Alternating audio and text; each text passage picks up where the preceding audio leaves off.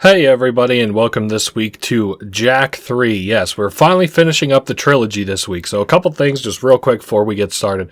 I am coming off of being sick still. This is my first video recorded since I had my little respiratory infection, so I'm going to be a little bit out of breath, but we're playing Jak 3, so it should put me, firstly, in a good mood, and two, give me plenty of breaks in between cutscenes, as I don't usually talk during cutscenes. So they'll be able to talk and I'll be able to catch my breath from all this yapping. So let's see. Any other big things? No, I think really that's it. Oh yes, of course we're playing this on the OpenGoal emulator. How could I forget or OpenGoal launcher, as it were, which is the program that decompiles Jak 1, 2, and 3 currently. This year, Jak 3 was added to that list. It wasn't at the time that I finished Jak 2, so I announced at the end of Jak 2 that it would probably be a little bit of time before I played Jak 3, and well, hey, here we are. So I wanted to make sure that I could get through the entirety of the game first, and then I wanted to make sure that I was able to sort of refire it back up. So as we begin here, you'll see, I've got one that's pretty well finished, and I've got one that's close to finished, and now I'm going to start the... Or close to started, sorry. Had to make sure that my recording settings all worked correctly. Anyway, enjoy.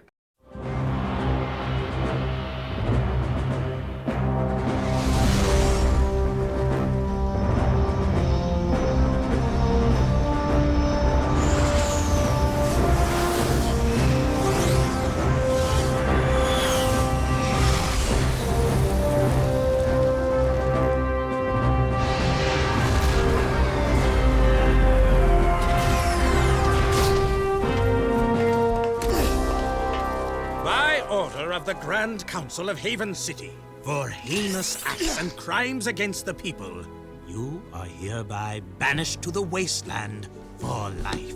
This is a death sentence, Vigor. There must be another way. Your protest was overruled. This dark eco-freak is dangerous. Now drop the cargo! This is an outrage! I am outraged beyond words! Although I do have something to say. Not everyone agrees with this ridiculous decree. Yeah! We want a recount! Oh, I see you wish to join him. Actually, we are not that outraged. Farewell, Jak. Stay out of the sun. Drink lots of water, if you can find it. Jak? Go back to the city, Dax. I'm sorry. The council is too powerful. There was nothing I know. You just stay alive, you hear me? That's an order. Someone will find you. I promise. May the precursors have mercy on you.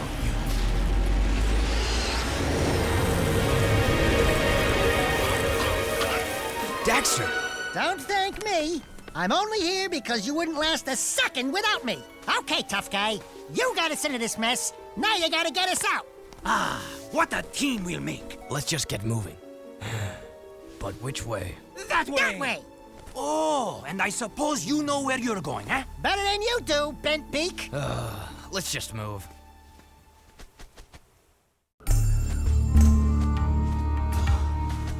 This was all your stupid idea.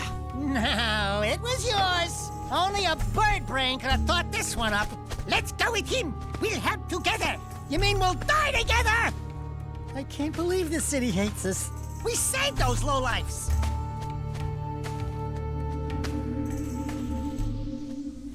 Jak, the city's divided.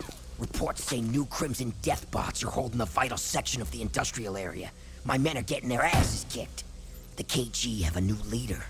We're trying to find out who it is. I'm afraid I've got more bad news. A large group of surviving metalheads have concentrated in another section of the city. But we destroyed Core.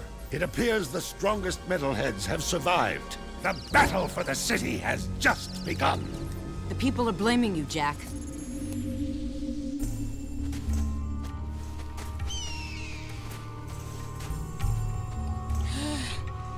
Right. Good plan, Jak. A nap would be nice. Just a teensy little rest. This bird is overcooked. The palace.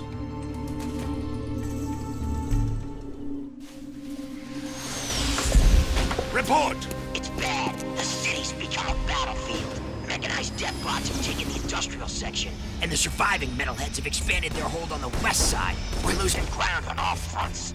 The council's meeting tonight in emergency session. Rumblings about you, Jak. It doesn't look good. They think your friendship with Crew helped the metalheads get into the city. You don't believe that, do you? What's in the past is done. Right now, metalheads are assaulting the palace. They're looking for something, and I have no idea.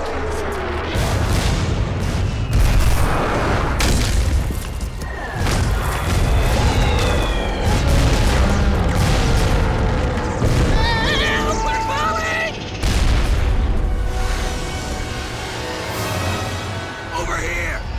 Jump!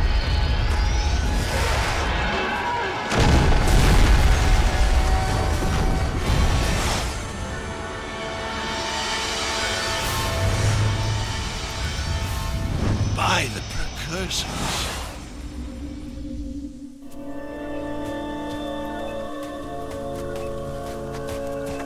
Looks like we found some live ones. Barely. Here's the beacon we were picking up. Who gave you this? We'll take them with us. Let's move. I smell a storm coming.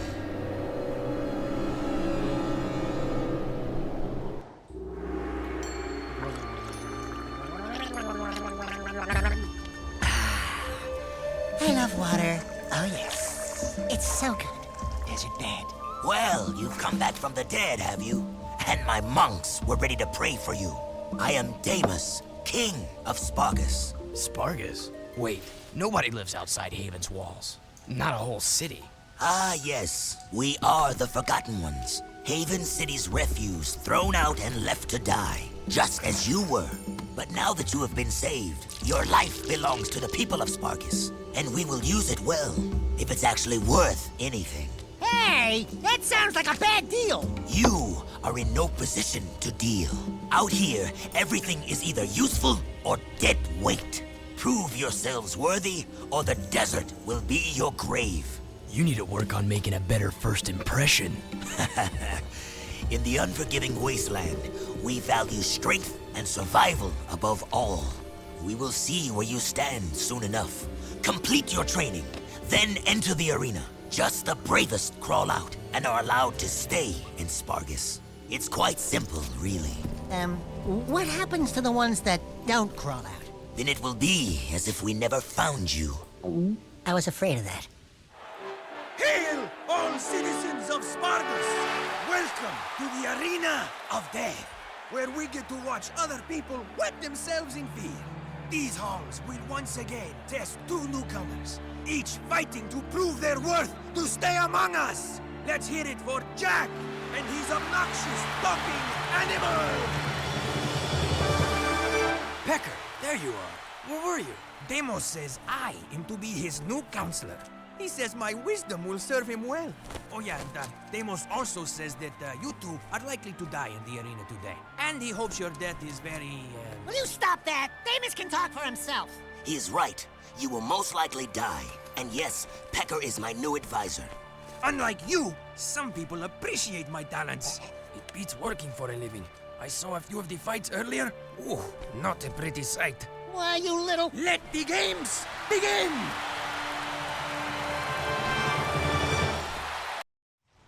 All right. Well, hey, it's just got that PS2 3, 4, 5 charm. So I probably should have opened with this at the very beginning, but if you aren't familiar, Jak and Daxter, Jak 2, Jak 3 are all action platformers. This one is like kind of the last good one in the series. I don't know. People kind of like Jak X, which is an expansion of the racing, which was introduced in this game, which we'll talk about here shortly. This has nothing really new to the platforming yet, if that makes sense. If you, I don't know. Like always with these kind of playthroughs, I try and make it palatable to both people who are and aren't aware of this, but there's nothing new if you're coming from Jak 2. If you're not, it's got very basic, platforming controls. Maybe a simple addition of this would be like a rolling jump is pretty useful. Jump, spin is like another one to extend kind of your horizontal sort of movement. Oh, that's right. We've got to break through the ground here. Of course, how could I forget? Yeah, I just kind of want to make sure that the game worked correctly before I began it, and we're going to get jerked around quite a bit by cutscenes here at the beginning. So, of course, if I suddenly cut out, as is sometimes usual. Be prepared for that because it's, I don't know, hard to tell. This game does feature like a lot of like elevator cutscenes where nothing really happens, which I'm fine with talking through if you're familiar with those. Hey, cool. Like you can see like Pecker and stuff up there. The candidates have won the challenge. That's right. We bad. You haven't forgotten what I taught you, Jack.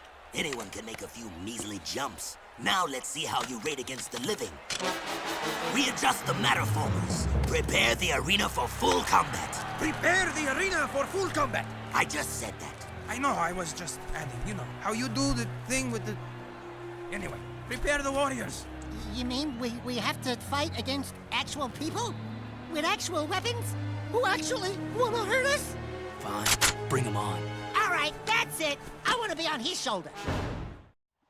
Yeah, Daxter got a little bit unlucky being on our side in the grand scheme of things, which is kind of crazy to me. Not that he got lucky, but like, okay, so whenever I played through this game not so long ago to make sure that it worked on the Open Goal emulator, I skipped all the cutscenes. I wanted the story to be fresh to me, but I also wanted to make sure that like there was no points at which I was going to be like, oh, boo-hoo, this game is too hard, or like get hung up, God forbid, because of like a bug in it and I can't get past a mission or something.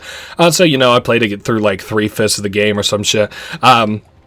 And then, but I skipped all the cutscenes, outside of the intro there, which, you got to see. So, I don't know how much catching up you need to the story. I almost feel like it'd be, talking down to you a little bit like, did you watch the movie, little baby? But the opening, like 10 minutes or so, of course, retold the story or told the story, which kind of introduces us to this game, which is, so after the events of the second game, which involved like, sort like these bug menaces kind of invading the city and then like, I don't know how the fucking KG death bots get involved in it necessarily. I'm sure that the cutscene said, oh, hey, cool, we get to be Dark Jack again. I believe we get infinite Dark Jack here until we clean up most of these guys. But anyway, we get expelled from Haven City as the war is still ongoing and people are blaming us. So I guess, you do a million things right and one thing wrong, and here you are. Anyway, and it's instantly turned me back to Dark Jack. I was like, well, we can turn out a Dark Jack, but no, not right now. Hey, it's cool. I would like Infinite Dark Jack. So, and then I think we're going to take a platform back up and talk to Pecker and Damus once again. Crazy how Pecker got the role as advisor. I don't know quite how he managed that, and I'm hoping that there's some kind of an explanation, an underhanded thing perhaps, but I guess we'll see here shortly.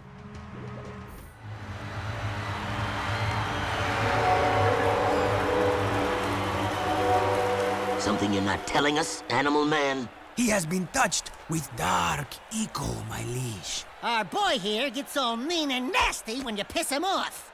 So don't piss him off. Word to the wise. Ah, then he is dangerous, and that could be useful. Your bravery has earned you your first battle amulet. If you are victorious in 2 more arena fights, you will earn your citizenship to Spargus. Here is a gate pass to allow free passage in and out of the city. But beware, there is no true refuge outside our walls. The desert is less kind than I. And for your victory, a gun mod is your prize. Oh yeah, now we're talking. Hey, what do I get? Nothing, as usual.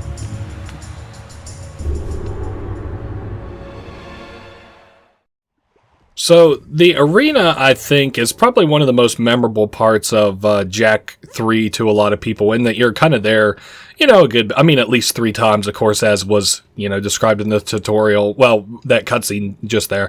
And then I think we'll get stopped here again. Those were some sweet moves in the arena, boy.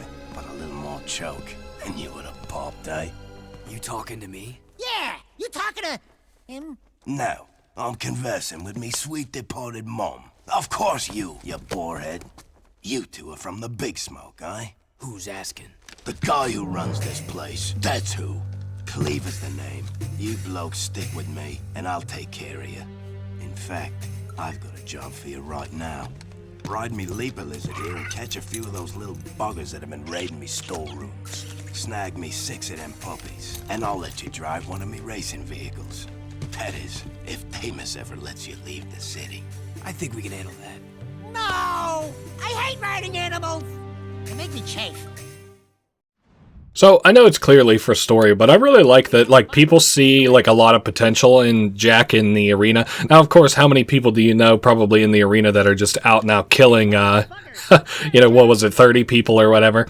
I can't remember what these things are called. I think we're riding a leaper, which is controls fairly similarly to if you played the original Jak and Daxter. I think there was like a flutter or something like that it was called maybe. And it was just, I mean, it just kind of looked like this. The only difference is this thing is scaly and that thing had feathers.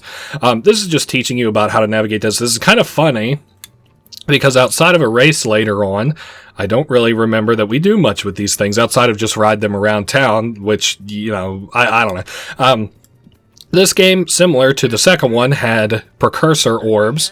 That you used, which were kind of like collectibles, sort of, not quite. They were used for secrets in this game.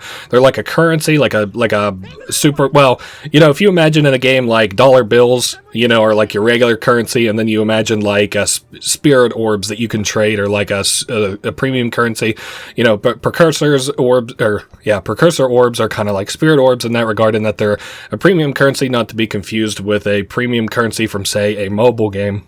So when I say premium currency, I just mean that it's like not, I mean, I don't think there's any other currency in this game now that I'm thinking about it, but hey, I'm making good time, man. Settle down. I don't know. I was saying something dumb anyway. It doesn't matter.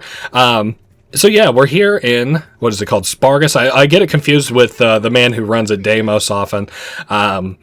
And it's kind of cool. It's got like a very Spartan type feeling to it, which of course is, I'm sure, the intention. What with all the, you know, like arena and coliseums and shit like that. All right. Oh, and I missed him. Oh, Daxter, can I please not be taunted when I miss brother?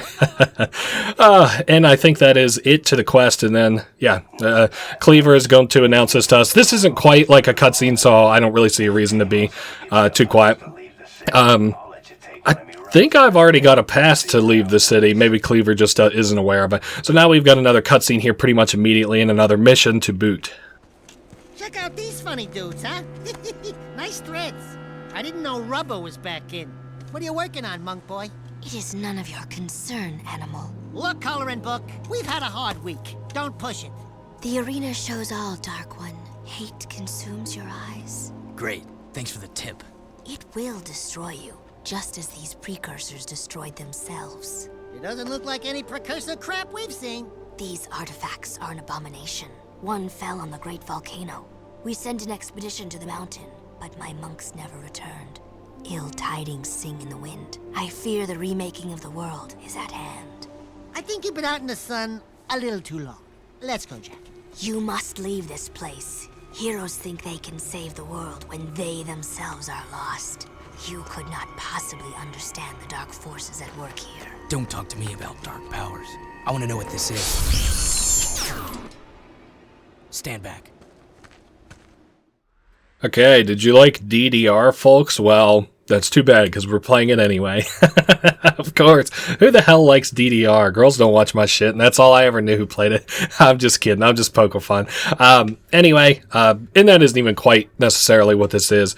This is a really basic, you know, just kind of, not even rhythm, because it isn't even in the rhythm of the thing, but I don't know, I guess a rhythm game. And it does immediately stop as soon as we hit 75, so be on the lookout for that. I played this not too long ago again, and I didn't really have trouble with it. This later bleeds into like a mini game where you can get precursor orbs from doing this like so well or whatever, but again, here at the beginning, it's going to be a lot of like cut and dry sort of, you know, exposition, like kind of firing things up. It is cool to, you know, you get to, shit, I missed one.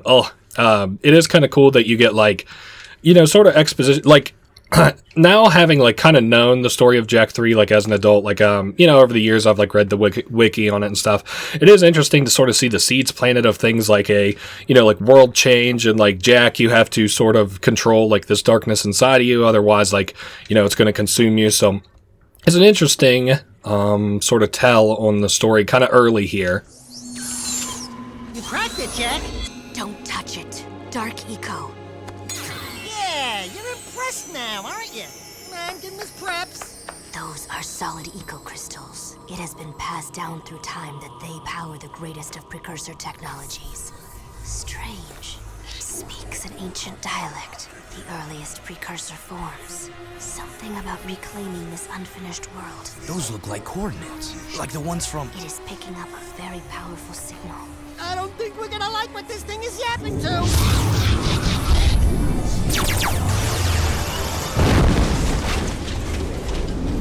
Even you cannot save us from this, hero. Hey, I'm the real hero here. You can call me Orange Lightning. Zing! You may carry the color of our creator's animal, but we have plans to save ourselves. Stay out of our business. You and Orange Lightning are not welcome here. The monks were always kind of interesting to me in this game. I know I've jumped around the story, so maybe we'll just start like a little bit back and sort of work our way forward now that I got a little bit of walking time to do. So like people see sort of potential in Jak, and I think that that's kind of cool. Like, you know, Damus is like, oh, he's dangerous, huh? He's like, well, let's give him, let's see like how useful this dangerous person can be. Like if they're dangerous, they can be dangerous to enemies too, right? And then out here, like there's no sort of, no lack of enemies, which is going to be very clear once we actually get control of a vehicle. And then, like, you know, like that, wow, Cleaver guy, it's spelled weird, so I'm going to have a hard time remembering it. But that Cleaver character is like, you know, he's like, hey, you know, I'll let you drive one of my cars. Like, I saw your sort of operating out in the, or I saw like how you did out in the arena, like, you know, if you want a job, like maybe I'll give you one and stuff. And I don't know, I think that's cool. And then of course the monk saw us in there too and was like, hey, you know, that darkness inside of you, like it's very telling. You have to learn how to control it or find a way to balance it or whatever. Well, if it isn't the newbies. Keep yapping, Jelly Boy. We'll see who... Bite your bum, rat face, or I'll pound ya. Oh, great stink of the precursors. I got 2 words for you. Toothbrush. Nice rides. You like what you see? We use these babies to make runs into the deep desert to retrieve artifacts. Tough wheels for tough work. You said we could use one.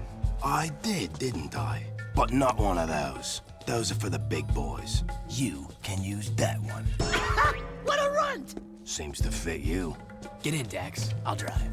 Care to wager a little something on a race, then? If you win, I'll let you keep that little vehicle for as long as you live. And if I win? I don't have anything. I'd say that yappy rodent of yours is a bit bony, but skinned and buttered, he'd make a nice treat. My vehicle against him. Forget it, buddy. Jak would never... Done. What? Don't worry. If there's one thing I can do, it's race. Okay, so we got to use the tough puppy. I actually kind of wish I'd looked at the other vehicles. Oh, well, we'll do it on the way back. As we're opening up here, it's going to give us the basic vehicle controls. They're not, you know, not too involved or anything, but we're going to be using the vehicle like pretty much the whole time we're here in Spargus or like this part of the, you know, game or whatever. We do have to follow the tutorial pretty strictly. Like we can't really deviate from it all that much, to my knowledge anyway. I don't know. Yeah, I guess we do have the ability to jump in these, which is about half nice. Then this is a skid turn, like a power slide or whatever. Some of these, like, we use a fair bit. Some of these, like, I don't know that I'll ever use. I like the diversity in the vehicles in this game. Of course, this is like a little shitter. There's nothing really to see in this one. So I think this is about, like, moving your vehicle if it's sort of, like, you know, in place or whatever, and you don't have any other, like, you know, movement. Like, if I'm on a ledge... I don't know. It's movement that is available to you, at least. I don't know that I need to come up with a niche case in which you need to use it, but because, like, you know, we could sit here and play pretend all day. But here we are now with a proper race. So thankfully, there's not actually all that many races in the game proper. Which, you know, I don't hate the races in this game or anything, but, you know, I'm glad that they didn't, like, kind of make it all about racing. But if it is your purview and you do like that, you can race for precursor orbs. I might show off, like, some of the stuff that we can do to get precursor orbs outside of just collecting them in the environment. I don't know that I will, though. That's not, like, a promise, because in this game, you actually have to trade metal head skulls, which are, you know, you might consider another premium currency, as I've already described. You can trade metal head skulls for the ability to participate in, like, little mini games that give you like the precursor orb. So it's getting even a little bit more complicated here. You have to trade metal head eggs for the chance to win precursor orbs. This is like quicksand underneath of us. Honestly, the jumping that I'm doing is probably not saving us all that much time. So you've got like these little boost things that I can then use to boost, but honestly 9 out of 10 times all I use them for is just like recovering what speed that I lost trying to get them, so it's not really, you know, that impressive. Again, like it's not really that it's not that impressive, to use the same word again so soon, but like I just kind of have an ability to beat these games, and I can give you like strategy on some things that kind of I was hung up on and stuff, which is nice in that regard. But like, you know, outside of that, like you're not going to see me do anything fantastical. But I don't know how impressive is like a speed run for this game. I remember I was following the speedrunning community of the original game for a little bit, and this is like, yeah, I was going to do that, but actually no, I decided not to. But there was kind of like a theorized, I believe there's something called a lava tube skip in the original game, and I was thinking about like how you could surely get up to a checkpoint in the original Jak and Daxter in that lava tube, and then you would probably automatically get the like zoomer, as it was called in that game, and lo and behold, that did actually happen. Of course, like, you know, I just remember like theorizing that, and I was like, damn, I should have got into speedrunning apparently. Oh man. Anyway, so this is racing. Not really all that exciting now, is it? It's funny. Some the big things in this game, like racing, which is a new addition, of course, like using your buggies or whatever, are like some of my least favorite missions are buggy missions, and then at the same time platforming, which has now been a staple in all 3 games that I played. Some of my least favorite missions are platforming missions.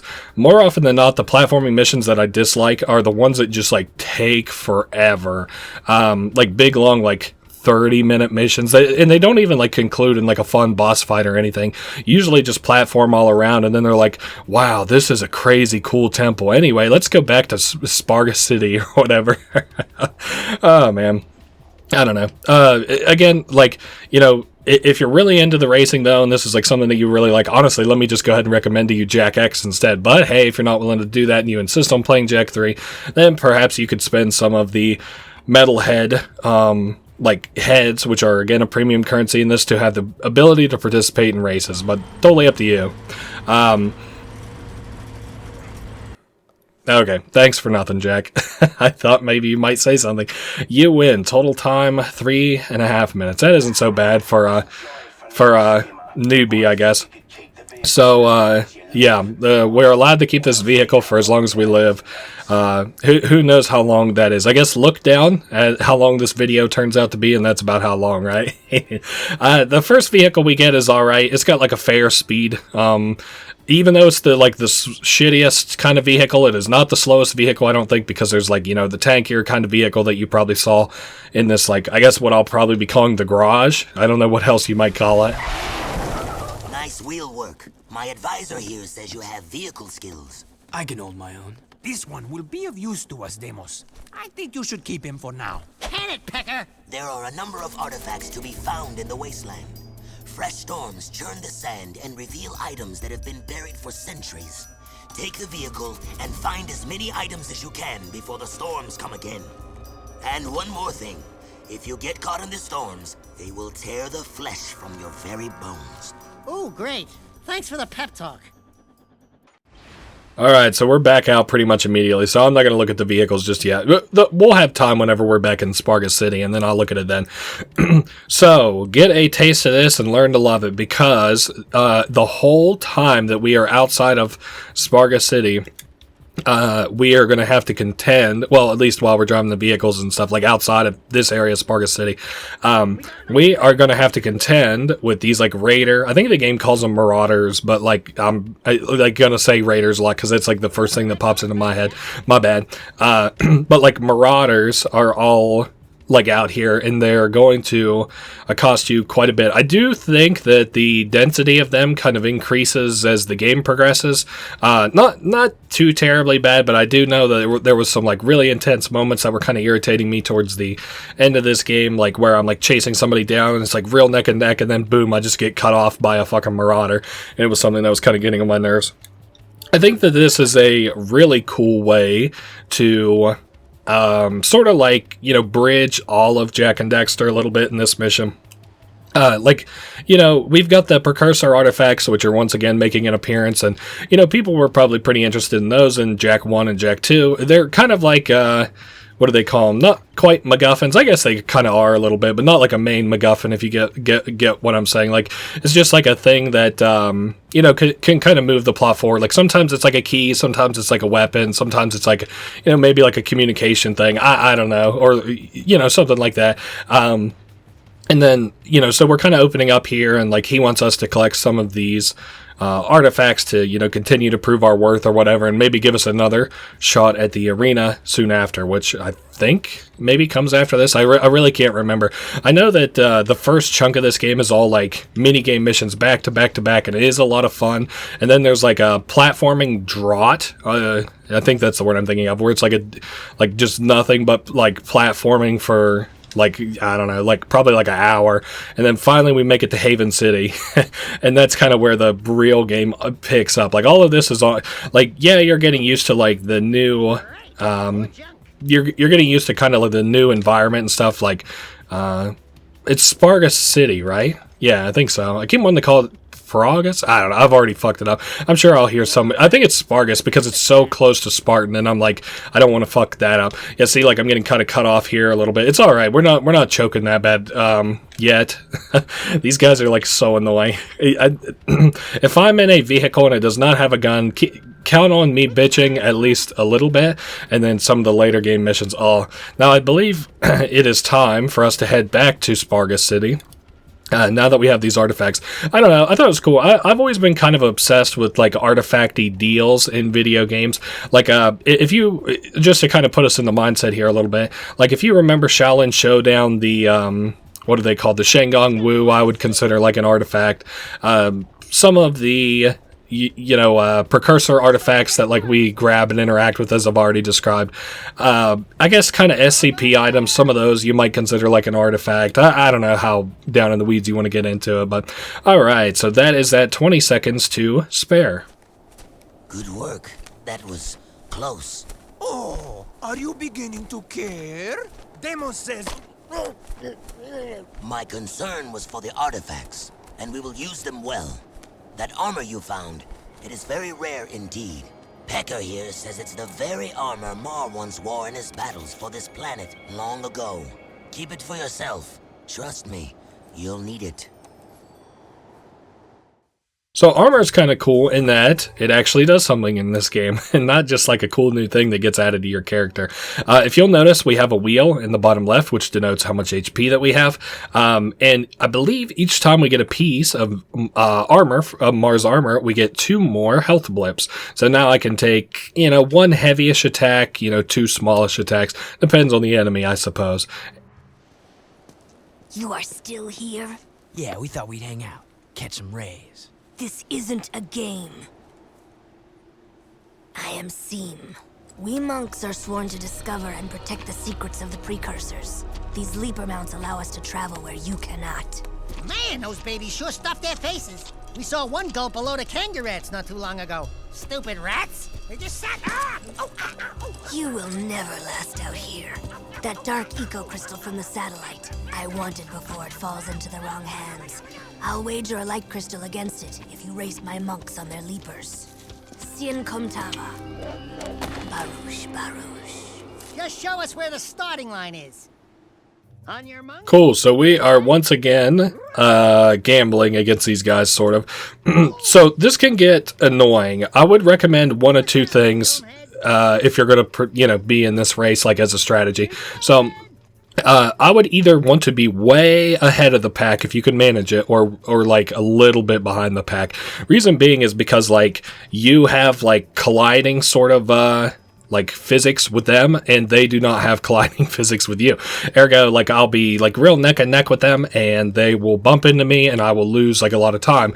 Not so annoying at this point in the race where I can pretty well easily recover it, but much more annoying towards the end of it whenever we're like cutting corners and it's getting real intense, and then I bump into them one time, and because of that I lose. hopefully this is coming off as half palatable, at least in terms of, you know, the way I'm talking and being able to hear me and stuff. We're trying, I kind of want to, we're doing a little bit of new audio here a little bit. Hopefully I'm not peaking too much. I don't have my audio graph up. I'm more concerned about the recording quality, which I'm hoping is going well.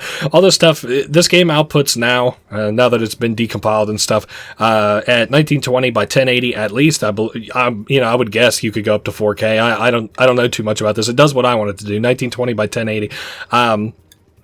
Oh my goodness, I forgot we had a flutter effect there. I was like, oh, I'm either gonna eat it or do well here. Hey, one light crystal for us. Oh yeah. Ha! We kicked your scaly tail! Back off, you filthy animal! Fine, hero. The crystal is yours. The two types, light and dark, when combined, form great energies. Be careful with them. And when you die, do be kind enough to give them back.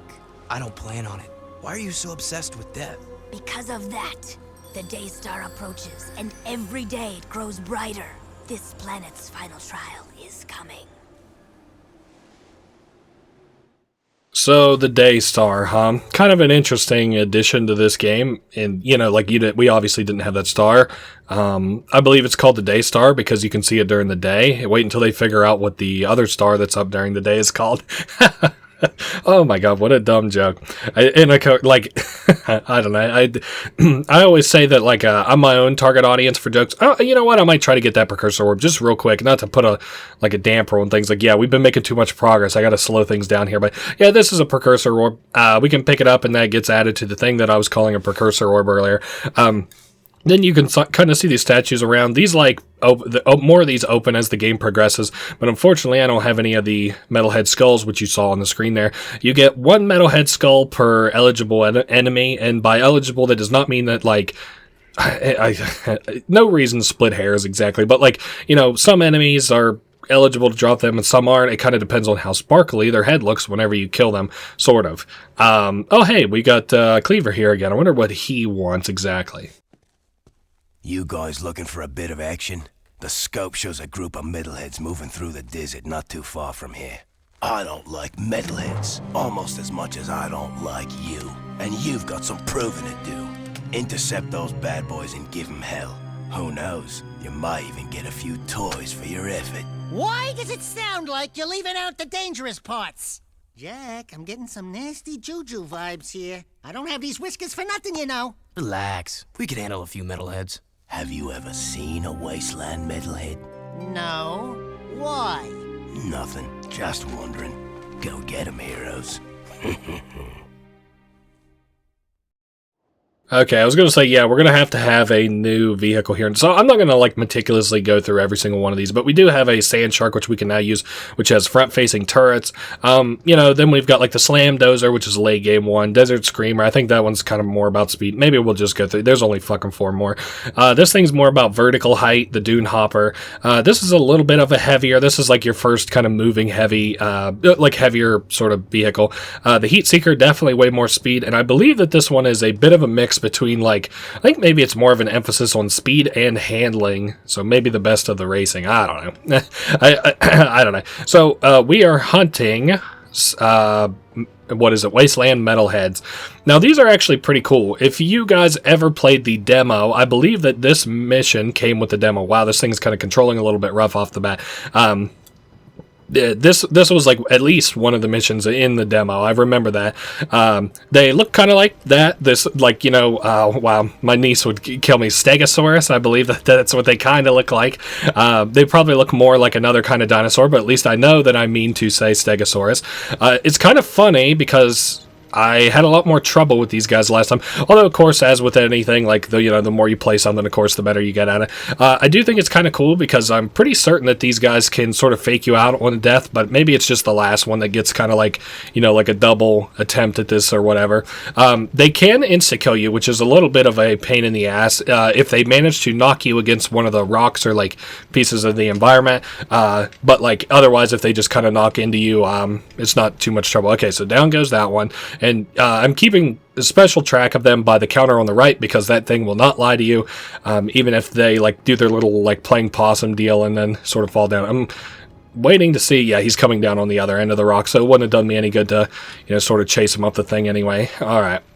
So then we'll follow him around. Like I said, I think this one's going to have a bit of a faking out type deal as we sort of are able to knock it down. Uh-oh. Ooh, that was lucky. You know, these guys really fiended me the last time that I, you know, attempted this. So, you know, whether it's good or bad, I guess is kind of up for interpretation a little bit. Okay, so maybe that's like his little fake out there. And then I'm just going to keep grilling him with bullets because I do think this contributes towards it. So he should be a lot easier to, you know, like we've already softened him up quite a bit. And then down he goes.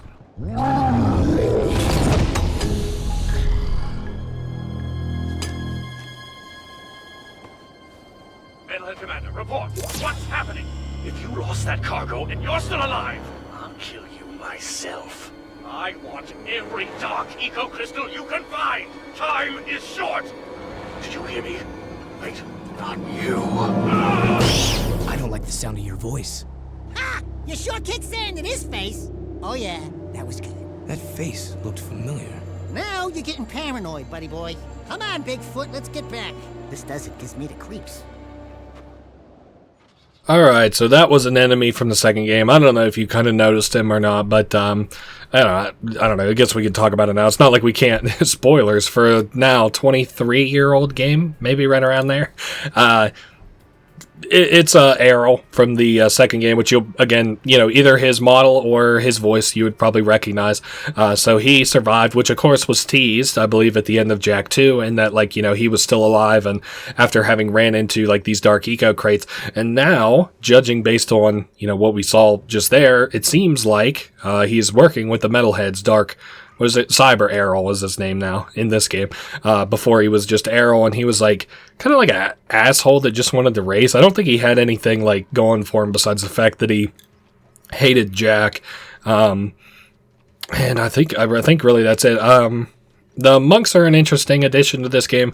I guess it was about time that we saw some kind of like religious reveration for the precursors, right? That wasn't just like, I don't know, did the lurkers ever worship them? I think people just usually like the precursors because it's like their tech that they kind of jacked and then built their societies around and stuff. But like, I don't think I've seen anybody worship them until the monks for now. And they play a good role, you know, they're like protecting people from, you know, like dangerous technology and shit. Kind of like Brotherhood of Steel a little bit. I just wanted to pick up that orb and yap there a little bit. I love this fucking place. This place is gorgeous. This is like such a vibe place. I don't know. It's just like you're in a desert and it's so dry. And this room, like, this is the kind of, well, man, he is like, this place is just filled with water. I don't know. Something about it's like real chill. Once again, you must test your fighting skills in the arena. Face down your fears, defeat those who oppose you, and we will see if your skills are of use to us. The purity of the arena is our only guide. Excuse me, Mr. Sand King. Yes, I'd like to place a complaint. We've been training hard. My feet are killing me, and I think I'm getting a hangnail. So maybe I'll just sit this one out. Enough talk. The arena awaits.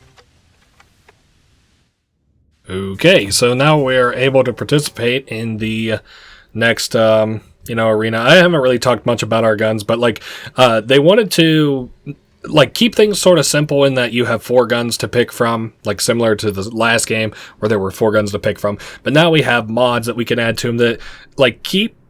But they also like wanted to expand like your selection of guns, as I understand it.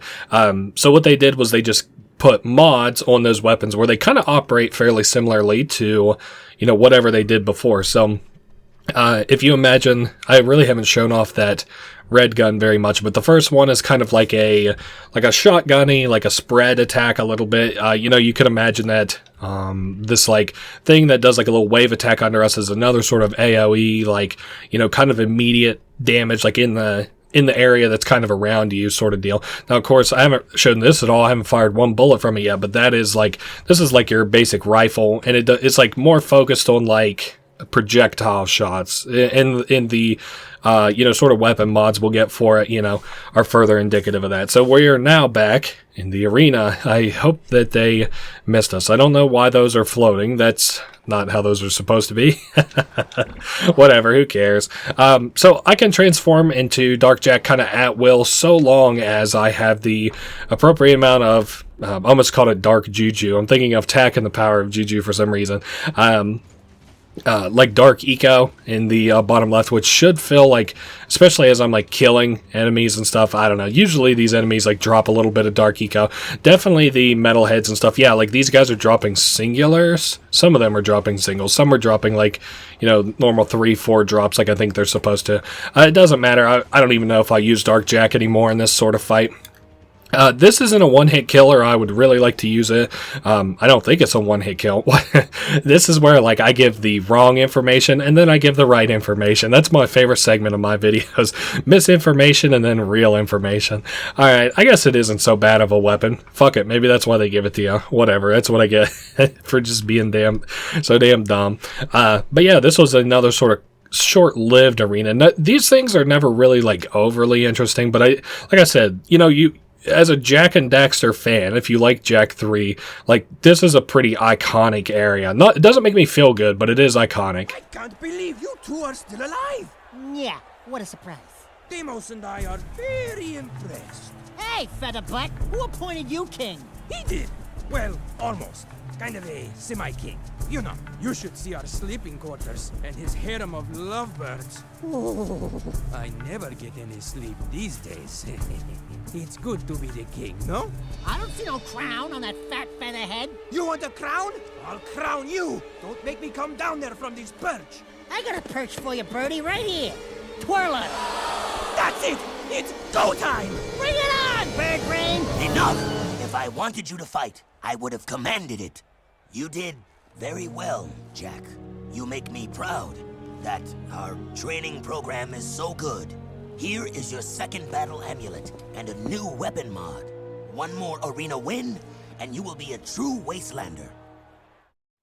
Okay, so our new one of these is actually really cool. I really like it. So it keeps sort of and I want to show you in here where I can best show it.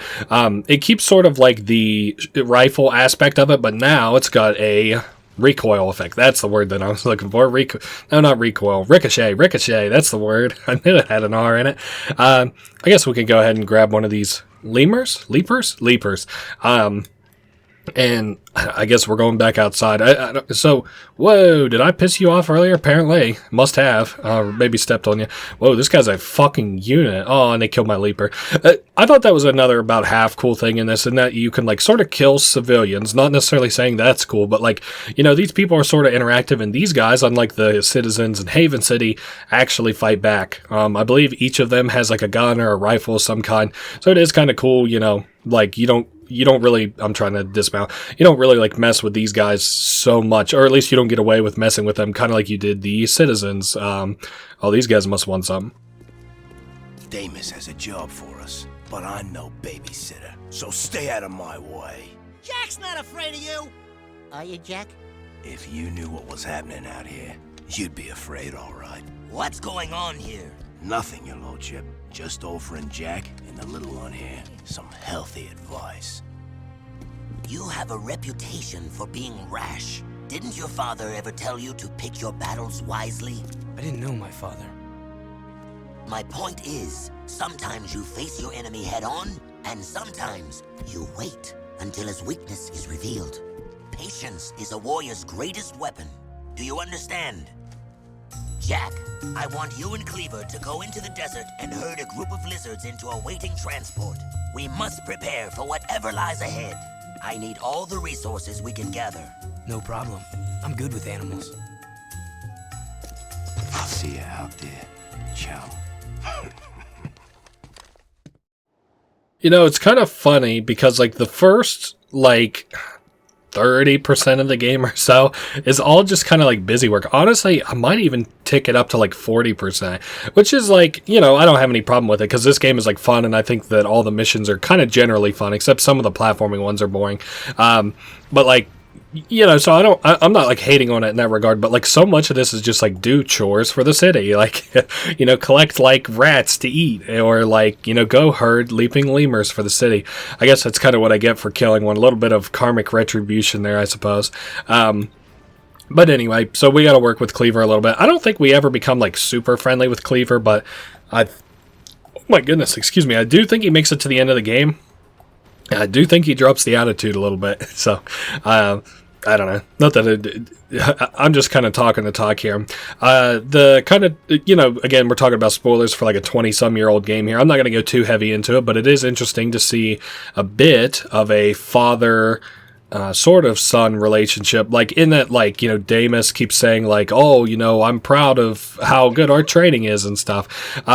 This isn't like overly hard. I'm always worried about running over these guys, but at least they're sort of, god damn it, at least they're sort of like herdish a little bit. This is like how I had to do it last time too, but I had to like kind of get the packs going here a little bit on like my mini map and stuff for them to kind of work correctly. This thing also is not controlling very well.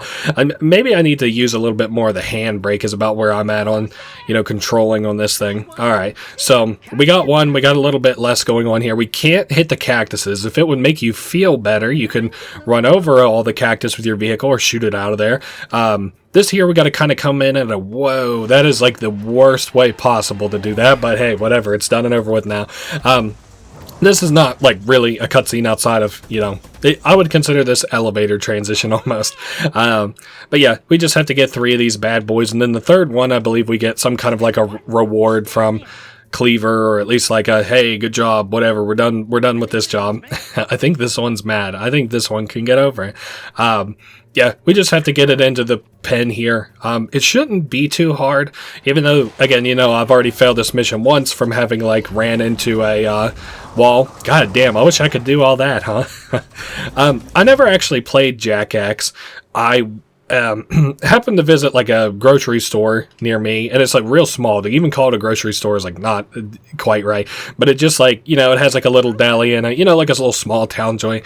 And, I remember you could rent games and movies, and they still have like old flyers that were made. Like I just happened to see the other day where they had the flyers made, and the last thing that they ever hung up was like a thing for Cars 2. That's how fucking old it was. Oh yeah, that's right.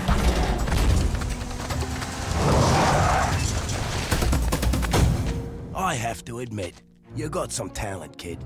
Have another one of me vehicles. You earned it. Damn straight. Would it be too much to ask for a foot rub? Nope, didn't think so. Alright, so new vehicle for us, and I think we want to go back to Spargus. I want to make sure that, okay, I got to do the really high jump. Nope, actually we don't want to go back to Spargus just yet. I could if I wanted to, but we want to go back to the temple instead for just right this very second. Or like to this temple, not back to this temple. I can't remember. I think this is the first of like the kind of annoying-ish little missions. So we've got a new kind of grenade launcher. I like the way it works. It's just a grenade launcher though, and I don't know. In video games, like I've never been like the biggest grenade launcher guy. Even though, again, in this one, I'll tell you probably what I like about this one is it's got a slight auto lock feature, which I like, and then also like a like a auto. It'll like if. If it has the ability to be on the right mark, it will be. And then also I like that it's a one-hit kill kind of weapon. Now, thankfully, we don't have to deal with the raiders all the way out here. Oh, man. I've got a couple of boosts that I could use. I'm just like a little bit worried that I would die, and then we would have to start all this platforming back over here. Again, we're headed to the temple now. I don't know that we even got kind of a notification to come over here, but hey, whatever, we're going here. I do think it's cool that we're going for like the whole kind of mood for this that we've done so far. A lot of missions is like collecting dark and light eco crystals. Now, in my mind, whenever I was a little kid, this like made your dark and light powers like not stronger, even though I probably did think that at some point, but like your light and dark powers, like am I dead? I died. I didn't even know that was fucking possible. Oh my god. Oh, brother. I crushed myself. I wanted to show off this, once, I guess, yeah, there we are. In the bottom left, you see how we have like 2 reservoirs, like a dark side, and then we can't really tell what the other one is yet. It's going to be light side, but I don't want to spoil, whatever. It is, I thought it would like increase those reservoirs a little bit. Also, don't think that there's anything like talking wise that happens here. I think that we just happen to come to this precursor temple and then we're like, whoa, what are we gonna do? I guess we gotta go up, huh?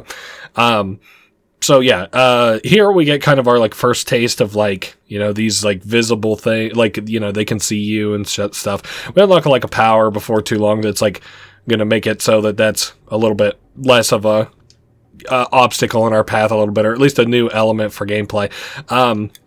This isn't like the worst, like the most egregious out of platform. Well, okay, the platforming in this is like fine. Don't get me wrong. The thing that kind of like gets me a little bit though is the like kind of just the sheer length of this mission, because this one is like platforming segment into flying segment into wow, I think like oh god, no, this is gonna be like 2 or 3 fucking like platforming segments, like all back to back to back.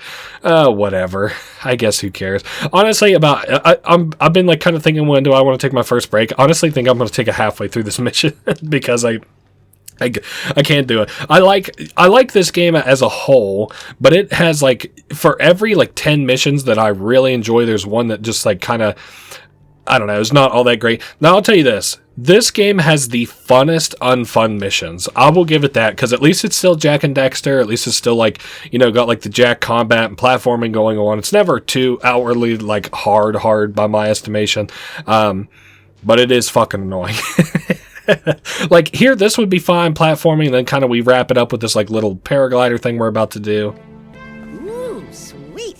Seems said they lost an expedition of monks on the volcano. I bet they built these gliders to reach the top. Yeah, lost being the operative word. If they vanished, don't you think that was a sign? Hello? Yeah, but you've got me. All we have to do is hit those accelerator rings and we're golden. Oh, no. See any feathers here? Looks like fur to me. No feathers, no flyer de axle. There's no way you're gonna get me on some precursor monk crap. Absolutely zippo chance. Forget it. Finito. Fat chance. Not gonna happen.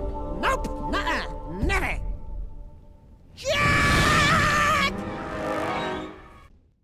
Alright, so I anticipate kind of fucking this mission up at least once. So the yellow ones we have to shoot with our rifle. I mean, I believe it starts you off every time that you spawn and everything with full ammunition, 150. So, like, if you cannot make these I mean, I think there's, like, what, max probably 10 of those things. So if you can't use 15 shots per, I don't know what to tell you, dog. And even then, you could probably switch to your little shotgun deal, your, like, blaster, the red one, the red weapon, whatever that's called in the grand scheme of things. But, I don't know. I do like in that cutscene that Jak has a supreme amount of confidence in himself. He's like, hey, you got me with you. Like, you don't have to worry about anything over at the volcano. That is very funny to me.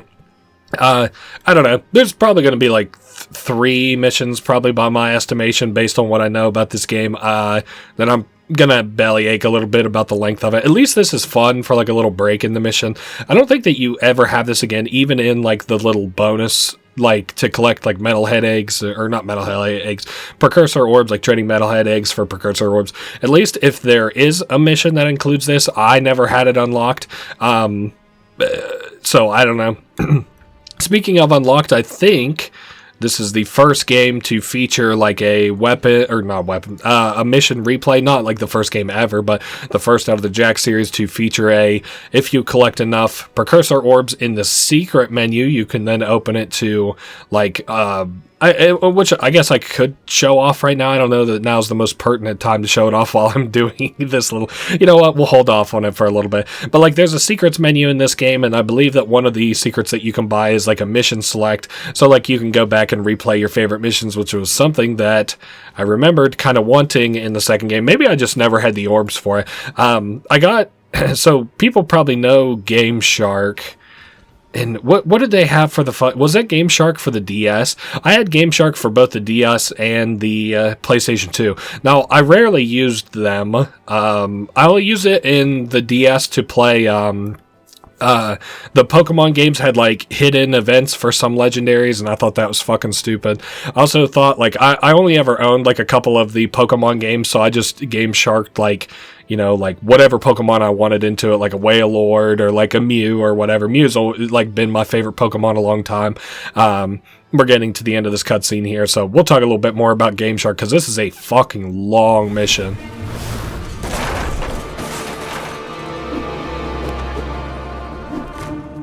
Well, now we can't go back the way we came. Let's go check it out. Right behind you, partner. Far behind you. But I had Game Shark, and oh yeah, here's another area where like we can't go because the eye kind of spots us or whatever.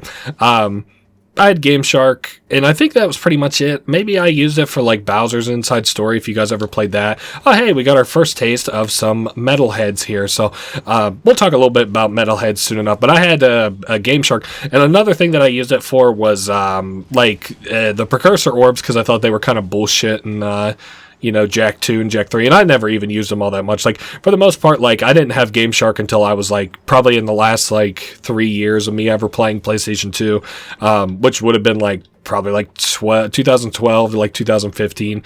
And I also like to do, like, infinite, like, dark powers and stuff. I thought that was kind of cool. Instantly unlock, like, the dark powers and stuff in these games. So there's a leaper lizard that is around. Thankfully, it is saddled, so we don't have to tame it.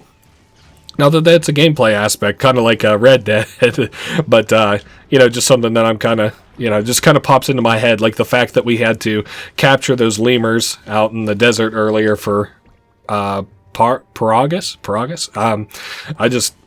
Whatever. Anyway, we have to catch this thing. I don't think it's very difficult. We just have to get so close that we can press triangle on it and then it auto mounts it. So cool. Now we have this guy that we can use to run around. We need him for the glide feature. I do think if you hug the rocks in just such a way that you can avoid those. God damn it, not that, clearly. How far back does that set us? Because this game really is not the biggest fan of very friendly checkpoints. So, that wasn't so bad. That's going to probably become more pronounced in the later levels where they'll just be I'll just suddenly have 5 minutes of progress just ruined, and I'll be like, all right, fellas, I got a cut here. I'll be back because I'm not playing all that on fucking screen again. Not that I have much of a problem with that, but I don't know. This should be pretty comfortable. If you're settling in to watch, somebody play this for 5 or 6 hours. Wait here. I'll be back.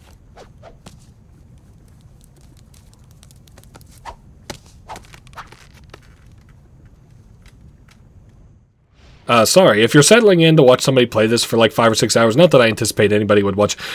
What I kind of anticipate people using this for is maybe just a vibe, but you don't really have time in your day to play this game anymore. Maybe it's not doing it for you anymore to play it, so you kind of want to watch somebody else play it. God damn it. I know that I have a double jump. Are you shitting me?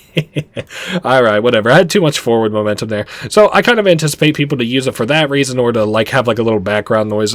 Any game that I play, every once in a while I play something that's particularly interesting, and I do think that kind of draws people's attention where they're oh, I want to know strategies about this game and stuff. Yeah, I just think I had way too much forward momentum kind of coming off that ledge there. Daxter controls very odd, but having played through 70% of the game you saw, I only think that there was one of... God damn it, you are shitting me. Oh, I cannot wait to take a break. Alright, let's just go ahead and I'll be back. Alright, we're generally back. Oh my goodness. I don't have much HP, but we should be fine, because again, the Daxter kind of segment is a little bit short-lived, which, thankfully. I'm not hating on it too much. It's alright. They're here and then they're gone.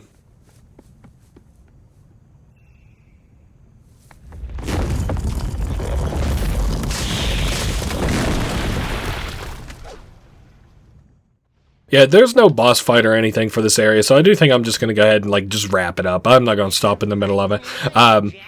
And then we'll get back to Spargus City, and I think what we're going to have is another arena battle based on what I was kind of seeing there. So I'm thinking arena battle, and then we'll be good. So I'm going to go Dark Jak here because I don't think I can be hit, and I just kind of want to make quick work out of these guys. I'm not going to sweat so much the metalheads. It was more interesting in the second game whenever you would actually use metalheads for... Oh, I don't know why I got the Dark Jak there, whatever. Maybe because I got so close to, I don't know, transition point. I don't...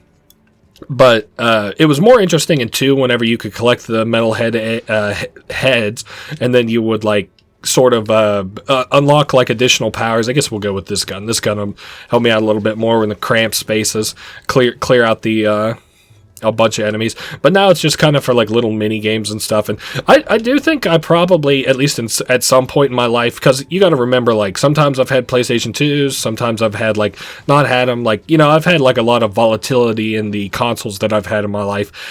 So there was probably a point out of all the games where I actually had all the precursor, or not all, but like a bunch of precursor orbs to buy shit in Jak 3.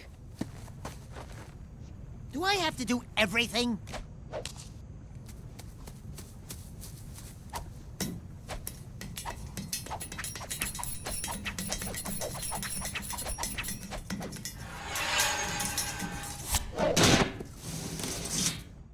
Oh boy, this is a fucking bit here.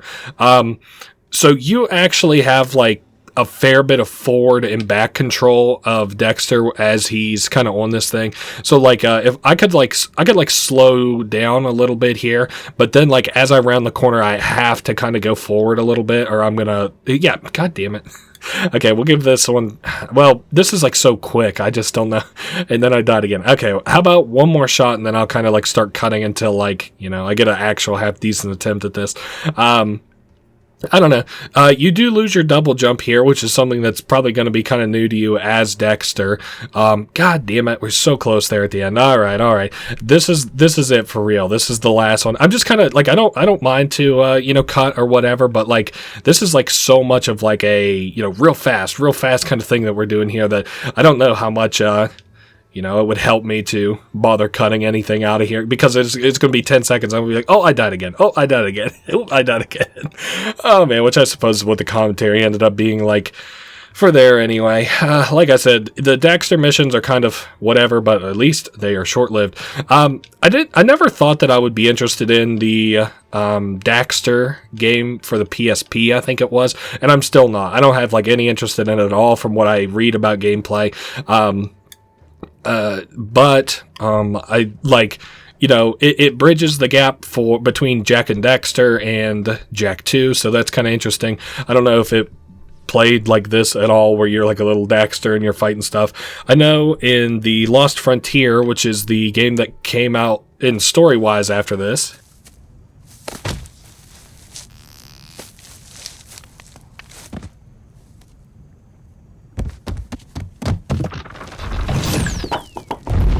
You miss me? Alright, sorry. In the Lost Frontier, which, so, like, it goes, let's just go through it real quick. We got Jak and Daxter, Jak and Daxter, Daxter, Jak 2, Jak 3, Jak X, and Jak, and Daxter the, fuck, I just said it.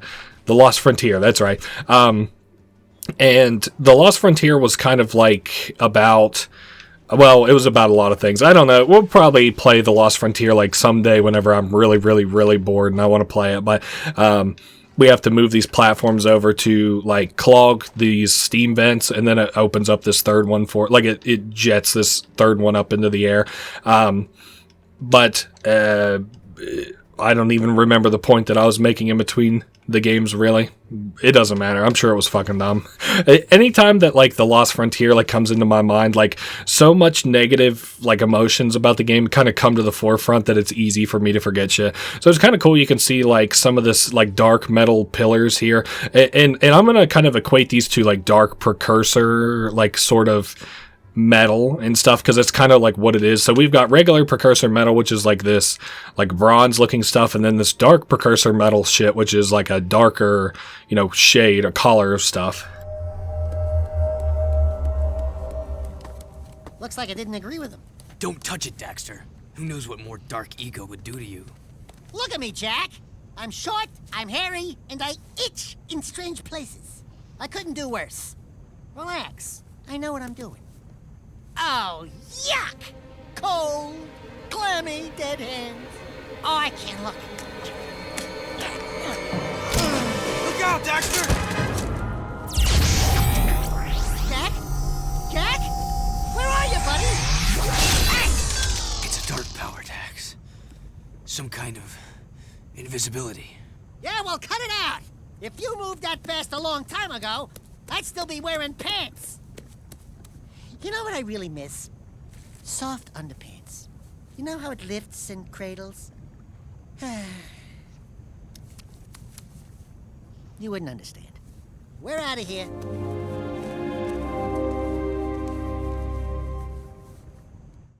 So we've got some very interesting context here. I'm going to go in the first person, where we can see, like, this is, like, the dark satellite that landed here and kind of what it's doing to the environment. Not necessarily, like, you know, I guess it's kind of like terraforming it, right? And then we've got, like, this monk who is here, and then it picked up, like, some kind of a dark idol. We can get a little bit closer to him. He looks spooky as hell, doesn't he? This, like, monk here who, you know, like, interacted with it in some way, and then that's probably what happened to all the monks, by the way, but then it, like, died. So, you know, we can interact with, like, these dark eco things because, you know, it's kind of our, like, plot, besides plot armor, it's like a step beyond that. It's like super plot armor. And that anytime, like, normal dark eco would, like, kill other people, like in Jak 2 for the Dark Warrior program, it's just like, oh, we're just so good at channeling eco, or, like, you know, we interact with light eco in the first game. So we've got, like, we got, like, plot armor on plot armor in that regard, in our ability to sort of manage dark eco. So now we are back at the beginning of this level. That's our crass little parasol there, and we can now interact with these, like, dark statues. So something I kind of want to bring up that I've never heard anybody talk about necessarily. If you look at these statues, these dark statues, they actually kind of look like dark kind of precursor robots a little bit. So if you remember, like, the precursor robots, the most notable one in my opinion would probably be the final boss for the original Jak and Daxter. But if you remember those, like, they kind of had, like, these pointed noses, and we'll see statues of them up and around. Like, here's kind of like what a precursor robot looked like a little bit. And these, like, statues are kind of around. Now, I don't understand why they're in, like, this temple and stuff. I might be reading into it a little bit much here, but, like, that kind of seems like my take on what the precursors, like, look like. Like, we come to understand at the end of this game that, like, precursors look like Daxter. Like, they look like an Otzel, right? But, like, you know, they have these statues of themselves, and I don't know what a dark precursor would look like necessarily, but, like, it's interesting that they just, you know, they use, like, a dark sort of way to sort of showcase themselves. This is, like, another sort of interesting example of precursors a little bit here, because we don't really see a ton of representations of, like, what the precursors, because, like, okay, so what, the precursors couldn't really, like, you know, show themselves off to be, like, you know, goofy looking, like, little Otzel, like, weasel things, right? So they make these big statues, and then time passes, and then they're, like, you know, dead and gone or whatever, and so we have to turn invisible, otherwise these, like, you know, little things are going to kill us. So then we go into the middle here, and now that we can turn into, I think we want to turn into dark. Hopefully I wasn't just supposed to kill all that shit. No, I think we're good. I can do, like, a little dark bomb attack and then wipe all these guys out. Very cool. Cool little way to, like, you know, get you going on the statues here. I don't know. I think you could probably kind of see what I was trying to say there without, like, talking your ear off or, like, you know, getting down into the nitty gritty about it. But yeah, that's, I don't know. I've never seen anybody, like, really, and it would probably be a very boring video, and I'd probably think it was very preachy, which is why I would never try to make something like this. But I've never seen anybody, like, really try to tackle, like, kind of what's going on with, like, the precursors and stuff like that and across the games. And again, I don't know how much you really need to, because, like, I don't know, as depressing as it kind of is and just sounds, it's more like reality. Damn it, I just died. I would plan on that happening probably at least once more, at least. As sort of sad as it is to say, we will probably never have, like, you know, another Jak and Daxter game, unfortunately. Like, we got kind of lucky on the Sly side of things. Like, I always equate the two games. They were just always, like, big favorites of mine. We got kind of lucky that we got Thieves in Time, in my opinion. Whoa, I just barely saved it. We got kind of lucky that we got Thieves in Time, in my opinion. I'm very surprised that we did. And that was, like, years ago. I just really don't think that there's, like, you know, it's too... But I heard once before, and maybe, like, somebody else can kind of set me straight on this if I'm wrong, but I heard once before that, like, video games, like, very rarely recoup the cost in the game sales themselves, but, like, what it is kind of like free marketing for, like, shit, I cannot believe I just threw myself down that chasm. Well, how far back am I? This isn't so far back. I'm, like, halfway through the level. But, like, you know, you make your real money off, like, merchandise. So, like, you know, like the Mario shit, for example. Like, they might make a Mario game, and Mario's probably not the best example because, you know, Mario games are probably, well, relative to like what it costs to produce a Mario game probably is what makes that more true. But like a Mario game, for example, is not going to make back all the money it costs in production, right? But on the flip side of things, they can merchandise the shit out of Mario stuff and charge like, what is it, like fucking like $50 for like a little Mario doll or something like that. And then that they make their money back, you know, they like make a fairly healthy profit on. So that's like why they're so diligent on like the fucking IP of the things. Oh, and I don't know what I just killed there that gave me a handful of metalhead skulls, but whatever. Let's talk to this statue. I want no excuses. You told me this could be done. Now make it so. But we have so little time. The Daystar approaches. You know what it brings. Unfortunate, yes. We will deal with that as soon as I have full access to the catacombs. Just continue your work, and I'll deal with those idiots in Haven. I promise, you will meet your makers. Why are the catacombs so important? Alright, sorry. We're going to go cutscene to cutscene there a little bit because we will talk to this guy still. Hey, it's one of those goober-eyed precursor thingies. Greetings, great warrior. Your return brings us great hope. This planet's future is at a critical juncture. The Dark Ones have found your world again, and fate hangs in the balance where the past and the future collide. Do you have any idea what he just said? Speak the normal language, okay? You will need all the power you can muster to survive this terrible test, Great One. I can handle it. I was talking to the Tall One, Shorty. Hey! Look into the light and receive a power, hero. Okay, well, now you're scaring me. Dax, the dark eco. It feels far away. I feel better. Well, how fortunate is that? I think, yeah, we might as well just take a crack at it. So it's giving us some light eco here. I didn't mean to use dark eco. That almost seems like I did that intentionally. I'm like, yeah, fuck this light eco shit. All that does, it's a new... So in this game, dark jack powers are offensive and light jack powers are defensive. There's a few sideways applications for both of those, but that's how it generally works. And that there in defense is a regeneration power-up. So, like, let's say that I'm in a fight and I need, like, HP and I'm not getting an HP drop from an enemy and I'm like, oh, God, you know, am I going to make it past this fight? Well, I can heal myself mid-fight with that. It does freeze enemies generally. I never really play with that stuff during a boss fight because it always worries me whether or not I'll freeze them. But during like normal cutscene or like during normal fights and shit, it does freeze all the enemies. Now, please, that's what I get for being greedy, son of a bitch. Whatever. I guess if I do die embarrassing like that one more time on my way to the city, swear on everything, I'll just cut till I'm like outside of the arena or whatever because I'm gonna take a break anyway. I just kind of want to chat a little bit on my way over. What else was I kind of saying? Yeah, it's so funny to be like, yeah, I want to talk, and then the whole time we'll be like, This is what it's like to be back in the saddle. Although I'm feeling like a lot better. I can talk a little bit about being sick now. So I was sick for probably about a month, which was not good. God damn it. And I just said that I would cut. And I swore on everything, dude. I swore on everything. I can't afford everything. All right. You know what? Fuck it. I'm going to just cut to we're back at the arena. I'll see you guys. See you guys later. I can't afford everything. Come on, guys, please. All right. Another day, another dollar. I'm assuming we're going to have to talk to King Deimos or whatever before we can actually go to the arena, which is just fine with me. It's whatever. I was just going to talk about how I was sick. I'm sure I'll talk about it. We're going to have a little bit of downtime in between missions, coming up. So I'll talk about it sooner or later. But for now, let's talk to King Deimos. Attention, all people of Spargus. A large storm is heading our way. Prepare the city. Jack, there are 4 Wastelanders out there who still have not reported in. I want you to go out and find them. Do whatever it takes to bring them back.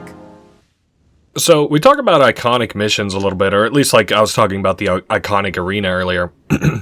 And I kind of feel like this one is also a little bit iconic. Maybe not like, you know, an immediate mission that you think of, but definitely a mission that you remember.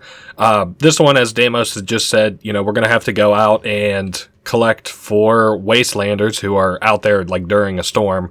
And then it kind of ends in an interesting little bit towards the end of it. I guess I'm walking now, so I might as well talk about it, since we were so close to me talking about being sick. So I was sick for about a month. And again, it's a respiratory thing. I'm really hoping that, cause it's kind of just like hanging on, like the hard to breathe thing. I probably just need to, spend a little bit more time at the gym, honestly, to like counterbalance this a little bit. But, the gym being like, public hikes, by the way. I don't know why I fluffed it up quite like that, but, you know, because during that time, yeah, I definitely was not, you know, working out, and like just cutting the grass really isn't cutting it, you know, and the kind of physical work that I have to do outside, or like at work or whatever. Anyway, so we have to go to these dots on the map and then collect them. Anyway, I'm just kind of getting away from the point and making myself sound way cooler or better than I am. So the first like couple of days, I just really wasn't feeling all that great, like 3 or 4 days or whatever. And then I was like, damn, all right, well, I'll try to take some medicine. And of course, as you know, like a trip to the doctor, like unless you have like full coverage, at least in America, is like a little bit expensive. So I was like, I'll just take these old antibiotics. And I kind of understand that apparently that's like not a good thing, because then you can make like antibiotic resistant diseases in your body. But like I don't know, I just was like trying to save myself like a little $200 trip to the doctor or whatever, and I hope that, you know, you can understand that anyway. So like 3 or 4 days go by, and then like I start taking old antibiotics, and they were like apparently pretty old, like 2 or 3 years old, and they like weren't really working, but I felt better, if that makes any sense, because I continued to take these antibiotics for a little bit, and so I'm like feeling a little bit better, and then like a week goes by, and all of a sudden, like I'm starting to get like, you know, a little bit worse again, and then like all of a sudden I'm just horrible. So like over the course of like 3 weeks or so, like I'm like good, bad, and then finally I'm like, oh god, I need to go to the doctor. What that culminated in was like I got home from work at about like 2:30 p.m. one day, and I went straight to bed, and I woke up to my alarm the next day for like a different kind of shift at like 7 in the morning. Like my alarm went off, and I was like, oh shit, I slept all that time away, and I was like, I better go to the doctor today. And they weren't able to tell me what it was. I did go get tested for COVID and influenza A and B, and they said that it was none of those. I guess that's 3 things, but it wasn't either of those. So I don't know what it ended up being, but they gave me more in-date medication for what the same kind of medication that I took, and it made me feel better-ish. So I'm better now, but like I said, just got kind of a little bit of a like respiratory thing going on still, where it's I'm not having trouble breathing or anything, but like you know, I don't know, just getting a little tiny bit short of breath, I guess, like here and there, like while I'm performing the functions of my job, or like you know, cutting grass and stuff. And then so like if I I just really lit up that wastelander, I can kill him. What? Alright, yeah, the Marauders are the fucking worst in this game. They're so annoying, even though I think that it was probably my gun that was killing them, but I had to kill the Marauders so that they didn't kill the guy, and unfortunately he got caught up in the crossfire, blah blah blah. Anyway, so we gotta drop this guy off. I'm sure you guys don't want to hear about how I've been sick, just to hear me be like, oh, it was expensive, and I felt so bad. Like, you guys don't know what it's like to be sick or something. I don't know. I was just trying to, just talking the talk. I like this transport van that they have that, like, you know, is obviously transporting troops between A and B. I also noticed that the Marauders have suddenly just kind of stopped, which is a little bit cool. It sort of is like ooh, the storm is approaching. It's also setting the scene and precedent for what we're about to participate in, a little bit. Hopefully I don't lose too much HP here. Yeah, a couple chunks, but that's fine. And you know, we have like a lot of time here, and it's going to be about half needed for like what we're going to participate here. And this is kind of cool. I like it because you're probably really not expecting a boss fight, especially during like a high intensity moment, kind of like this, where you're like, okay, I got to save all these wastelanders and stuff. And then you get over here, and well, I guess we'll have a cutscene that kind of talks about what exactly happens.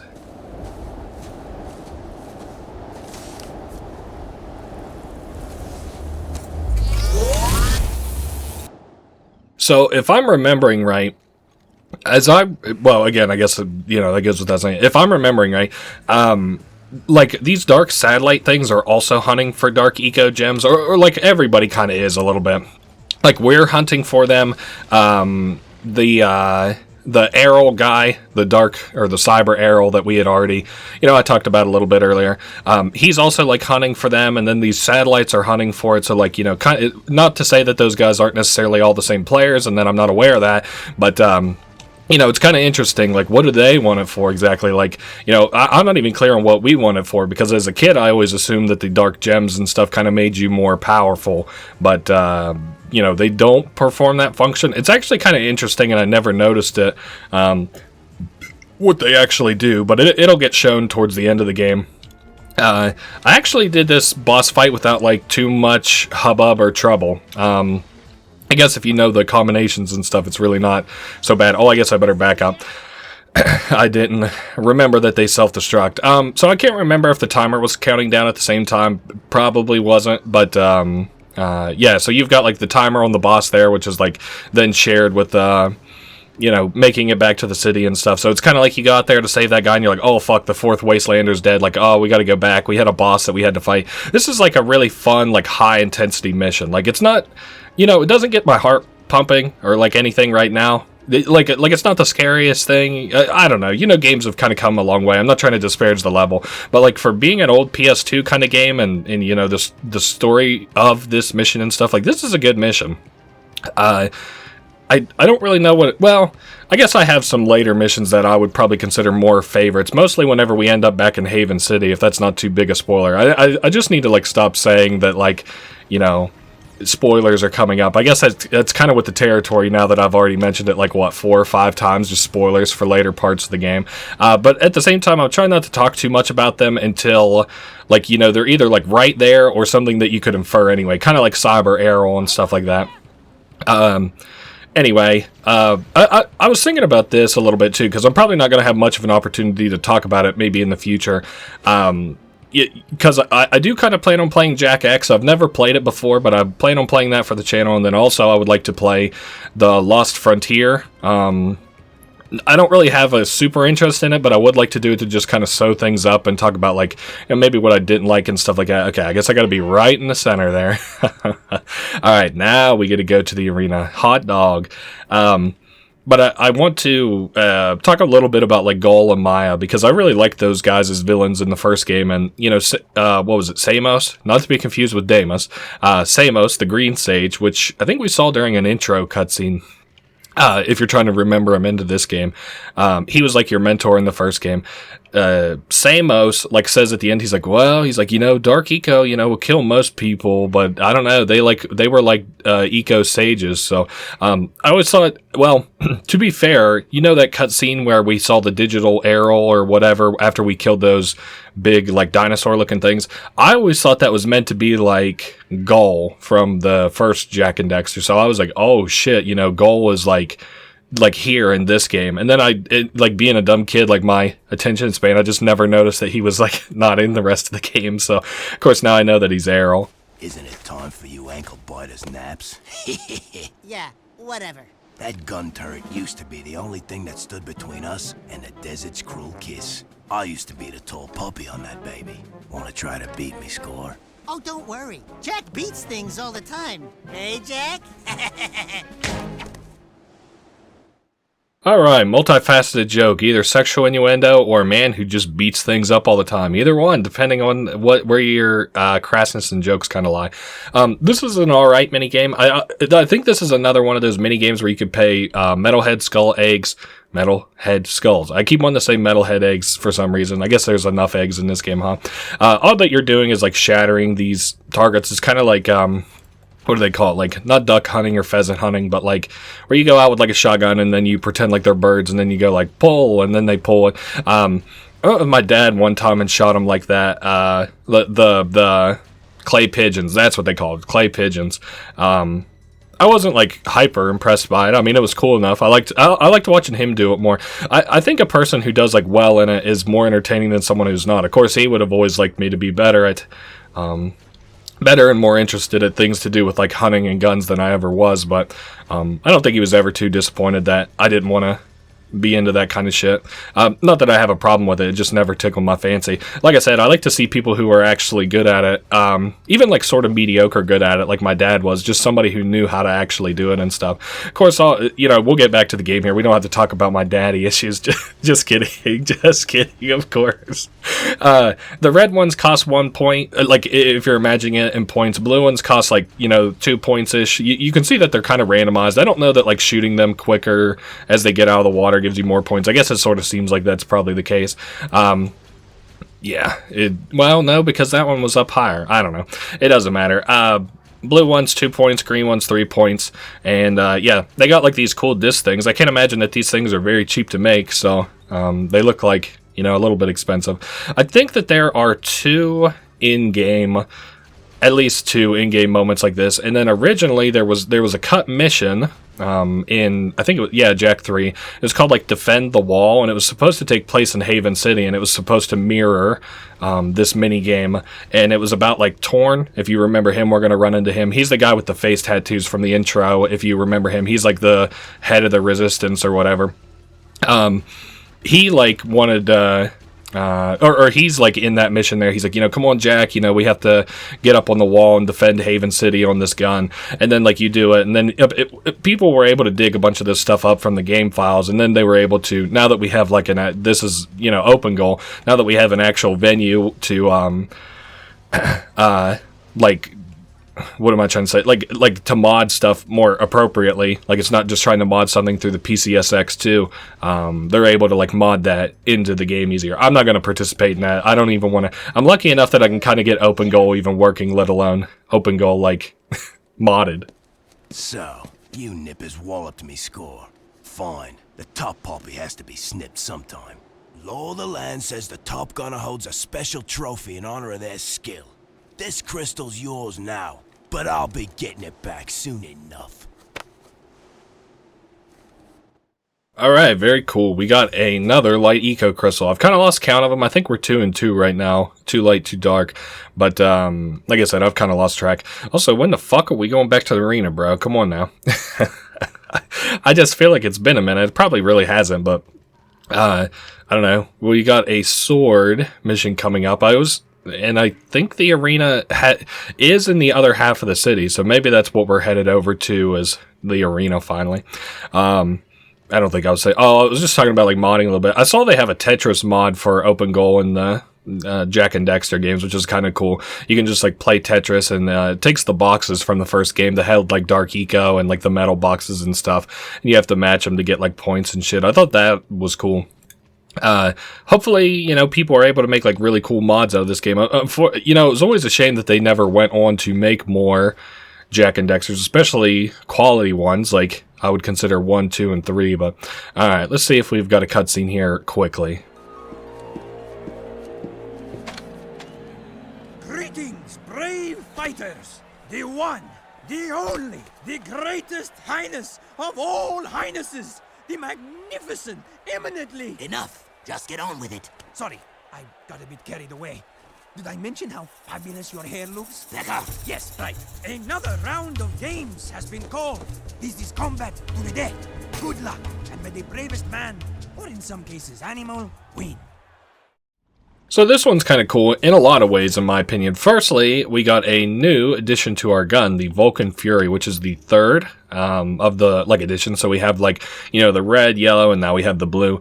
Blue is kind of cool. It's so funny because this is kind of like solidified in my dumb mind, like how firearms kind of generally work. Of course, if you talk to anybody who knows anything about guns, they'll talk to you about like say calibers and the functions of a weapon and stuff, but unfortunately for me, I have kind of broken them down into the red one, like in my mind, I'm thinking about like guns and stuff. There are like shotguns, rifles, machine guns, pistols, sniper rifles, again, it's just plain ignorance, but in my brain, that's kind of how I've chopped it down to. So we have a bigger arena this time, not so much bigger or anything, but like, you know, bigger-ish arena. Also, this comes with a cool cutscene towards the end of it, and I want to say, well, I thought it was interesting that we got kind of a reward. Oh, I need to heal real quick. I thought it was interesting that we got kind of like a reward before actually participating here. That guy is fucking annihilating. Oh, please. There we go. All right. I don't think that's going to wipe. Yeah, that didn't even really hurt nearly as bad as I figured that it would. I don't know what I'm choking so hard for. Like, and I'm dead? Oh, that's embarrassing. In an arena mission, nonetheless. Ugh. Alright, we're back. I got a brand new strategy, which is just to use the ricochet gun because it's a little bit... I like the ricochet gun. I think it's very powerful. It's really good in enclosed spaces, which is kind of making me surprised that it's doing so well in a large space. Sig? Jak? Daxter? Sig! Well, don't you two look sorrier than ever. What are you doing here? Honing my skills. Let's finish this. Whoa, come on, Sig. I'm not gonna fight you. If we don't, he'll kill us both. Rule of the arena. Sorry, nothing personal. Uh-oh.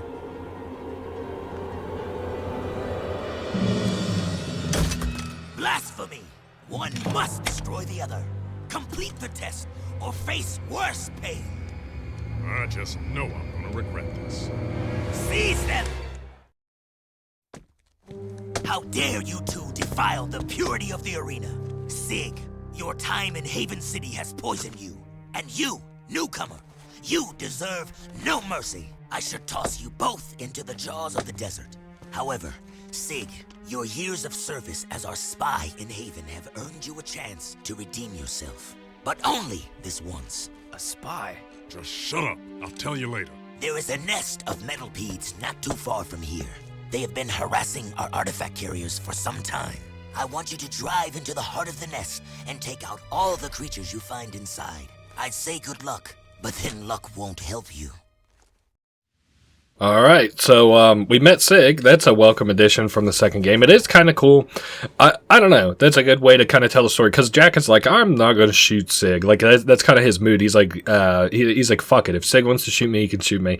And then Sig is like, I'm not going to shoot this dude who isn't even holding a gun. And, you know, like, I don't know. It's cool. A lot of personality in that cutscene. Very cool. There was some... Oh, I wanted to talk about this.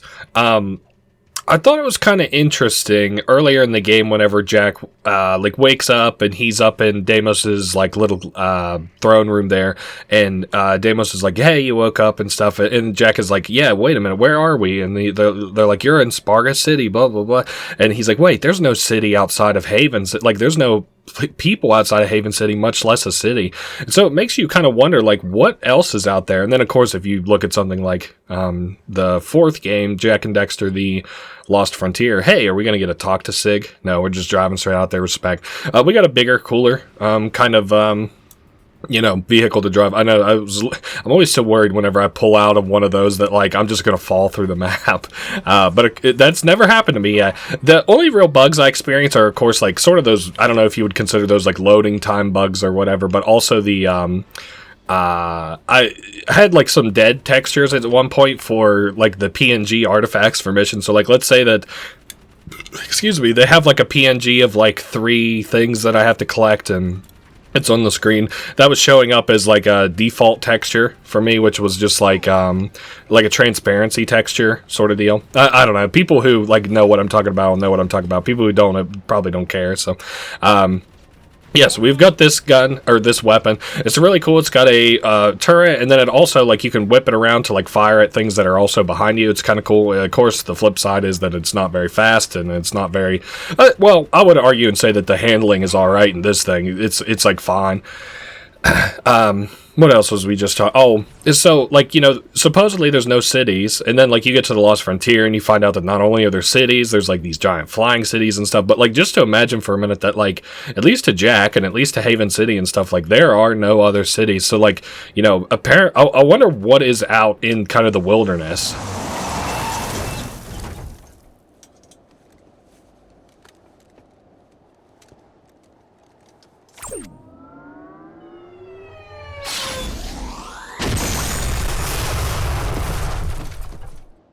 Alright, very cool. Even though a wordless cutscene, is still very cool. Of course, we've got Sig's, like, well, we don't have it. That's not to imply it's in our inventory, but, you know, since we have Sig on our team, we have this, like, cool little, like, bomb, like, RPG looking thing. Or not looking, but, like, acting kind of thing. It's a really cool gun. I really like that. It's actually kind of cool how original they were in the guns that are here. Like, I've never seen these kind of emulated in other games, except for maybe like Ratchet and Clank, which coincidentally I believe they're also the people that, you know, they made the Ratchet and Clank game. So I don't know.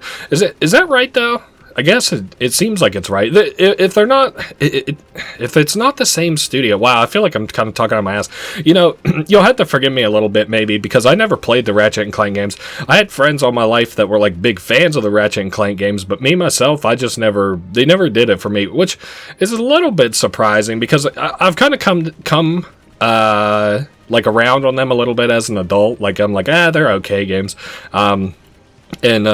you know, I've like watched a little bit of like a playthrough and stuff of them, and they look like all right, but I never was a guy, like I didn't have them as a kid, so it unfortunately just never held up into my adulthood. So this is a fairly easy mission. This kind of underground area is split into two parts, and in either part there are 5 of these, like, I don't know if these are like eggs or like nutrient sacs or whatever. I guess I always just assumed that they were like eggs. And we have to drive around and pop them. So it's like I said, this is not a hard mission. I guess in comparison to the other mission that takes place down here, I think after you pop so many of them, yeah, they have like an auto turret that starts to, you know, activate. We do have to pop metalhead eggs here to bridge us away over to here, and I guess there were some flying metalheads back there. Not much of a reason to participate in the metalhead slaughter down here. I don't believe that any of them give you metalhead skulls, and then the other ones are like ticks that just kind of like, you know, suck up the HP of your vehicle. So it's whatever. Just kill them out of necessity, I guess is what I do. I guess I'll go ahead and like drop that, because again, that's going to be like a later place that we sort of have to drop down. If you are sort of like not doing well on this next time segment, it's not hard, but if you're not doing well, you can save that last egg that we popped back there near the bridge. You can save that one for last. It'll save you like, I don't know, 30 seconds or so.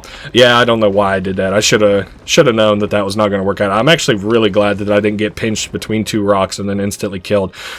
This game does handle disappearing bridges very well though, because it sinks them into the ground, and it doesn't like get you, because like if it retained the like how many rocks as it fell, it would be a fucking bastard to get off of them. So thankfully they all sink into the ground, which is very nice. Yeah, so we're getting our second chance here a little bit to be like a citizen in Spargus, which is nice. Hopefully, we still get our citizenship, despite, like, you know, we kind of won, kind of lost the, you know, thing that we just participated in there. I really don't remember this, but I don't have, like, any traction at all in that fucking mud. No, it makes you wonder what else is out there. And then also, like, what kind of environment is outside of Haven City that makes it so inhospitable? I'm trying to remember, because, like, some of the missions that pop out to me in particular are, like, visit the abandoned city, like, where you can find Samos's hut, which was, like, probably formerly Sandover City, and the, like, one of the earliest missions. And then the water pump is also outside. And so, besides, like, a shit ton of metalheads, I don't know what else you would have out there. Another interesting thing to sort of talk about is, I was kind of wondering, like, you know, Deimos was talking about artifact carriers, and, like, you know, he's like got all these, he's got, like, you know, people collecting artifacts and then using them. And so, like, what do you probably need it for out here, like, as a civilization? So firstly, this, like, area is extremely inhospitable. So, like, what you probably need, like, artifacts that will, like, let you grow, like, food out here, I guess. Probably water, like, to give you clean water out here, because, like, it's right next to the ocean, which is going to be salt water. And then, like, just kind of like defenses for the city. Nice. So Deimos is granting us mercy, and I don't think Deimos really wanted to kill us or anything. Like, I doubt anybody else would have got a second chance besides, like, Sig, who was clearly operating as a spy for the city. And then also, which is a new thing that we're learning here, we just kind of thought he was a badass, and then, you know, we kind of get to learn that he's like a spy or whatever. I really feel like I'm not going as fast as I possibly could be, but I guess whatever. What else was... Oh, so, like, you know, they probably have precursor artifacts that, like, it perform interesting sort of functions for out here in the desert. So, like, purifying water and then, like, making it so that food can grow. What else? Like, defenses from the sandstorms that they have, but that might also coincidentally just be, like, something that the environment in which the city is placed in does. So, like, you know, I wouldn't consider, like, mountains that, like, encircle my home and block away tornadoes coincidentally to be an artifact. You know what I'm saying? So, like, a city that is in there is not... You know, it's not encased necessarily in an artifact. It also just might just be geography, which is like, you know, if you come out here and you're a person who's like making this city, it's like kind of nice that what am I trying to say here? It's kind of nice that, you know, you find a place like this. Like, this is where you would want to set your city up. So cool. We can see several different vehicles that we can pick from here. I think we're going to have to immediately come back out here. Let me make sure that I don't have any missions in here. No, I don't. Okay, so we come in here and then we're immediately going back out. It doesn't really matter which vehicle we take. I think I'm going to just go with the basic, what is this thing? Sand Shark. We're going to meet Ashlyn. I don't know if you were able to hear that over me talking. I'm going to make sure that I have the audio down enough where you can hear me primarily outside of cutscenes. Whoa, godly. This thing just, like, if you cut it left or right, it just loves going, like, the full-on left or right. It just controls like shit. I never thought I had that issue with this thing, but... what was it? Oh, yeah, so we're going to have to meet Ashlyn. Again, if you're trying to remember who Ashlyn was, she was in the intro cutscene, like the proper intro cutscene where we were out in the desert and she gave us, like, the little tracking thing which let, what is it, Damus find us. I guess I've been calling him Deimos, so it's Samos Damus. Hopefully people aren't too mad about that. Damus was a character that I never really understood for the longest time. Not like I didn't understand the entirety of him. Like, I understood him, well, I don't want to spoil anything just yet, but I didn't kind of get some of the nuance outside of the big thing that's revealed to you about Damus in this game. And that was really about it. I didn't really kind of get that he was, like, you know, this king of the city. Like, I understood it, but I didn't kind of get it. I didn't get his role. I didn't get what, like, he was doing. I just thought he was a king.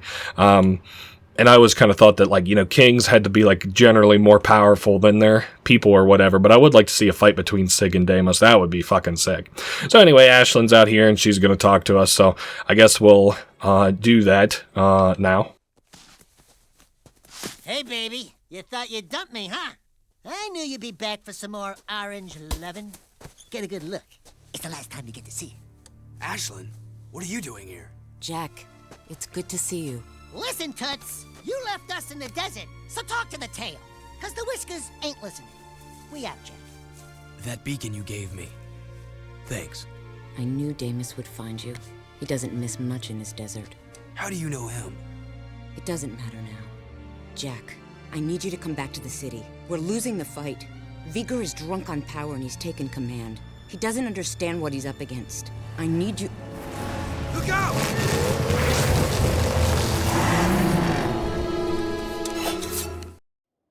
Okay.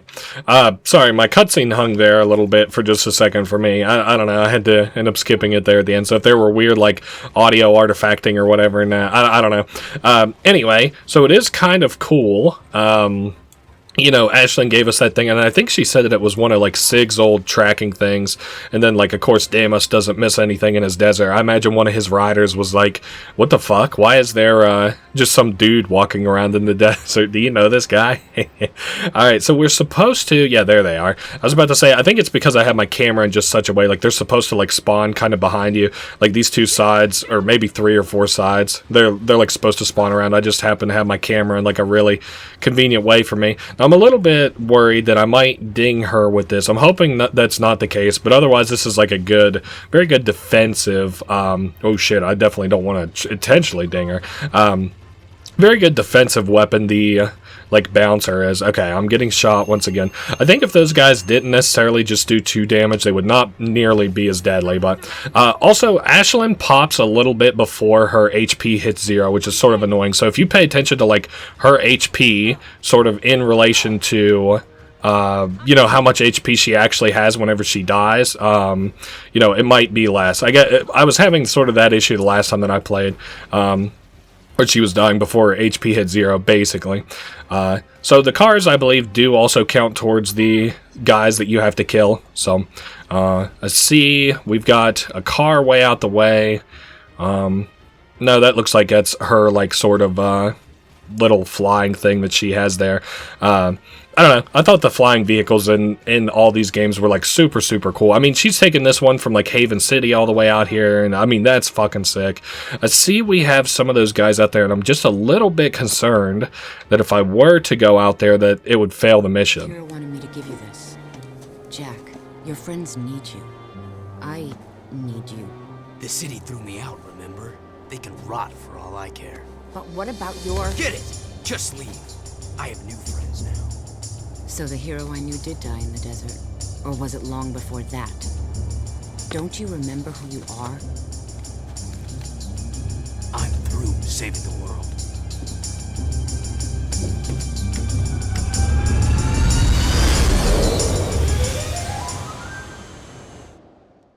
I wouldn't call him the worst guy, but you keep in mind that your new friend almost banished you from the city, just to be clear. Maybe death sentence. I wasn't so clear. So we're going to have to go get a new vehicle. I guess I should have had the foresight to have actually come out here with the vehicle that we need, but we're going to have to sub out for another one because we got like an amulet of Mar, basically, which allows us access to like precursor areas. And the only area that we've been in so far, to my knowledge, it's like a recurring precursor area, is the temple from earlier where I was bitching about how kind of long it was and stuff. So that is what we're going to do. We'll go get that mission out of the way next. Pretty much every time that we visit that temple, we're going to get some new dark or light powers. So that's kind of like the function of this, is to go there, explore, get some new light powers. I think we get maybe 2 light powers. I can't really remember. I always thought the Ashlyn, Kira, Jack love triangle was very interesting, but I didn't know kind of how they were going to sew it up. You see, and I don't want to talk about like kind of like stupid ass shit, especially shit that I don't have any knowledge about, like really. But you see, for the most part, like love triangles get kind of sewn up. I'm going to talk about 2 sort of different pieces of media here real quick. Love triangles usually get like kind of sewed up by, introducing like another character for the one that you don't pick. So, for example, in Blue Dragon, which is a really good RPG, I believe in the show, the 3 main characters, there's Zoo. It's a shame because that's like my second favorite game of all time is Blue Dragon, and I can't even fucking remember the main character's name. But like Zoo, and then Zola and Kluk, I think were the main ones. Jiro and Kluk. That's it, Jiro and Kluk. So Zoo, Jiro, and Kluk, they're like the 3 main characters, 2 boys, 1 girl, and they have like kind of like a love triangle thing going on. And she doesn't. I don't know if she's like really interested in either of them quite like that, but they like real. It's kind of like a sort of like Naruto a little bit. Which I guess can be the other one that I talk about, but like in Blue Dragon anyway, they eventually introduce, to my knowledge, like a blonde female character for like Zoo to be like, okay, this girl is like, I like her now, and then so there's no more contention between like or relation, or what is it, like romantic contention between Jiro and Zoo and Kluk, and then I was going to talk about like Naruto. So then you got like a sort of love triangle where like Sasuke really what do they call that, like a love circle a little bit, where Sasuke doesn't give a fuck about Naruto or Sakura likes Sasuke, and Naruto likes Sakura. So I wouldn't call it a love triangle necessarily, but maybe-ish. And in that, they just kind of like introduced Hinata pretty early on as like a like a character that he ends up with Naruto, and then he doesn't like crush on Sakura anymore. And then there was another. I was going to talk about like Twilight a little bit. I don't have like a supreme amount of knowledge about it. I only like know a little bit about the books, and then like I was reading the Wikipedia because like in theory it seems like something that would be really sweet, but I just don't really care for like teenage romance. Like, even if it's just like a drama or whatever, I just don't really care for teenage romance. And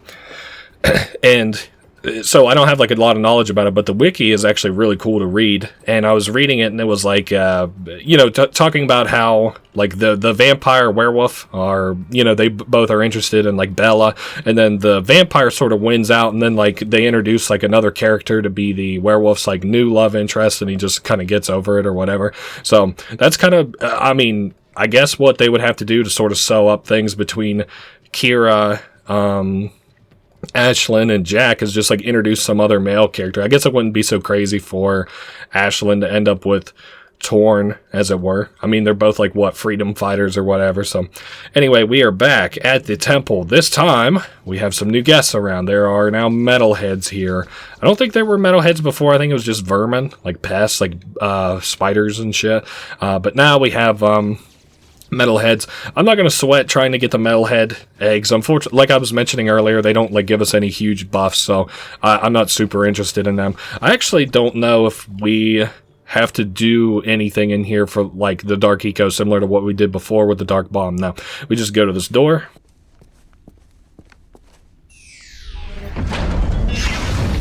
Now we're getting somewhere. That's the ticket. And that's that. So we've got more of the temple open to us. I can't... Oh, yeah, something I haven't even used yet that she sort of talked about in that cutscene is now we have the hoverboard. Now's probably not the best time to use it, but we'll have time kind of coming up here a little bit. I don't know. There's just like... I like being kind of an adult now and like kind of thinking about the story of this game and stuff. So this is like a little tutorial area here for the... what is it, like the jet board or the hoverboard or whatever. So really early on, you can miss a super easy one of these like orb things that you have to collect. That was my problem. I was like, oh god, I missed one? Like, I can't even imagine where that would have been. You can sort of follow the, tooltips here to see like how you can get to some of these. It's got the same controls as before, and I don't know that even explaining the controls would do you much good here, like as a viewer or whatever. You just like, it's another mobility thing. This one is for like times whenever you otherwise don't have mobility, so like a more cramped. This is like a more precise sort of, thing you have to participate in. It's like a skateboard, like you just saw me grinding there. All right, 8 more of these orbs to go through. We started with, like 15 or 16 of them or so. I don't think any of these, like, tricks get, like, too difficult or anything. I do think we've got maybe, like, a little bit more tighter platforming coming up here towards the end. Oh, thank goodness. I didn't want to have to go through and redo all of that just to get that last one. I don't know. I'm glad people have like a kind of passion to, work on shit like this, even still. So that's not the worst thing that could have happened, I suppose, because that is like, we drop out of one of these and then end up... Hold up. It's this one right here, isn't it? Yeah, this is the one that's got like all the precarious jumps and shit in it. Maybe I should have did this one first. God damn it. Okay, so we got the last one. Sorry, I was getting in my head there a little bit. I guess now this door is open. Right. I don't know. Like, is there a point to the... And then kind of like, where do the precursors get their intelligence? I guess, with enough time, like anything kind of becomes... Or any civilization should kind of become super powerful, right? Like if you've got enough time, like in 100 million years, like where are humans going to be, right? All right, another cutscene here quickly for a new power. We meet again, great warrior, but sadly your coming may be too late. You will soon meet the seed of our downfall. It approaches quickly, and I fear we no longer have the power to resist. Behold the pure power of light. We offer what little we have in this dire moment. I was thinking about this a little bit too, like, where would you kind of like take the story from here? Because you've got like light eco, so Jak 2 is like pretty well all about dark eco, right? And then this one's like the introduction of light eco to counterbalance that a little bit. And so, like, where do you kind of go from here? I think that a really cool next step for, like, the story would be to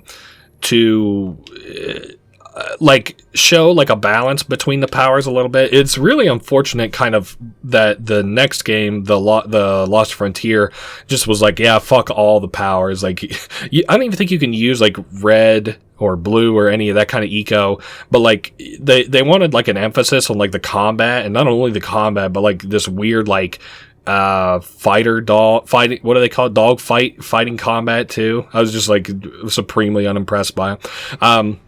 So this is like our new sort of platforming gimmick. It's only like relevant like here and then maybe like one or two other places in the entire game. It can serve like a really good like combat function, you know, like if I'm in a big area and I need to, but more often than not, I just prefer to like, you know, what is it, like paint by volume a little bit. Like I'll just whip out like, you know, either a higher fire rate weapon or like a weapon that like is gonna be explosive or deal more damage or something like that, rather than just slow things down and just keep pelting them to death. I don't know, it's not like boring or anything, but it's just kind of the way that, you know, I do. I like to save this kind of you know, these kind of like powers or whatever for the times that you need them. God damn it, I just fell. Hopefully that doesn't send me back too far. I don't think it will. Yeah, this is the very last one. So let me go ahead and top up on light eco again.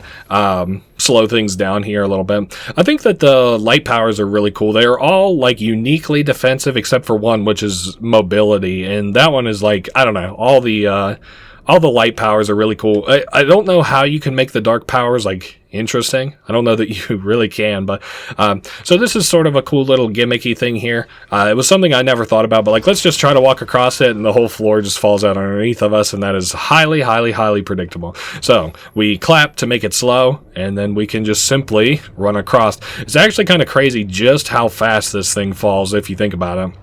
Alright, so we're going up this elevator. I believe this is, or down this elevator. Sorry, once again eating my own words.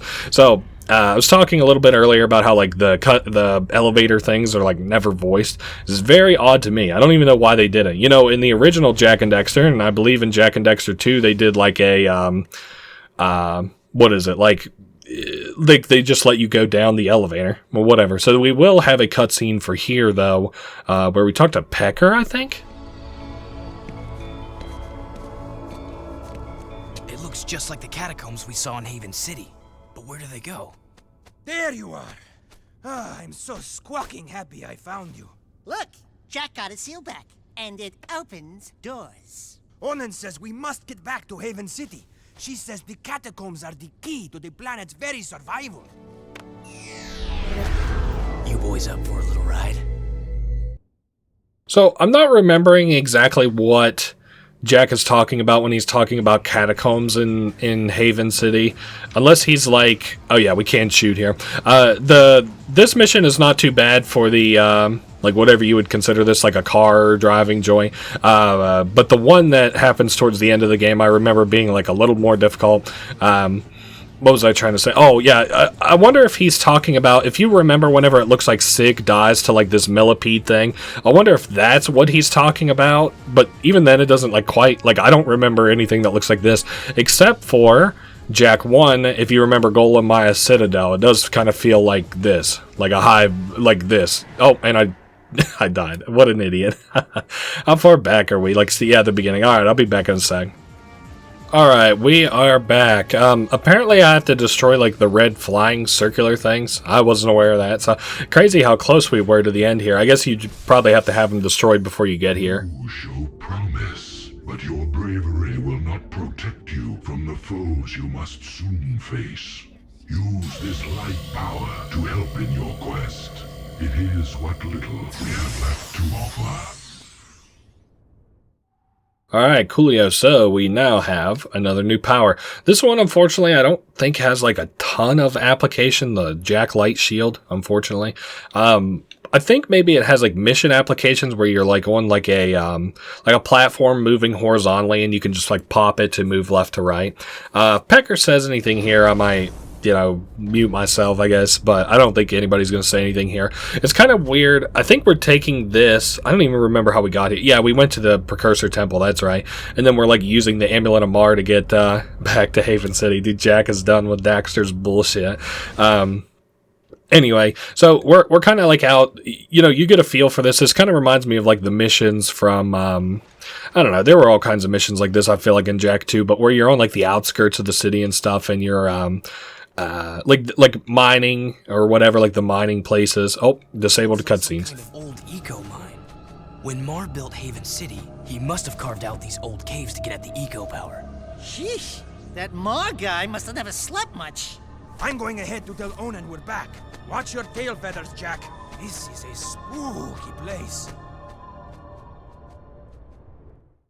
You know, people were always really confused by like Mar exactly and how he had access to this kind of tech and intelligence and stuff. But I felt like the story of Jak 3 sewed things up from what I remember. But I don't know. Let's just maybe get kind of the end of it and we'll sort of see here a little bit. But I remember like not having like a ton of questions, but you know, of course I was like a dumbass little kid. I'm sure I was just like, wow, that was awesome. I can't wait to play this again next weekend. I've talked about this a little bit, but let's see, what was it? Like Sly 3, I would come home from school on like a Friday, and we had just moved into a FEMA trailer because the whole area I lived in got flooded, and we had just moved into a FEMA trailer, and so like we didn't really have like much to do. Like there weren't like kids, you know, that I could play with outside. Being a kid myself, of course.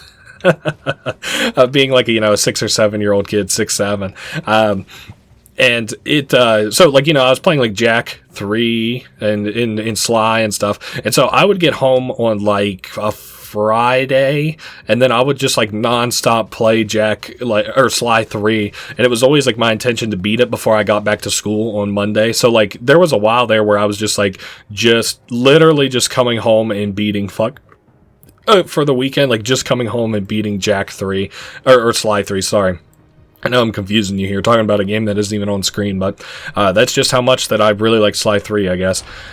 Once again, we've got some more sort of precursor ruins and statues and stuff around. It is kind of cool that like some of these do function as robots and shit, like we saw in Jak and Daxter for the final boss, and then of course we're going to see here shortly as another boss. I don't know, it's not too much of a spoiler. It is going to be interesting to contrast the new precursor robot as a boss and the old one. I actually don't think I arrived here at night the last time, so this is another sort of thing. I'm hoping it'll be daytime by the time that like we do sort of the climax of this mission, where we're like, you know, navigating this place a little bit more, if you're familiar with it. Yeah, handling these guys with just the fucking blaster rifle, the recoiling blaster rifle is like easily the way to go. We have to shoot these bridges down because the elevator comes down from beneath us once it hits the bottom after so long. This was an area I got kind of confused because you do have to kind of like stand in a really specific spot to sort of trigger this here, or like stand on it for a minute. Yeah, there we go. Or maybe just stop moving, I'm not sure. Another thing I thought was cool was you see like the ring around this. You probably won't, I don't know how well you'll be able to see it with the resolution. I mean, I'm going to output this 1920 by 1080, but there's like a precursor language, and I don't know that it ever says anything that like isn't explicitly said in the game itself, if that sort of makes sense. So like, you know, the fact that like things are old and that metalheads are dangerous and shit like that, like that's all things that for the most part, I believe we get through context of the actual game. So anyway, this is, I don't know, whatever. I don't really like this sort of part a little bit. It's not bad, but like you're just hitting rats into like these wheels. And then thankfully they're like, you know, what, like mouse wheels, like hamster wheels. That's what I'm thinking of. Hamster wheels, like powering shit up. So it also turns on the lights, which was something that I only noticed the last time that I was here because I happened to be here at night, so the night to day contrast was especially prevalent. So, alright, so this one releases 2 of these rats, and I'm not super sure why, because you only have to put one down there, and then the other one just kind of fucks off, and it like raises this here. I don't know. I don't really have a ton to say about this. It's not easy. You know, it's not like super easy. It's not like the first couple missions that we did where it was like literally just A to B in basic combat, which I guess it kind of is too. But, you know, at the same time, like it's also just like not too difficult and not too fantastical or anything. I can't really talk about anything in the environment so much. I'll tell you though, something else that kind of makes me curious now though is I wonder, what, like, okay, do you remember the precursor, like, statues and stuff from the first game? I wonder, because they like traded you, what was it, power cells for precursor orbs. I wonder if those were like the actual precursors that you were talking to, or like some kind of like an AI, you know, controlling those things or whatever. Well, the reason that I bring that up is because it makes me wonder if like that like little white spirit thing that we saw back in the area where we just were, you know, that was clearly a precursor. Like it looked like a you know, like one of the like that we are like these like elf looking characters, and it's meant to look like that, but it makes you wonder, like, you know, that was clearly a precursor. And then like the robots that we run into that have given us like the slowdown power, like the I didn't mean to transform into that, my bad. I just kind of wanted, I was hoping to turn white there, but I don't think that we can do that, unfortunately. Would have been really cool in this game, but whatever. I like Jack's like light form is probably the coolest looking like form in this game. It honestly looks sicker than the dark form to me. I'm kind of glad that I'm going to be wrapping up like Jak 3 a little bit, not because I dislike it. I really like Jak 3, and I'm glad that I'm finally getting to play it, but like there were certain games that I kind of have always wanted to put to bed, like since you know, the sort of start of this channel a little bit, and that was like games like, you know, Jak 1 through 3, Sly 1 through 3. This one isn't difficult. You just have to like lead you know, these things up here. I think even if you just like stood up here by the wheel, they'll still chase you, but I don't feel like chancing it. We'll just put myself equidistant between the two and then have them chase me up here. Yeah, these things are kind of ugly. They have like big noses and stuff, and maybe I'll like zoom in on one. They just kind of look like a rat if it just had like a big fucking honking schnoz. I'll see if maybe I can like get a little bit of a better look at it. I think it makes them kind of look, I don't know, I guess you could pause the video at any second there and you would be able to see it more clearly, but they kind of look like wow, isn't there a dog that has like a big fucking nose? It's kind of ugly. I don't think this is voiced either, other than Jack saying like, sweet, we got a new set of armor. So we're going to have more HP here. We've now got Mars like gauntlets for our arms, and then we've got like the leggings, I guess. Leg armor, as it's called, I guess. Which is good because we're going to have like a sort of boss fight coming up here soon, I guess. I want to make sure that I get loaded up on, you know, ammunition, because this is going to be a little bit of a sort of situation that we're putting ourselves in here. This is really cool, though. I really like this. I don't know that this is voiced. I don't think it is, so I'm just going to talk over. We don't have anything else going on here. So it's like a thing that's like covered in explosives and stuff, like a little machine that's covered in explosives. And then this is not the best way. I think this thing probably should work, but it comes up and it connects, and then it starts on like an auto slider, kind of like a roller coaster a little bit. And then you have to like clear the way for it. You probably have seen this in like, wow, what the fuck is it called? Like Crash Twinsanity had a segment like this in it. It's pretty simple. You just have to like open up these track targets.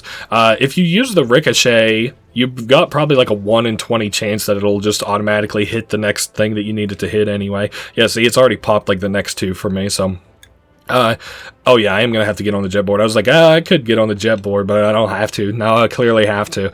I used to always try to like grind these rails too, because I always thought that would be cool to like grind the rails all the way down to where you needed to go, but I don't think that's something that is even close to feasible. I'm not trying to do this like super fast, but I don't know, we might end up needing the extra time anyway, so you know, maybe I shouldn't get so full of myself just yet. Like I was saying, the ricochet is pretty good. It like helps you out insofar as like, you know, even while I'm just shooting enemies, sometimes it'll just tag the next thing that I need to hit. So the timer is really cool that it updates sort of in real time to tell you exactly how much time that you have left before it runs into like, you know, the next part of the track, like where it could fall off or whatever. So whatever. I don't really know. This is like another, you know, I don't think this is like necessarily a memorable mission except for maybe the boss fight, but this is a cool mission nonetheless.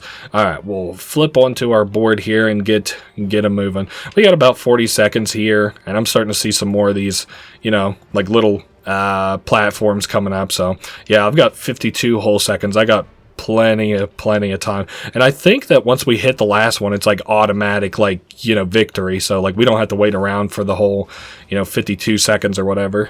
I don't think it's voiced again. So, whatever. It just blows up that door. And now we have the ability to continue. I also saw Pecker just flying around there. So, I don't know if that's maybe a bug or if he's just waiting around with us. I don't know. He was like saying how he's going to go tell, what was it, Oni? I can't remember that we're like here or whatever.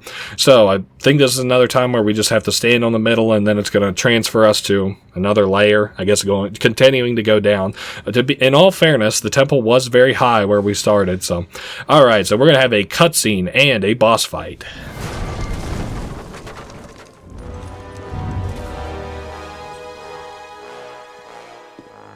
The monks told me you were coming through the precursor subrails. Interesting, aren't they? The precursors used them to build the world countless eons ago. The rail system leads deep into the planet, where it said the Ancient Ones wait to bestow unimaginable powers upon the worthy. I will save the world with that power, just as Ma did. Yeah, you've done a great job so far, letting the metalheads destroy the palace. Oh, you couldn't be more mistaken, dear boy. We're on a time clock, Jack. That light in the sky, do you know what it is? Our nightmare has found us and the end is coming. I needed quick access to the catacombs below, so I attacked the palace myself. It will be our little secret. Well, you're full of surprises. And you're full of dark eco. You and your rat are an abomination. But I will rid the planet of this scourge soon enough. Pure light will rule the universe, and I will be the bright light that shines to every corner of the world and destroys all shadows! Excuse me, Count Vulgar. It's Vega! Yeah, whatever. Isn't it kind of nice just to curl up in the shade sometimes? Just chilling it, watching the hot babes prance around in their skimpy little bikinis. You know, just how they jiggle.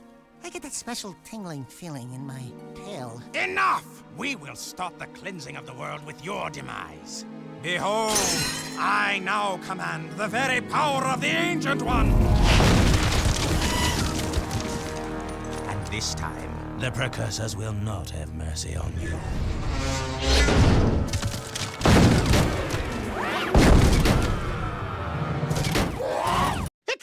Alright, so very fucking, like, a lot of really cool shit going on there. Vigor telling us that he's, like, the one that attacked the palace and stuff. That's super cool. What the fuck? He's just kind of so much was going on there. Like, I'm just kind of like, I don't know what all I want to talk about. I'll use this on these guys. These guys aren't hard to fight, and we aren't on like a time limit with them, so not that we are on a time limit at all. I just like, I'm a little bit worried about this segment here because I do think it's a time limit. I just think it's really a friendly time limit. I also like to skip some of this platforming here because I don't have like the greatest of depth perception whenever it comes to it, like ever, really. Also, I like to save us a little bit of time. Can we please? Okay, so Daxter's telling us we have to do something with the mine cars. It's about half nice because the precursor robot here does, like, what do I want to say here? Like, sometimes he misses shots, like, yeah, not intentionally, but, like, he's easiest to dodge sometimes. I am going to, on the next, like, sort of agreeable one of these things to dodge, I'm going to step up and heal real quick because I am pretty low on HP already. Alright, what else was I kind of... Oh, we were talking about that. Very cool that he has, like, this command staff that can just kind of, like, wake up precursor joints or whatever. Like, you know, it woke up that precursor robot to, like, sort of defend him a little bit. That's cool. I think if you... Yeah, I was about to say, I think we got, like, little monsters here that we actually have to, you know, kill. I wasn't having trouble with the little monsters. It was actually this guy's final phase where he was dealing, like, the most damage to me. He won't create platforms on, like, the very near edges, so I just kind of like to stick around to the edges and, you know, because then you don't have to worry about him suddenly making a platform underneath you or something. Okay, easy. So I did land it, and he is missing shots. Very nice. There was other stuff I wanted to talk about, Shirley. He's talking about the precursors, and it's, like, very funny because, you know, he's talking about, like, how we're freaks because we're filled with dark eco or whatever, and he's like, the whole world's going to be consumed in light eco, but Daxter got to be a precursor, just a little bit of, like, a spoiler here, because he was consumed with dark eco, so I don't know how embarrassing that is for you, but, like, apparently it's, like, an influx of dark eco into a human that makes them into these things that you have such a religious reverence for. Although I do think he's more in love with the power than anything. But that's okay. Vigor is a villain that, like, is not... he's not overly powerful and he's not overly evil, even though he did attack a whole city for no fucking reason.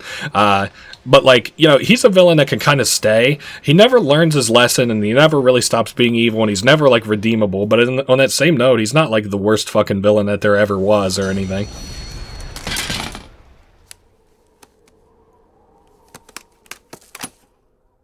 Oh yeah! The boys are back in town!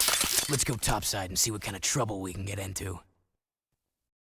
All right, thanks for that. Sorry. Oh, the arc wielder. This one isn't the best weapon that you've ever seen, but it is cool. I do believe we are now in Haven City. Of course, you should have known that Vigor was not just going to go all that far from Haven City. He just took this elevator down, flexed on us, and then left.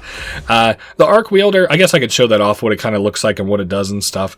It just shocks. It's like a little shocky, wavy attack. This area is like a infested part of the city, with like metalheads and stuff. So the whole time that we're here, sort of similar to how it was whenever we were out in the desert, like the wasteland, like how we had to deal with marauders the whole time. This the same way, but for metalheads here. So I'm just going to keep it moving here. We also have another cutscene, of course, with Kira and Samos. This place looks as bad as my old bedroom back home. Jak, over here! Samos, Kira. Ah, Samos. Still as green as the stuff between my toes. See, Kira? I knew I could feel Jak's energy. My boy, it's good to see you again. Those passageways below the palace, they must be terribly important. The metalheads and KG robots are advancing toward them, and we can't hold out forever. So, the city needs me again, huh? What else is new? Vigor has turned on the force fields here. Vigor's the one who attacked the palace. He said he was looking for something below. Something in the catacombs. Well, you're just going to have to find whatever it is before he does. But first, you'll need to find another way into this section of the city. Take the sewers into the port, then find a way north to reach us. And Jak, we're sorry for what happened. We should have stopped Vigor. I'll stop him myself. Yeah, I imagine that was pretty heartbreaking, because I do think Samos sort of sees the boys as like, you know, he's like a little bit of like a father or grandfather figure to them, so it is kind of like unfortunate, no, I shouldn't just say it like that, but it is kind of unfortunate that they got banished from the city and we're probably going to die, so that's more or less what he was talking about. He's like, oh, sorry that I let Vigor kind of like vote you out and get out of here. Now, I don't think that like anybody, you know, it would be interesting. I don't think we ever see this council that they talk about, but I think it's pretty clear that like Vigor is like pretty good at like the politics game, like blackmail, like you know, coercion and shit like that. So he was most likely like, you know, he had his hand in kind of like the pocket of all these people a little bit, where he was like, yeah, you're gonna do what I say, like either. And then of course they probably weren't like the biggest fans of Jak and Daxter either, because if you remember, like everybody's kind of blaming them for the stuff that's going wrong in the city, which is kind of, I don't know. So in Jak 2, like I always kind of considered us in the grand scheme of things, like if you ever needed a job to get done and you needed it done, you sent Jak and Daxter to go do it. Like you know, if you imagine that you're torn and you're in the war and you have like stuff that you need done, you send Jak and Daxter to do shit that you need, you know, that you need done. So like if you need an oil rig or like a eco rig blown up, then you send them out to the eco rig.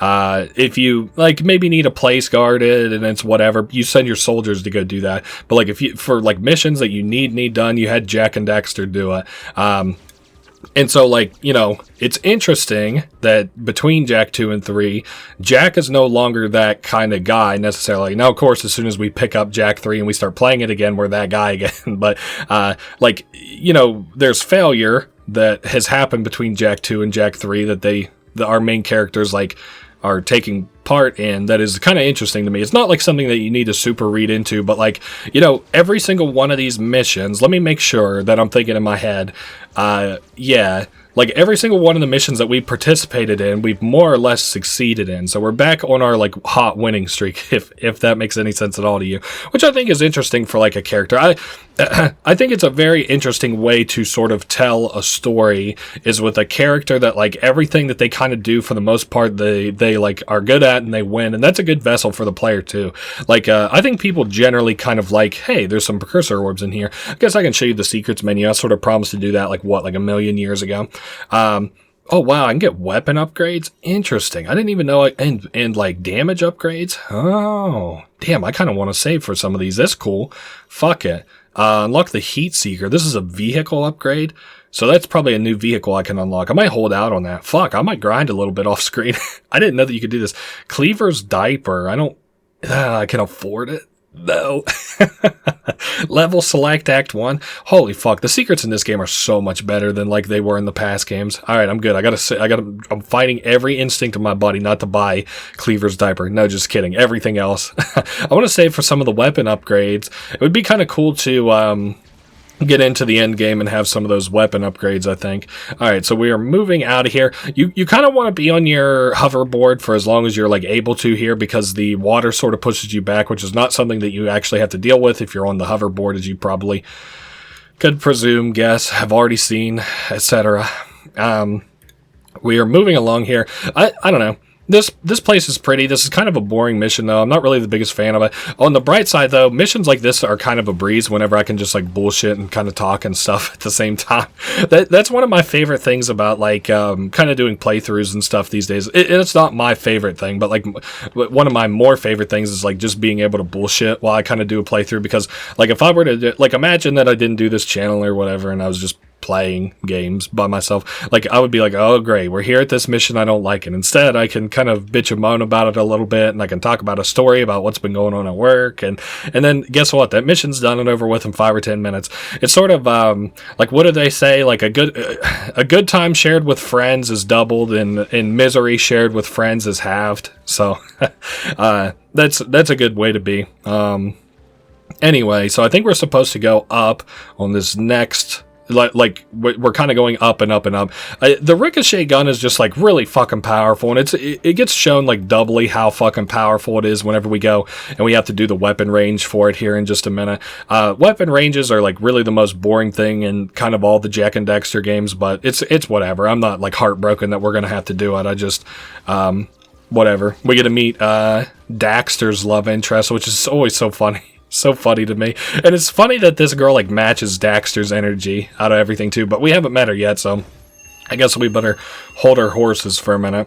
Alright, so we're almost at full HP. Again, our wheel is continuing to increase in size and pips and stuff with every piece of Mars armor that we get. I can't remember. I feel like I made it up to 70% in that other play, or that other save file, and I can't remember how close I was to finishing the Mars set of armor. Of course, the coolest piece of Mars armor, as I feel like most people would agree, is the Mars chest plate, so I'm kind of like, waiting on that. Like, I always thought it was cool, even though it just looks like a piece of like bone armor a little bit for your chest. So I do kind of want to wipe that guy out. Nice. We're up to 69 metalhead skull eggs, or metalhead skulls. I'm thinking of precursor eggs and then mixing that with metalhead skulls. Okay. Anyway, so with this, I believe we are back in Haven City proper. So, or at least what's kind of left of it, because it is a shithole now. This way here that we used before to like get kind of around is now destroyed. I'll just go ahead and grab this precursor egg, just since, again, we're here. Alright, you can now afford to purchase new secrets. That is probably going to happen every single time I get a precursor orb, because there's a lot of what do they call it? Flexibility in the price of the secrets, as I just saw earlier, like some for 6, some for 7, 8. The Crimson Guard has been converted into the Freedom Guard. It's kind of cool. They're blue now, Some of them like talk about their old lives as guards. They're like, man, I miss the Baron and shit like that. This is a good place to refill your ammunition. I just kind of want to make sure that I'm square up before we start any missions here, because these missions are fun, but usually a little tiny bit difficult. The naughty Otzel. Honey, I'm home. Jack, I never thought I'd see you again. Torn? What are you doing to my place? We needed a southern HQ for the war.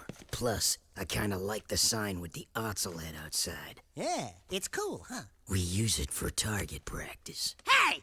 Listen, I'm sorry we couldn't stop Count Viger. We all are. We just saw Viger. He's trying to use precursor technology for something. Figures. That guy always was one monk short of a choir. We have bigger problems now. Viger sent me on a suicide attack into the port, and we got cut off. Now we can't get back to Freedom HQ. Our forces are divided, and the KG and Metalhead fronts are squeezing us from both sides. Never fear, the Trouble Twins are here. Uh-oh. Speaking of trouble, we've got incoming blast bots from the KG City section. They're heading this way. Can you handle it, Jack? Okay, so we got a little fear. But Jack is here. Alright, so we're here and it's time to get our feet wet already. I think that this one's pretty simple in that we're just like going around the city and, oh yeah, we also have the cars this time that will actually like zoom us around, or the zoomers, I guess they are. This isn't the hardest thing in the world, but you still don't want to like fuck around while you're kind of out here. It is cool to see Torn. It's good to see Torn in like a half decent mood. Like he is evidently like very glad to see Jak and Daxter, which is like, you know, in the first game he was always like, oh, you know, I don't really like to see these guys. They're kind of like whatever. I could take it or leave it and stuff. These are cool new like sort of like mini boss enemies in this game. I'm just going to make a circle around the port. If you were really concerned for time, you could probably head off the one that's a little bit closer to the Naughty Otzel and deal with it first. I'm not really concerned with it though. Like, I think we're going to be just fine. I might just stay on my bike, maybe. I don't know. I feel like we might lose it if I stay on the bike because he'll target it. I still feel like he's targeting it. It's whatever. I can take my, what is it, like my jet board to the next one. I know I'm kind of making mincemeat out of those things, but usually they're a lot more difficult to kill. I guess I was trying to melee it a little bit too much the last time that I played. Yeah, they like drop these bombs, and the whole gimmick of the thing is like you're meant to like, you know, deflect the bombs back into them, but I just find that like, you know, shooting them like normal just deals so much more damage, just so much more like time effective or whatever than just like waiting for them to drop bombs and then hitting them with that. But yeah, Torn's glad to see us, which is a welcome sort of difference from like, you know, what it was in the second game where he was like, you know, didn't really like to see us and stuff. I'm gonna drive back to the Naughty Otzel because I think we've beaten this mission. So yep, Torn is glad to see us. Wow, so cool. Again, if you imagine, like, can I look at the map, actually, real quick? Because maybe that would be, like, a better... it's a little bit zoomed in here. Let me... okay, so, like, it's kind of up towards the very top of the screen. Like, the top rightish of the screen. I believe that's where the Freedom HQ is. And then we've got the Palace here in the middle of the screen. And then at the very bottom, we have, like, what they're calling Southern HQ. And then on the left there, where all that green is where the Metalheads are. And then on the right is where the KG Bot Factory is, if I'm remembering correctly. And what the KG Bot Factory is like, I believe it was, like, this factory from the second game that just, like, kind of went crazy with making these, like, death bots the Baron was going to. And I don't know. Ashlyn, this is Torn. Jack's back in the city. Jack? I knew I could count on you. That new KG leader's probably pissing in his... Wait, someone's jamming the signal. I think... Errol. I live! Still fighting for the weak link, Jack? Well, I've had a few enhancements since we last met. Even the Metalheads have their biological weakness. But me? I'm pure metal. I'd love to meet you again. We must unite our forces or we're through. You've got to reach us, Jack. We need you to break through and link up with us before it's too late. The KG robots are growing stronger. That floating war factory of theirs is spitting out more robots every day. We need to assault the KG front. If we can break through their defenses, we may be able to get back to HQ and link up. Care to make some noise, Jack? We're always up for a little rumble. Hey, Dax? Fish in a barrel, baby. Fish in a barrel. Well, I guess we are going to do another mission. I don't know if we have a mission here. I don't know where he wants us to... Oh, okay, I guess we've got something over here. Oh, shit, this is actually a really fun mission. Alright, thank you for that, Daxter. So You can follow in the bottom left, like how close I am to finishing this mission. This mission shouldn't be too difficult. It's a really fun one. But I think you can kind of see the gimmick here. Like, I don't really have like a super ton of control of this thing. It's always forward. We have to collect these little energy blips. You can follow in the bottom left there next to the radioactive sign, like how kind of close I am to excuse me, how close I am to finishing it. We can go under the bridges sometimes, but like, I don't know. Unless like I'm supremely confident in my ability to get under a bridge, I don't like to do it because other bridges are not nearly as safe. This mission does have like fairly friendly checkpoints though. Like once I get to like a half, and I think once I get fairly close to the end, like, you know, we get checkpoints, so that's kind of nice. Like in a mission like this where like, you know, it's a little bit longer or whatever. Like, this game has friendly and unfriendly checkpoints at parts, which is like something that I'm kind of like, you know, I've belly ached about a little bit. But this mission does have friendly checkpoints, so that's nice. Alright, nice. We avoided the bomb, and then now we're fairly close to having this missiles, like, eco payload or whatever, ready to go.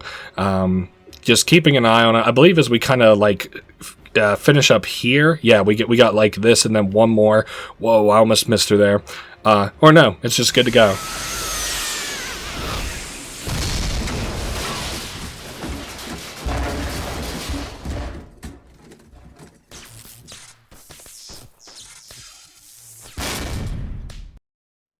Alright, so they have like, they've been putting up these barriers, and we have, like, robots to contend with and stuff. This was one of my favorite things from Jak 2 that I'm glad to see in Jak 3, which was, like, ambient war kind of going on around you. In Jak 2, what I liked was, like, the metalheads and, like, the Crimson City Guards would, like, all fight each other and shit, and I thought that was neat. And so I was glad to see, like, not only that, but this time the Freedom Guards are actually on our side, so they don't mind if we tap them a little bit and stuff. Daxter! You're back! Oh, did that mean old desert burn your itty-bitty paws? Hey, Test Baby, don't crush the merchandise. How's biz? I'm designing new guns to help out the war effort. You make guns now? Yeah, I just finished this new gun. It sports a multi-port, large-bore, gyro-burst launcher with blowback breach assist, using full-jacket, eco-depleted, armor-piercing slugs, and a continuous kill zone scanner for tight grippings at a high cycle rate of fire. It's a hobby. Not so fast. First, you have to prove you can protect my little schnookums in the new gun course. Alright, so all that to say, we'll get a new gun mod if we participate in the gun course, so that's what we're going to do. So I'm going to play this one a little bit corny. You probably won't like this one. I don't mean to shoot those guys necessarily, but I'm playing with only the recoil projection on. I'm going to try to avoid, of course, the like civilians, which you're not supposed to hit, but like you can get gold, which is the highest rank in this, just by using the projectile. It's just kind of so easy. The first one anyway is. Some of the later ones, of course, are like where you have to use the other guns, are more difficult, and maybe there's a harder version of this I'm just not aware of, but this one here is easy enough. You can definitely beat it just using the recoil, and like you don't really have to worry about civilians. You are going to have to avoid a couple of them in order to get the gold, but like in order to get like just the like you win, you don't even have to do that. Like I anticipate no matter what, I'll get silver. If I'm careful enough, I might get gold. And even then, like you've seen how many civilians I blasted, so just keep your eye out. We'll see. I think that the score we're meant to hit is about 14,000, so keep your eye out for that as well. So we're about halfway there, even though it sort of feels like we're a good bit ways through the course now. Maybe even arguably, nah, we're a little bit over halfway, I sort of feel. Or like right around halfway, rather.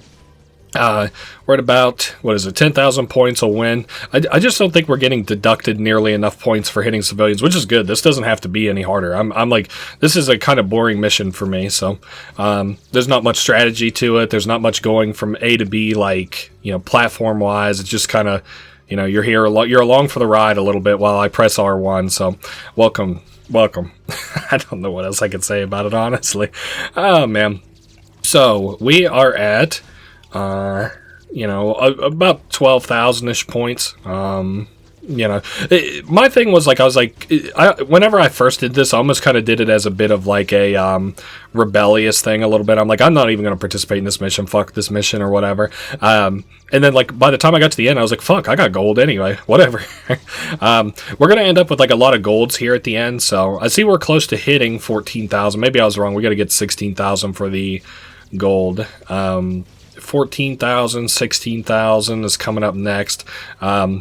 We've got plenty of bullets left. We've still got 2/3 of like an entire clip left, so I'm not too worried about not being able to nail, you know, if we have enough enemies. I think if we get a high enough score, we get some precursor orbs, which would be good for an upgrade, I guess. I don't know. I think we get a lot of gold guys here at the end here to kind of like rush the score along. Hey, we did hit gold, so just so long as you're hitting these guys, I guess. Not bad shooting, Jak, for a guy.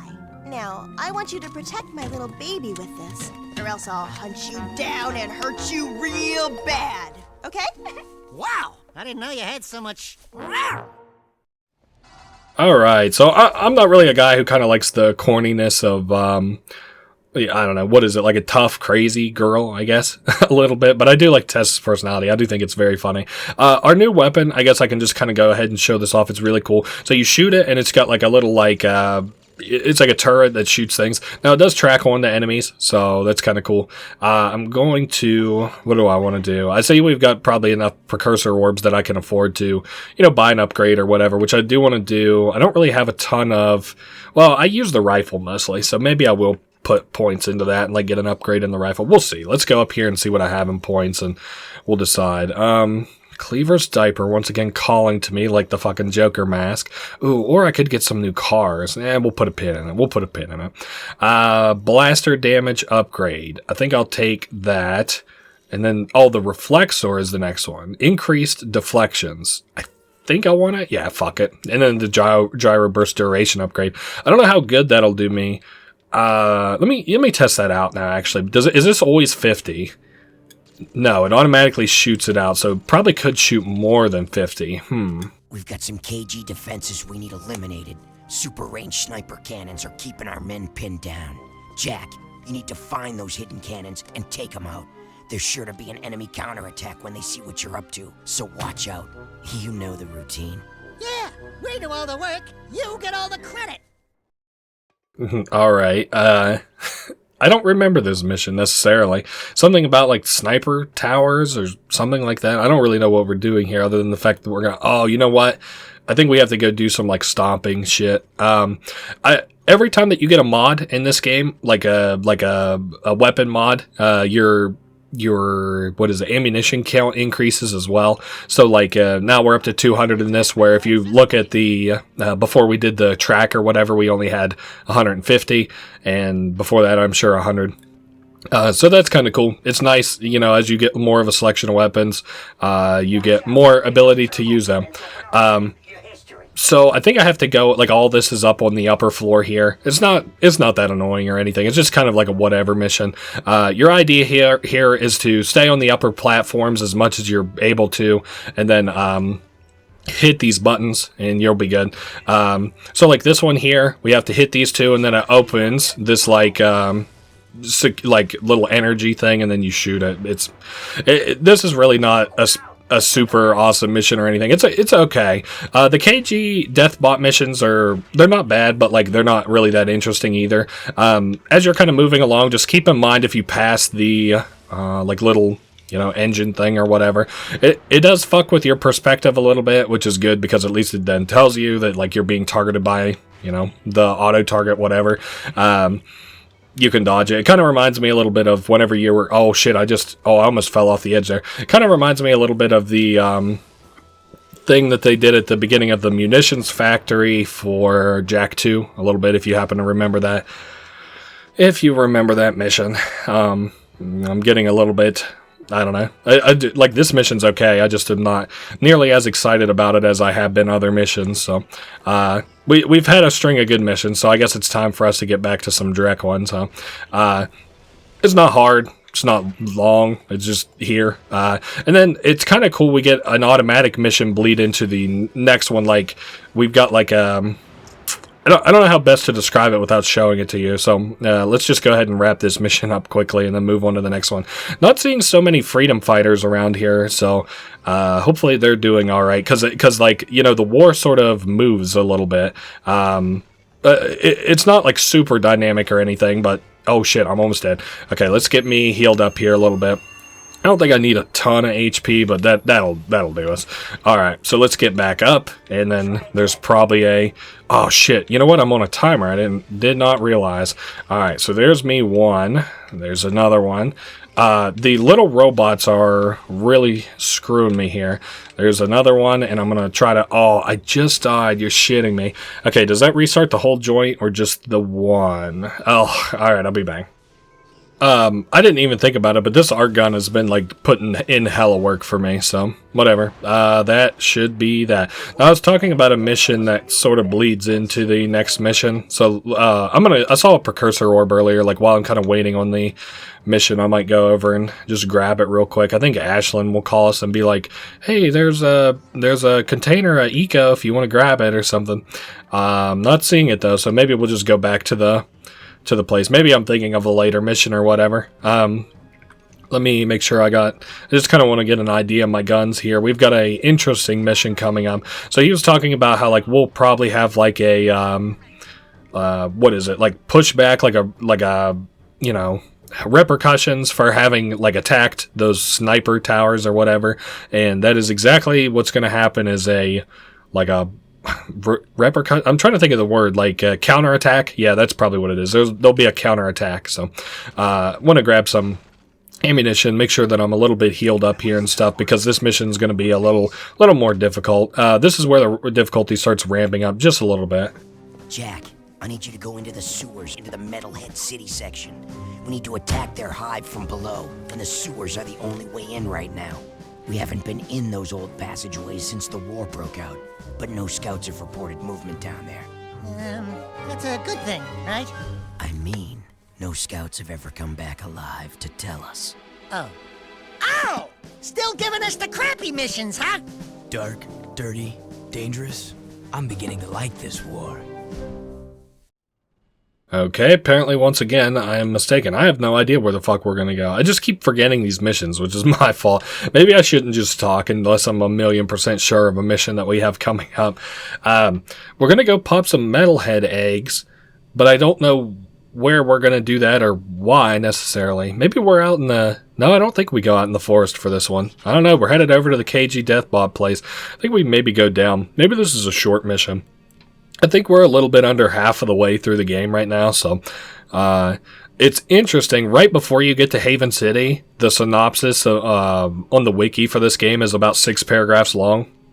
Right before you get to Haven City is only the first paragraph, so this game is like denser towards the end of it, if that makes sense. Like the beginning is like a lot of missions, like really easy missions, and you don't really have a ton going on with them. But the later missions, there's more to kind of go on.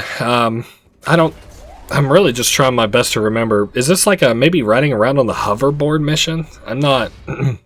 I'm sure as soon as I see it, I'll know it. You'll know it if you see it. So we're headed this way, I believe, hopefully. There's like these like poison gas kind of things coming out of the sewers down here. I bet it fucking reeks down here now that I'm thinking of it. Oh, man. All right. Is it like going to be like a numerical mission thing where I have to like pop 6 things, or is it going to be a thing where I have to just like get to A to B? I don't know. You know, for a place that also has metalheads, I'm seeing an awful lot of KG Deathbots, which is like, you know, you come to find some interesting, you know, like the story sort of hints a lot that like they're working-ish together, and I don't remember when that happens or whatever, but it is kind of cool. I think that there are parts in this game where you can see the KG and the metalheads sort of fighting, so that's cool. Like, it's a war on 3 fronts a little bit. Sometimes there's like, you know, little truces, and another thing that's kind of interesting is you eventually, somebody like is trading something like you're like, hey, I need this old piece of precursor technology, and the guy's like, oh, I just sold it to a metalhead or whatever. So like metalheads, I guess, can clearly talk, so they're kind of a little bit like if you remember, what were those things called? They're like the main villains from the first Jak and Daxter. They're lurkers. Lurkers is what I'm thinking of. So like how there were all these lurkers and they all had like, like there were some fish lurkers and there's a shark lurker and stuff. And then it like, some of the lurkers in the second game were actually able to talk and they were like slaves and stuff like that. So like they got stuff going on in like society and shit. So apparently, maybe like a light version of that is happening in, the metalhead sort of community a little bit, even though as we go through like the metalhead shit, we're going to be able to see that, they've got, like an interest. They're like a bug society a little bit. They've got like hives and they've got like eggs and stuff like that. So not quite like lurkers. I guess, lurkers are probably mammalian. I don't know why I'm thinking so hard about it. Like, I'm not even really thinking that hard about it. Like, you should take everything I say kind of with a grain of salt a little bit. This would be a very fun game to sit down and like do a lore sort of video for, only because like all the Jak and Daxters, maybe all the Jak and Daxters, most of them. It would be kind of cool to sit down and do that though, because I like the idea of like breaking down in a map and like sort of tracking the war effort for Jak 3 a little bit. I should have known that I was just going to shit the bed on that. So if you're struggling with this part, I'm pretty certain that like once you get sort of to the end of this and it's like your jumps are getting like closer as you're getting closer to the cannon, you can get down in this little like half pipe that you see below me and hop on your like little skateboard thing, your hoverboard, and go left to right on it, but I don't really need that. We'll do this, the recoil, because it'll go down into the water and it'll bounce down into the water, and it's just going to like handily finish these guys off. These things bounce even more now, the reflector gun, from what I had saw in that upgrade that we have. Maybe I'll go for more ammunition. I don't know. Maybe the next one, well, I don't know, because I don't really want the gun to fire more. The thing that's going to like shoot these discs or whatever. I guess I could show that off a little bit. Should be enemies here just whenever they're feeling it. Maybe I have to go a little closer to the edge. Oh, here's a button for it. Right. I want to show this off a little bit. The like disc shooting thing. It does like track them. So like, as they sort of come out, it'll focus them and stuff. I don't know that I want it to take longer though, because I'm worried it'll eat through more ammunition than I want it to. So maybe it'll like decrease the ammunition consumption as it fires, because I'm sure it's not a one-to-one shooting. I don't know. I'm just going to think about it a little bit, what I want to do with it for the next, kind of upgrades and stuff. And I mean, hell, maybe I'll play enough mini games where I can just pretty much get all the upgrades. The upgrades in this game from the secrets menu are way more interesting and fun than the last one. We are going around in like this sort of like maze like thing. This has the possibility to confuse you a little bit. Don't let it. It's so that we open a door in an area that we have to go through soon enough. If you like go in the flow of these guys, you probably won't even really see them unless you're like particularly slow or something like that. Let me just hop off of this, and then I might be able to, just do a little double jump spin. Have we seen eggs? Have I been doing what I needed to do down here yet? I don't feel like I've done shit. Can I look at the mission? Like, I don't want to see the map. Let's look at missions here. What? Reach Metalhead area via sewer. Oh, you know what? Fuck. I just remembered what we're... Okay. Now that I actually can read it, I understand what we're doing a little bit more. So we're actually going to end up... Like, the Metalhead area is, like, blocked off until we, like, go underneath of the sewer and get over there. I think it has, like a dark portal in front of it or something. Something we're going to see at the end of this mission and then pop, I'm sure. But we're going to get to this other side and then see, like, these eggs or whatever that we have to pop. So, I was talking about, like, this is like a metalhead area or whatever. So this is what this place looks like. Now Ashlyn is letting us know about this like dark eco sort of shipment that's, coming about. Like, we're going to have to get this dark eco shipment, which is like a mission that's outside of this mission that we'll have to do after this. So we have 4 of these eggs to pop. I'm about half and half. You can follow like these things that like propel you all around the level, and they'll direct you to where you need to go or whatever. I generally follow them until I get bored, or I guess probably die there, whatever. I think it's going to let us keep our egg count. So what I'm going to actually just do here, god damn it, once again, bye. All right, one more time of that embarrassing ass shit happening, and I'm gonna just cut and tell. But anyway, so I'm gonna just get on the side here. Like, I know it's less exciting, but it is faster. It's a little bit more dangerous, but like, this is just gonna follow the like path of the level a little bit, so there's no reason to like, I don't know. I didn't kind of get what they were going for here, like with like letting you do this both ways. I would just like cut off the. I don't want to do that just yet. That's a little far out yet. I would just like cut off either side of these, like make it maybe so infested with enemies or something like that, or like make it deadly over here until you pop the eggs or something. Now this might be a little bit hard to clear the jump on. Whew, that was a close one. Alright, so we're on top of here. Sorry, I don't normally do that, but I just kind of, I don't know. I don't want to be stuck, like, just doing the shit-ass jet glide segments there, while I don't have to. Alright, so now we've popped our second one. The later eggs are actually way quicker than the earlier eggs, so that's nice. Yep, and we hit that one just in the nick of time. I always like the look of the metalhead area. I hate vermin. Like, I hate, like, bugs. I hate things that nest. I hate, like, you know, like rats and stuff. They're all gross. They're disgusting. Like parasites and stuff. They're all fucking gross. But in this game, like, I like kind of the look of the things around here. I guess it sort of gets melded a little bit with, like, technology, I suppose.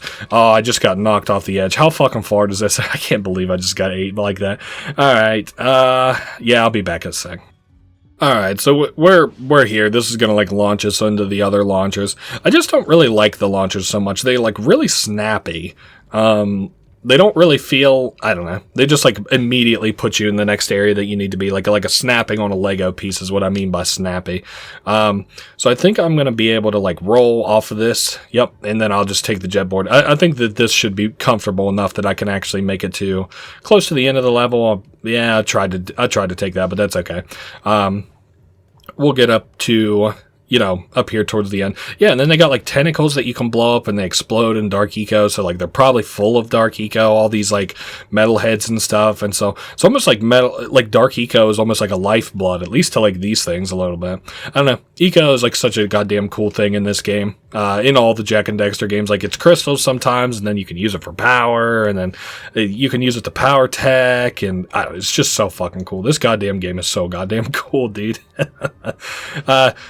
Maybe there's, like, I don't know, maybe I'm just, like, sorely misremembering some stuff, but I remember the story having, like, a chronology to it, like a beginning to an end, and then it kind of, like, is cyclical in on itself, and, yeah, I don't know, they got some stuff that's kind of going on in space, but kind of like they wanted to do, like, the Kids Next Door in space. I'm, like, very glad that it didn't continue in that regard, because that would have been a very fucking boring thing. I don't know, maybe it would have, like, bled into, like, some Ratchet and Clank bullshit, but hard to tell.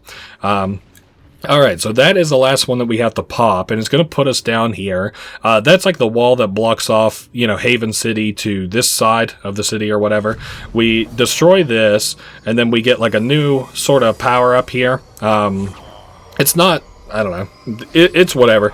I don't remember this having like a ton of practical use or whatever, but it is cool that you like get another sort of power up, like from something. Like you're not just getting it, like you're getting it because you kind of like absorb the power of this like egg or whatever. So, all right, cool. So that just pops it. Like I said, I don't see a ton of application for it, but whatever.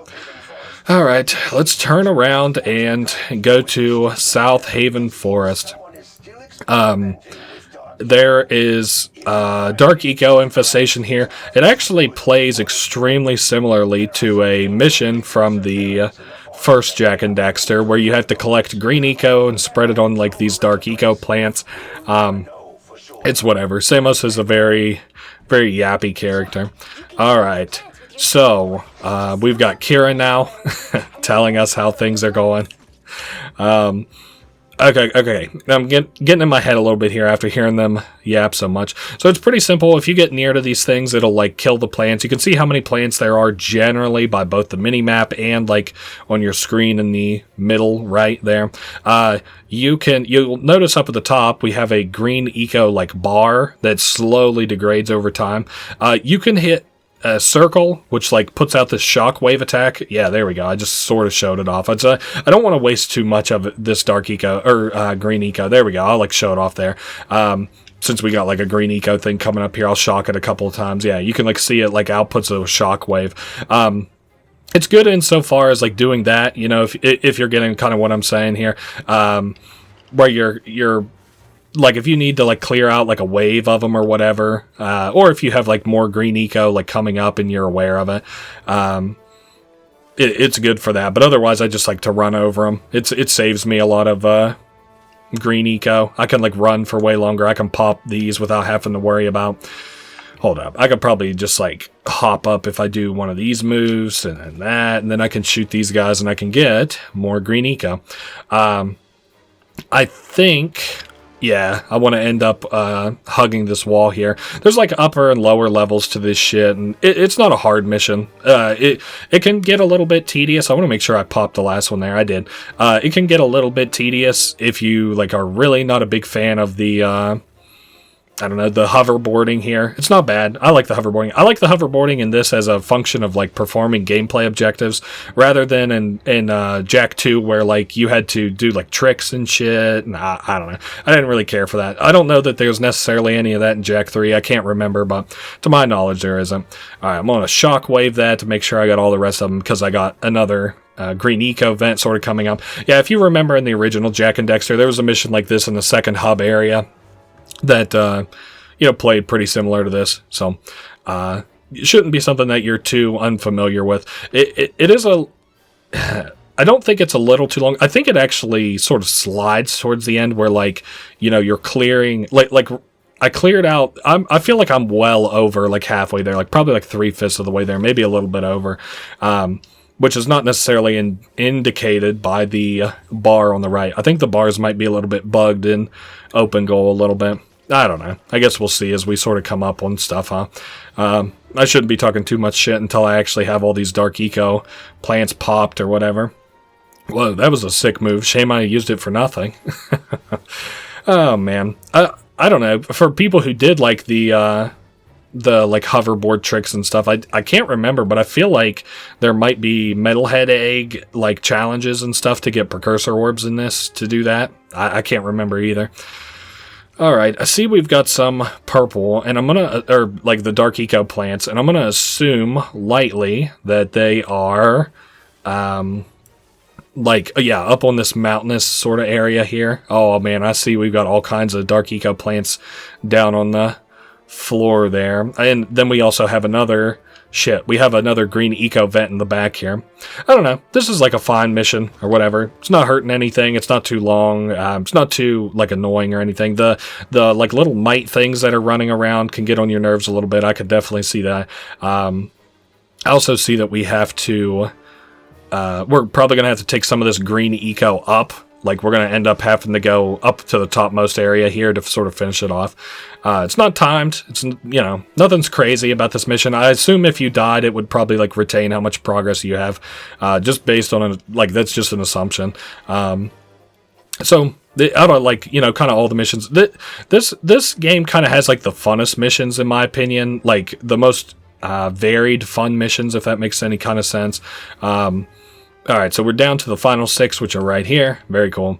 And then it opens up like a precursor joint we're going to have to go to. Hey, that's not all that far. We might have a cutscene here. I don't really remember. Okay, so we have to get 5 special artifacts to activate this, like, platform sort of thing here. Oh, you know what? I think this is just another piece of Mars armor. I wonder what that is. Maybe like kneecaps. Oh, shoulder armor. Sweet. Is it both pieces? Yeah, it looks like it. Alright, where is the fucking exit? Let's get out of here. So that thing like raises, and to get it back down, I think we need the 5 sort of artifacts it's talking about or whatever. So we'll try to keep track of it as best we can. Looking for the fucking exit while the map is not quite working. Oh, it's over this way. I really like this character, Jinx, that we're going to have to run into. I think he's kind of funny. Like, he's got, like, a lot of personality for how, like, little he is in the game. But, like, Jinx is, like, kind of, like, a funny-ish character. He's got, like, he's funny. He's got, like, personality to him. So, I was hoping that there might be a... Wow, my map is just really not doing it. Oh, okay, so Jinx is over here. So, we can just go over and handle this mission. Alright, don't get all up in a huff and a puff there, ape metalhead. Oh, goodness, excuse me. Yeah, he like calls us pretty boy. He's like, hey there, pretty boy, ready to rock and rumble? He's like, he like makes fun of Jack. Torn calls him their bang expert, so like a demolitions expert.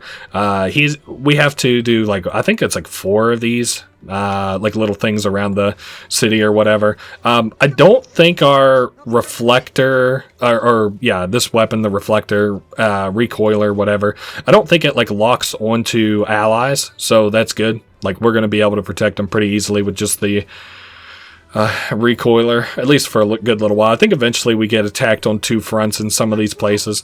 It does explode. I don't think it's like a powerful explosion, but it is a quick explosion, so your vehicle might take some damage from it. So be quick on the draw there.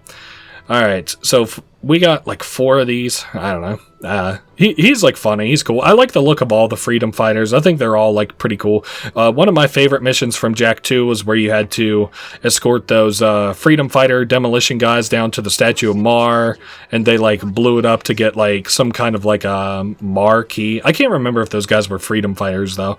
I sort of feel like they might have been guys hired by Baron Praxis? I really can't remember. Crew? Yeah, actually, I think they were hired by Crew. This one's super easy. I had where the enemies were actually spawning from that rubble there, which they didn't do this time for some reason. So, good for us. Alright, I would assume that we're going to do like one that's kind of on the outskirts of the KG factory, and then one that's like really in the middle of the KG factory, and then that'll be it.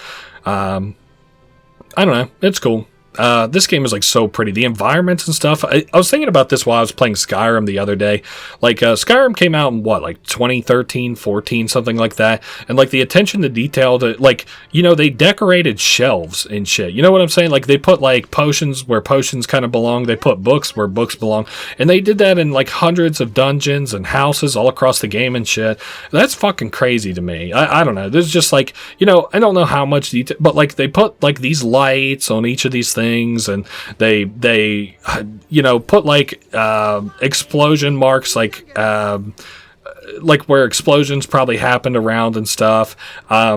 They put, I'm just wanting to like maybe point, like they've got vent grates below us. They've got, you know, all the like pipes running into the walls and shit. Like just a supreme amount of detail for just like a city, I guess. Like I don't know. I appreciate the sort of level of detail that's kind of gone into this game and stuff, and like Skyrim for that matter. I've been having a lot of fun replaying Skyrim lately. I just kind of I'm doing this time the opposite of what I would normally do every other time. So like this time, instead of siding with like the vampires in the wow, whatever the vampire DLC is, I can't even remember. Dawnguard.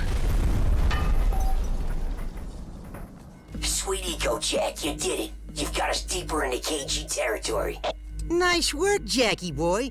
I'm gonna go see what I can scrounge up. See you on the flip side. Yeah, I fuck with that guy heavy. Anyway, I'm just gonna like team with the Dawnguard this time instead of like with the evil vampires or whatever. Maybe we'll see. I haven't had a chance to do it yet, so it's once again telling us about Dark Eco that we have to steal. This is a really cool mission. I'm looking around for it. I think it's actually a little bit sort of deeper in the territory. It's not going to spawn until she gets done fucking talking, so okay, so yeah, actually we do have to go a little bit deeper. It seems like it's on the ass end of this factory. There's a lot of moving parts in this mission that's coming up. It's kind of interesting to me. I keep like wanting to talk about it even though we aren't there yet. Firstly, it's cool because it's like a mission that's always going to be active until you actually do it. It's not like the mission objectives where I have to go all the way over to the bar if I want to do the next bar mission for Torn, and then I have to go, you know, to the carrier if I want to go do the carrier mission. All right, so we hop into this, and it automatically fires up like this anti-air defense, and the missiles are going to just like auto-track us. We cannot stop the accelerator, but like extremely briefly, and I mean extremely briefly. Like you don't get no breathing room on this one. You pretty much have to hound the accelerator. There are arrows around, but they're kind of hard to see. If like you kind of got to make a use out of both the arrows and the like mini map down in the bottom. But you don't want to like take your eyes off either of them, or you'll get fucked. So This is pretty easy. You just shoot these decoys, and the missiles will end up tracking the decoys. We've got plenty of time. I think I've got, what, like 4 or 5 missiles here, so that's like, what, like 20 seconds per missile or so. Alright, this one here is going to be a little bit hard for me to kind of cut. Okay. I don't know if that was... I don't think that was a success, but I do think that that decoy is up. There we go. So they do have an amount of time that they will stay up, which is interesting to me. I didn't know that. Alright, so let me maybe whip it around. There we go. Alright, so we're down to 2 missiles and 1 decoy. This is actually really funny to me. So, like, you know, Torn heard that, like... you went and got this eco and then there were missiles after you, so like he deployed these decoys. That's fucking sweet to me, dog. Are you kidding me? Like, that's cool. Now granted, he did not use enough missiles, but that's okay because we're gonna use the Daxter sign. Crank that sign up to full brightness. Hang on, Dax. It's gonna be close. My beautiful monk! Alrighty. Let's do the next Torn Freedom Fighter mission before we do. The carrier thing will take us over back to the desert, is what it does. It's our quick access back to the desert. So let's talk to Torn first. Jack, we've got word of a new assault on the port. They're trying to take us out once and for all. The strange thing is, we're seeing movement from both the KG and Metalhead fronts. It's like they're working together. We've got to repel this assault or we're through. I hate to do this to you, but I'm putting you on the front line. You're my go-to guy. Stop any KG or Metalhead units from reaching this place. If we lose this one, we're history. So yeah, once again, what I was kind of talking about earlier, this is a little bit of like an arcade mode where you're just trying to, like, you know, live as long as you can, like, and win, you know, like kill these monsters or like enemies and like go as long as you're able to. And then eventually, like, yeah, you get like little weapons that sort of spawn in. Oh shit, I didn't mean to shoot you, buddy. I don't know that the Crimson Guard or the Freedom Guards have to live, but I do know that the civilians have to live. So if you're in an area with civilians, they all have to live, the civilians. What else was I kind of saying here? I guess, you know, we got a little bit of heals. Try my best to protect the Crimson Guard, or the Freedom Guard, but it's not the end of the world. We'll shoot that up. That'll give us some sort of auto defense here. Kind of sucks that I don't have any close quarters defense while it's ongoing, but whatever. Alright, so there is that. And it's going to like automatically sort of teleport us around the town and shit. What else was I kind of... I feel like I was saying something... Oh, yeah. So this is once again like an example of like where I was saying that... You know, Torn, like, is like, if we have to, like, win something, like, a mission objective has to be completed no matter what, I, like, deploy, you know, Jak and Daxter. Like, that's the guys that I send in. So this is, like, you know, again, like, another sort of example of that is, like, he needs us on the front line, so that's, like, what we're doing for him is coming out here and being on the front line. So this is, like, what the front line guys are dealing with, I guess. Unfortunately for the... You know, Freedom Guard, like, they have, like, a lot of these enemies to deal with, I suppose. Like, normally, I guess. I think it's cool, like, they got, like, the Freedom Guard, like, patrolling in the city normally and stuff, and, like, we can see them around, and they, like, fight, you know, albeit, like, metalheads or KG fucking units and stuff that are still in the city. I don't know. It's so fucking cool. I wish that somebody made, like, a good mod for this, like, a good RTS, like, mod, maybe, or, I don't know, what other kind of, like, niche game types could this game, like, sort of have? Because they already did, like, what, racing and then, like, dog fighting, so there's, like, 2 niches. I wouldn't want to see, like, a rhythm game. So, we have to protect the civilians. This one is a little bit annoying. I'll tell you this, I don't think your bullets affect them, though. So, that is the half good news. We've already lost 1 civilian. This is probably the best weapon to have to protect these civilians. Because there's going to be, like, a lot of mites. Well, I guess now we have that. This will just, like, let me protect these guys by standing right on top of them, though. Thankfully, like I was saying, oh, shit. Your weapon can't really deal damage to them, so that's good. I guess I'll go, like, Dark Jak and, you know, just kind of, like, swipe at these guys a little bit. I don't know if I can get hurt as Dark Jak, but it's my plan to use, like, the Dark Bomb right about now would be good. Perfect. I do think I lost another civilian, so we're down to the very last one. Pretty unfortunate. We'll just hope that this is the last wave here. I have been known to lose this one before. I think this is like, especially for a kid, this is a fairly hard mission. Not saying that I'm a kid, but I'm just talking to talk here. Alright, load her up and let her rip. Load her up, let her rip. Holy shit, this is like a lot of enemies. Oh my god, can I get like some fucking freedom guards over here? Like, please? Like, give me just a little bit of help. Oh, I can't believe... Dude, I was trying so hard. Alright, I'm gonna assume that I'm kind of close to where I was. I can't really tell, because other than the fact there's a fuck ton of enemies around, I was probably pretty close then, if I'm as close as I sort of figured I was. So we don't have to protect the civilians anymore. I believe it's now just down to our HP, like, you know, just living based off our HP. We have these, like, sort of Death Walker bots or whatever, Crimson bots, who the fuck knows. These are, like, one of my favorite sort of enemy types from this game. It's also really cool because you eventually can, like, play as one of these things. We can, like, hit the bomb at them. It does deal a fair bit of damage to them, but, like I said, just mix it up a little bit, these guys, on these guys. I think we have to fight, like, 2 or 3 of these guys. I see we got more HP over there on the corner. Oh, shit, and they killed that Crimson Guard. Alright, we'll heal up a little and move into the next phase. Yeah, I think we have to kill 2 or 3 of those, like, spider bots. I don't know what else you could really call them. Wish I had heavier firepower for them.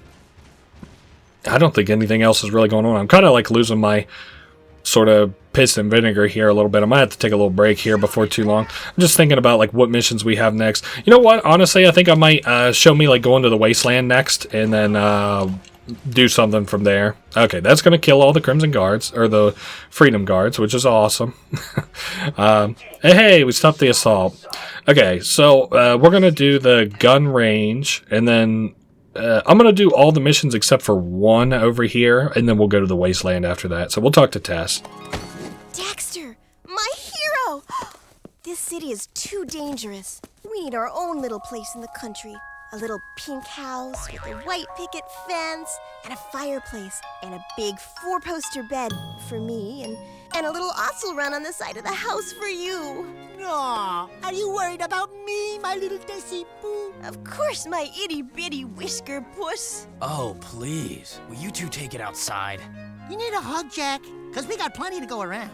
Rumor is, you two are the only hope we've got to reach the catacombs. I've programmed the gun course to simulate some of the new enemy tactics. Want to try it out? Okay, so this one is a lot more difficult than the last one, at least in terms of, like, hitting the scores or whatever that you got to do. We have to hit 11,000. It sort of feels like my ears need to pop a little bit.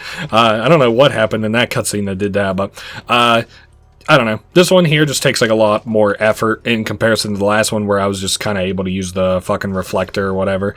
Maybe I'll just use this gun a little bit. I'll try my best not to hit civilians. I'll, like, melee, you know, bots and stuff as I kind of can. Oh, they're, like, actually hitting back and stuff. That's interesting. Something about, like, you know, we'll get another gun mod for this. The gun mod is actually not really all that interesting, the gun mod that we get. It's that, I don't know, it's not bad, it's not good.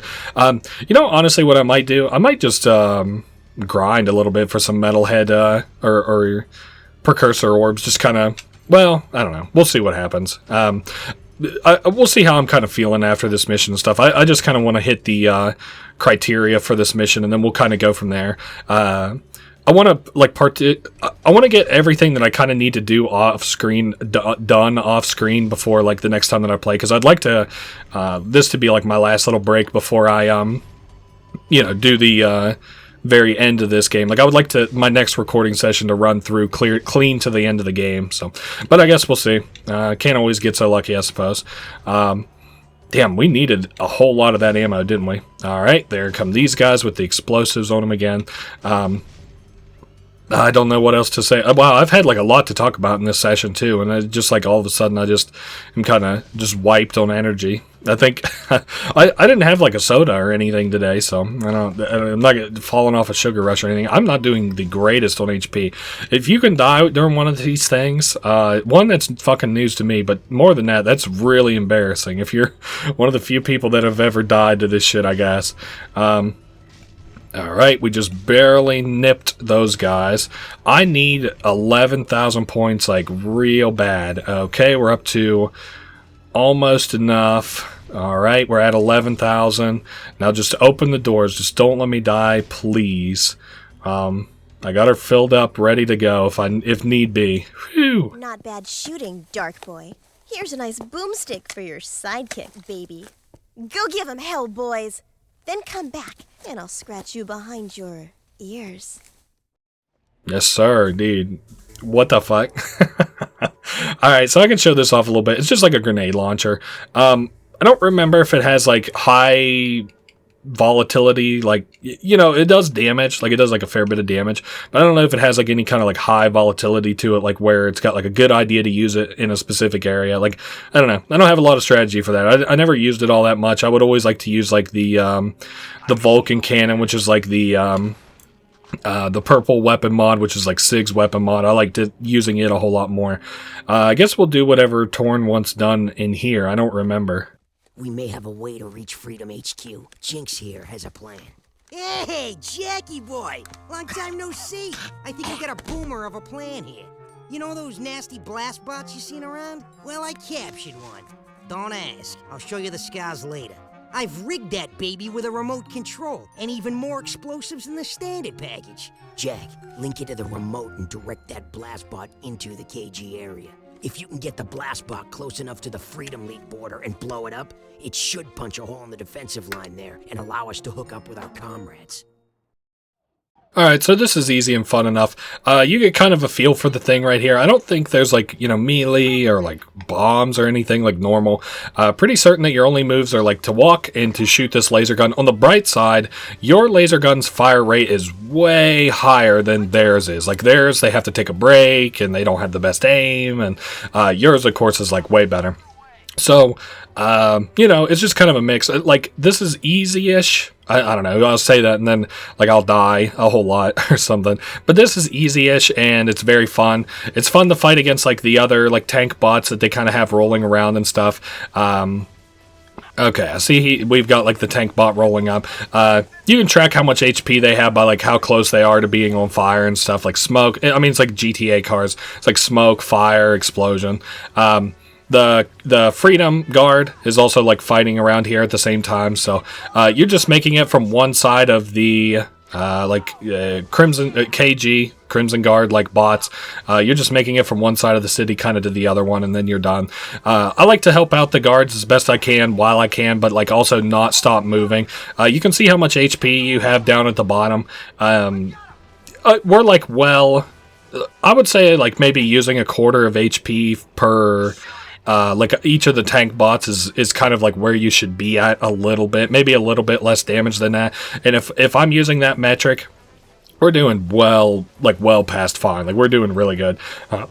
So it's my intention I'll blow that guy up, and then I'll, like, wipe out the rest of this area. We got, like, a lot of Freedom Guards around and stuff. We can't refill HP, so that's something to keep in mind, is, like, I can't, like, pick up things to refill my HP. Couple of Freedom Guards around. I think we're going to run into one more tank bot, and then, like, we'll be sort of done, I guess. Like, at least as far as, like, the imposing enemies. We can't get hurt by the small enemies, but whatever.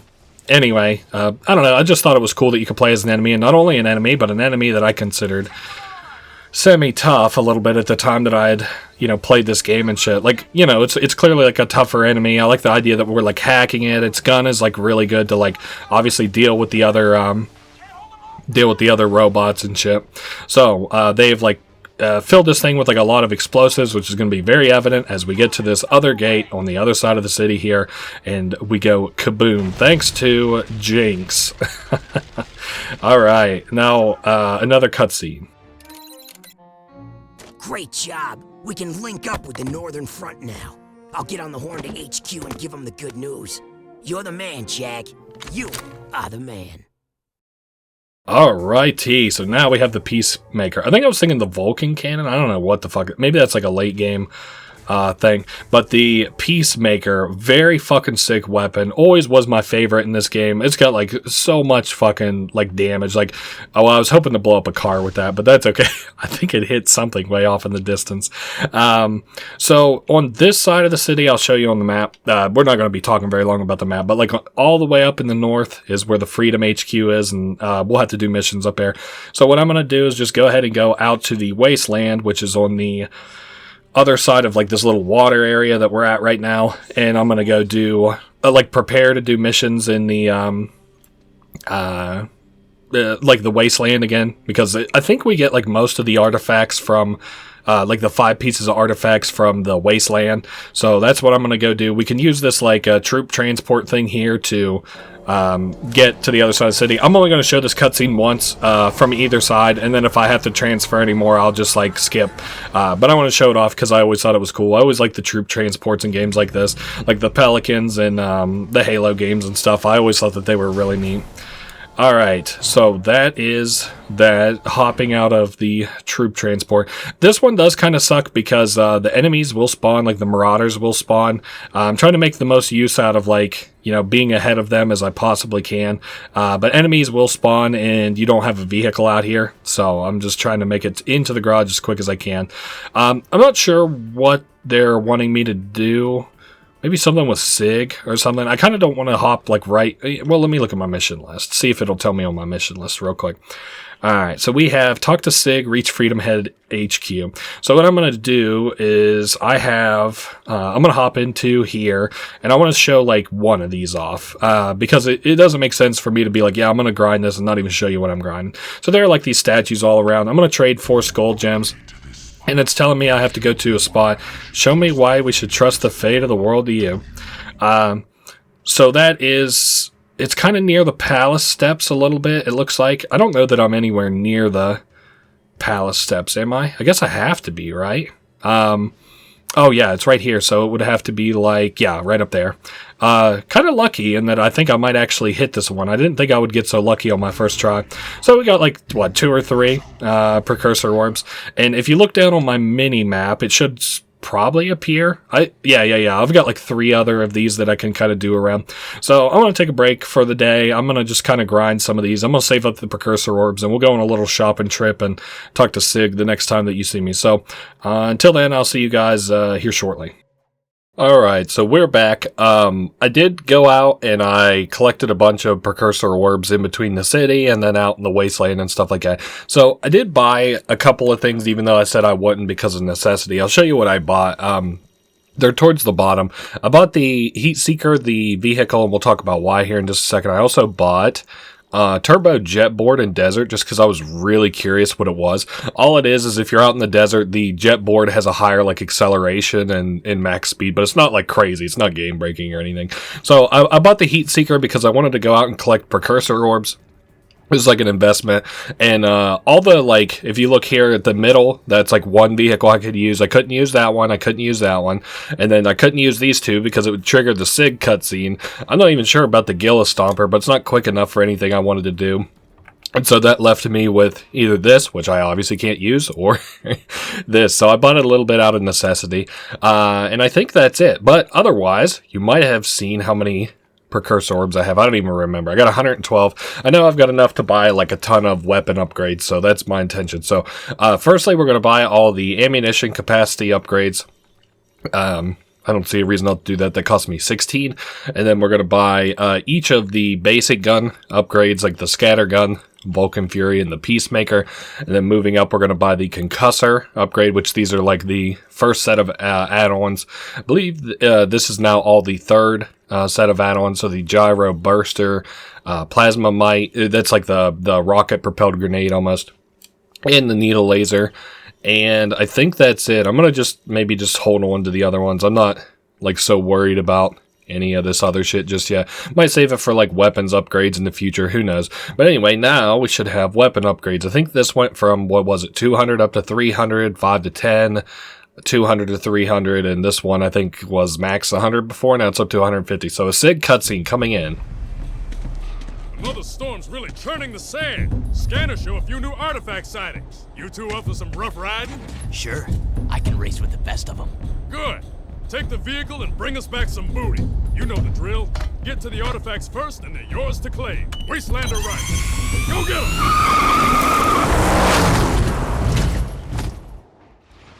Okay, so simple as that. We're doing another artifact collecting mission. I guess it's Wasteland or Rights, if you finders keepers, more or less.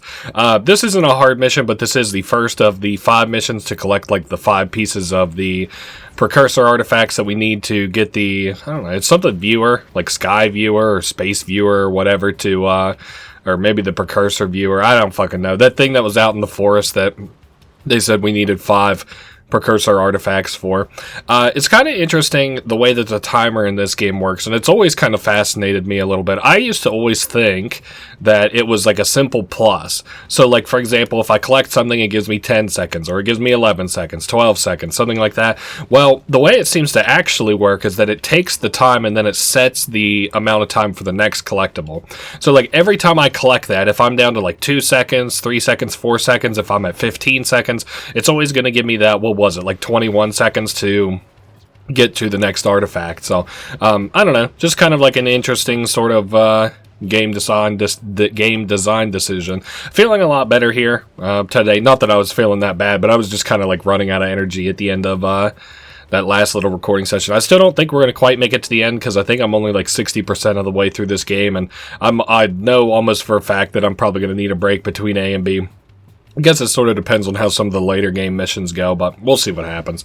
I don't know. I really don't have that much interesting shit to say here, because the Marauders just get on my nerves, and this is like a very basic sort of mission a little bit. I don't know if I'll talk... Wow, goodness, I'm all of a sudden just like out of...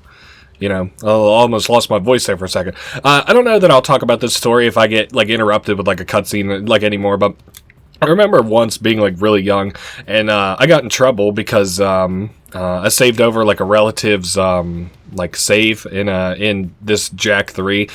It was the mission, if you remember, where we first get to see Cyber Errol. And I just remember like playing up to that mission in the day, and I was like, oh, okay, that was a lot of fun, save my game or whatever. And then the person that I'd lived with at the time, you know, I was like a little kid or whatever. I wouldn't have probably done that as an adult, but as like a kid, he came home and he was like, I go to work all... It wasn't my dad. It was just like, I don't know, like an uncle or something, or like a cousin or some shit. He was like, I go to work all day, and then I come home and my game is saved over. And for the longest time, I was kind of bitter about it. I was like, damn, you're really going to like chew a kid's ass. And then I guess I got a little bit older, and I see where everybody's kind of coming from. I don't know. The point was made. I shouldn't have been doing that, but at the same time, like, I don't know, how much can you chew out a kid?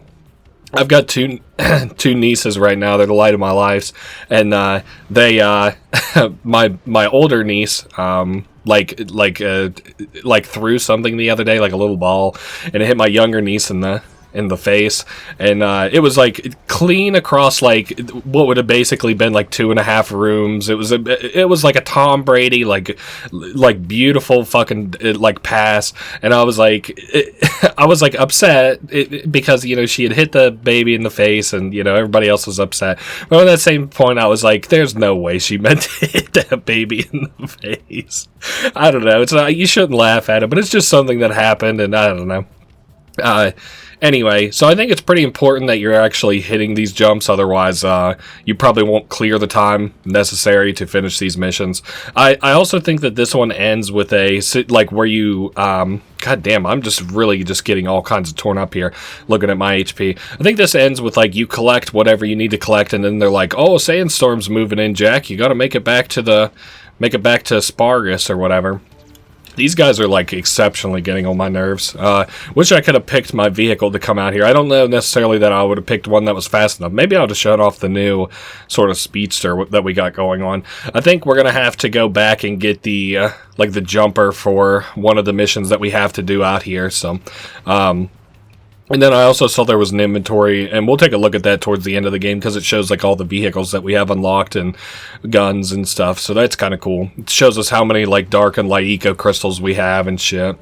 Alright, thank God. I think that was fucking it. That's the Hollow Cube, the first of 5. Wow, we really did. They just really did not give us fucking any time at all to get back to the city, did they? As long as they don't spawn nothing in front of me, we should be fucking fine. All right, 765, and we made it. All right, so we got the hollow cube. What do I want to do? New secrets are now available. Let's see. In the market for eco crystals, I want to see what they're offering me in the city. Like, what's the other... Well, shit, that ain't gonna tell me nothing. I want to see what my mission selection is here. Metal, talk to Damus, destroy Metalpede's nest, reach Freedom Head HQ. Alright, you know what I'm gonna do? I'm gonna pop in and visit Damus, and then we'll go do the SIG mission. Because I'm wondering if Damus is not gonna give us, like, a mission that we have to do out there anyway. So, we might as well go see what he says that we're gonna be doing as it stands. So, whatever. I'm hoping to get I saw we only have 2 of the pieces for it to be a citizen of Spargus or whatever. I happen to see that in our inventory. So, you know, we didn't get a reward clearly for having not killed each other, me and Sig, in the arena. Kind of crazy that Damus put us against one another, knowing that we're like 2 great warriors, and he probably would have lost one of us. I don't know that that's the best way to vet your warriors, is to put your 2 strongest guys against one another. It's fun for Lego, man, but not so much for warriors that you need in the field. Alright, what's Damus got to say? Keeping people alive out here, keeping them full of hope, it can be daunting. I'd say you've made a good life here. You too must make a life, Jak. Take your destiny into your own hands. Look, sand cannot keep a shape by itself, but add water, and it becomes malleable. Fate can be such if you add the right element. Eco. Our minds think alike. My monks say the world is coming to an end, but I am a survivor. I say we live on long after this world dies. Be ready. You are shaping up to be one of my finest warriors, and I'll need you for the trials ahead. I mustn't lose you, like I lost my son. You had a child? Long ago. But much has been sacrificed in this war so that others could live. Anyway, it matters not. We're having serious trouble with marauders lately. I want you to take a vehicle and hunt down their warrior patrols. Go, and make war your own. Alright, so we learned a little bit that Damus had a son there. And I'm glad that we came and talked to him, because we're gonna have to... We might as well make one fell swoop out of going out and fucking around in the desert and stuff. I don't dislike the desert missions. These next 2 are kind of eh. The mission with Sig is okay, but the mission with the fucking Marauder... Like, I want to go do the Marauders mission. That mission fucking blows. I'm already thinking about it, and I'm like, oh, boy. It's just, like, sitting in my stomach like a fucking, like a cherry pit or something like that. It's not going to be a good mission. It was the only one that I struggled in the 70% that I made through... 70% that I played through this game or so. I'm also interested to know... like, if that 70% is very accurate. I guess it seems to be. Whatever. So we're going to select the hopper thing. Let me get off the leaper. I don't know. I also just kind of kill him a little bit sometimes, like, whenever I go to an area. I don't know why I do it. It's just always been, like, my mentality. Like, I don't want anybody to use this but me. Like, not, like, as I'm the only person who can have it, but, like, I don't want it followed, if that makes sense. So I probably shouldn't have picked this. This is a completely different mission than what I... fucking thought it was, but that's fine. I thought this was something else. If you look down at the bottom of the screen, this is a little bit, like, I'm going to show you what's going on here. So orange things that are, like, bleeping are, like, suicide bombers a little bit. The red things that are blinking are the things that we actually have to destroy to complete the mission or whatever. I don't really have a great ranged weapon, so I'm going to try my best to speed through the, by destroying, like, the catapult things. I guess that's what you'd consider them, right? These marauders have, like, catapults. This was, like, an extremely fucking horrible decision by me, too. I thought this was just, like, another mission, is why this has become so butchered. But if you look at the HP, we're actually doing pretty well fine on it, I guess, all things considered. These guys, like, don't have the greatest track record of just, like, focusing the wall, so that's kind of nice. Also kind of crazy that I'm the only guy you have on defense right now. Like, you know, where is anybody else doing anything else? Well, Sig is just kind of waiting, I guess, out in the caves. I don't know, it's cool that, like, you know, you get to, like, see some other people that are in Spargus. Like, it would have been very boring to just see Damus and, like, know that Sig was you know, like a spy or whatever. But instead we get to see, well, what was his name? Cleaver. That was another guy we got to see, so that's cool. I think we're doing alright on HP. You should just be able to finish this thing off here, and then that'll be it. It's got something for us to pick up. It is the beam generator. Neat. I don't know. These, you know, I talked a little bit about, like, I talked a little bit about how, like, I'm interested in, like, the precursor artifacts and stuff like that, but, like, I don't know. Those 5 to make up, like, the viewer is just, like, not, it doesn't do it for me. Like, out of all the cool little precursor artifacts and shit, Amulet of Mar, the precursor egg, all this shit, just really does not do it for me. The like just random pieces of shit that we're grabbing for this. So we have to head to like a marauder's den. I think they said that they like attacked a dig site. It's a little bit convoluted, but seems asking us to do something so that we can get another piece. I'm sorry, I got stunned by indecision there. He's asking us to grab another or to help with this, and I believe what we get from it is another piece of the whatever the fucking thing is. It's like the Star Viewer or whatever. I'll eventually get the name of it, eventually, whenever we go back, probably. And then we're going to have to do the HQ fight back in Haven City. That'll be fun. I'm hoping, there's actually a very rare enemy that I'm hoping to talk about once we get out there. I've not, like, modded or changed this game at all. So if we see the rare enemy, I'll show it off. If not, I'll talk about it a little bit. Well, I'm going to talk about it regardless, but it would be very cool if I happen to see it. Apparently, it's like a really rare enemy. People who know this game probably know what I'm talking about. If not, and you're curious about it right this second, even though I'm not talking about it because I don't remember what its name is, just Google, like, what would it be? Like Jak 3 rare robot enemy, and then you'll probably find it. He's got, like, some goofy-ass name that I can't remember. But anyway, here we are. We're at this, like, kind of weird that they have this, just kind of, like, weird artifact dig site all the way out here in the middle of fuck all nowhere, but also not many supplies around here. There's a couple houses, but I don't know where you're going to be digging exactly. This is sort of an odd confrontation. It's almost like a trap, sort of, but not even. I don't know. I don't want to hate on this, like, these couple missions so much, even though I just dislike them. It's just going to be like, you know, these guys are like ambushing us. It's kind of like an arena fight, but a little bit less, if that makes sense. So it does look like they only consume 50 bullets, and then they probably just stay around a little bit longer. So that's nice. I also have a lot of white eco, so we should win this one kind of, you know, close to non-negotiably. It shouldn't be that difficult.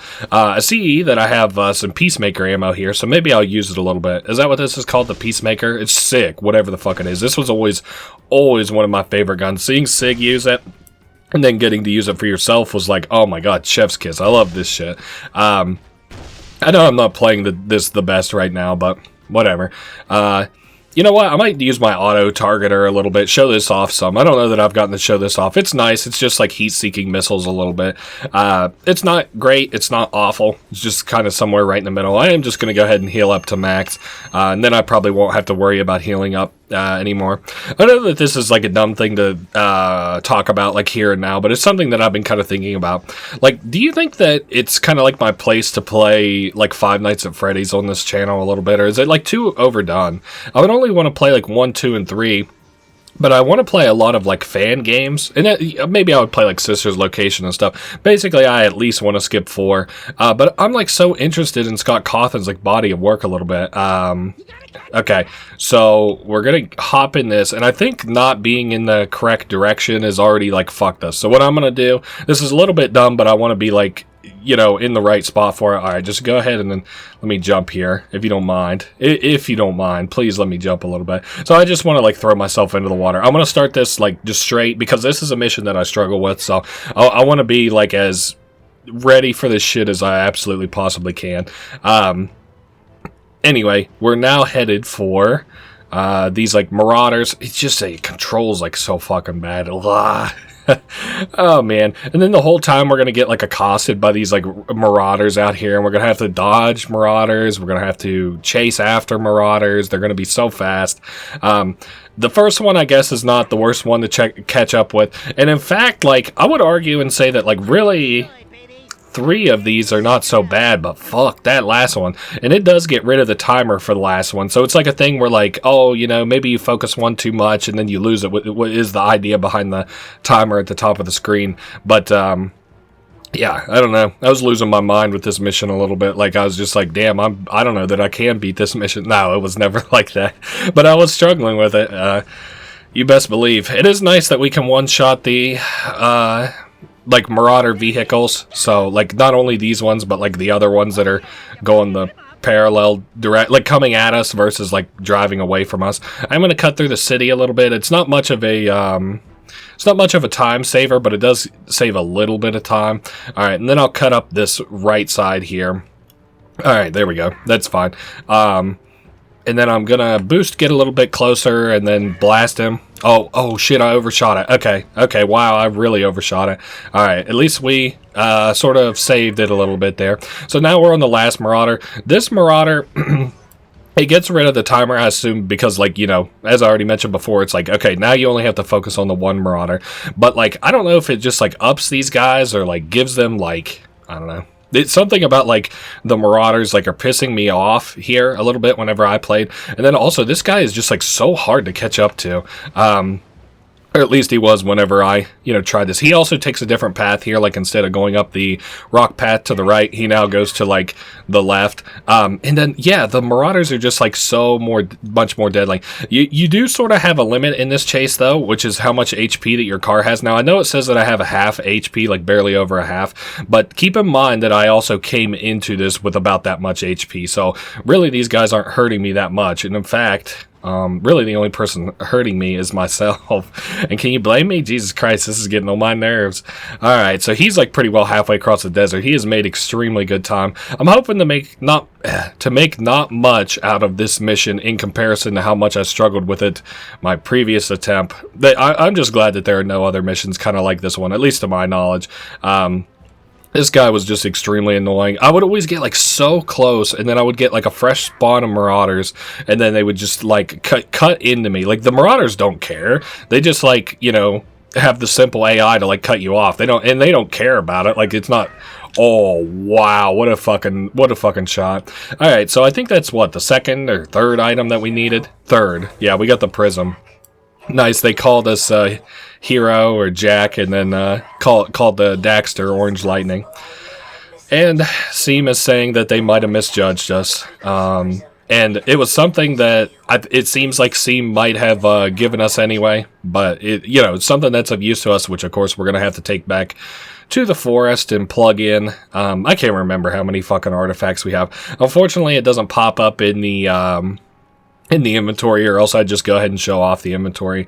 Yeah, I did a lot of these around here for, like, a lot of the vehicle stuff for, like, artifacts to, or not artifact, for precursor orbs, sorry. I'm getting the word artifact in my brain. Precursor orbs so that I could buy secrets and upgrades and stuff. I would kind of like to maybe show off, like, another vehicle.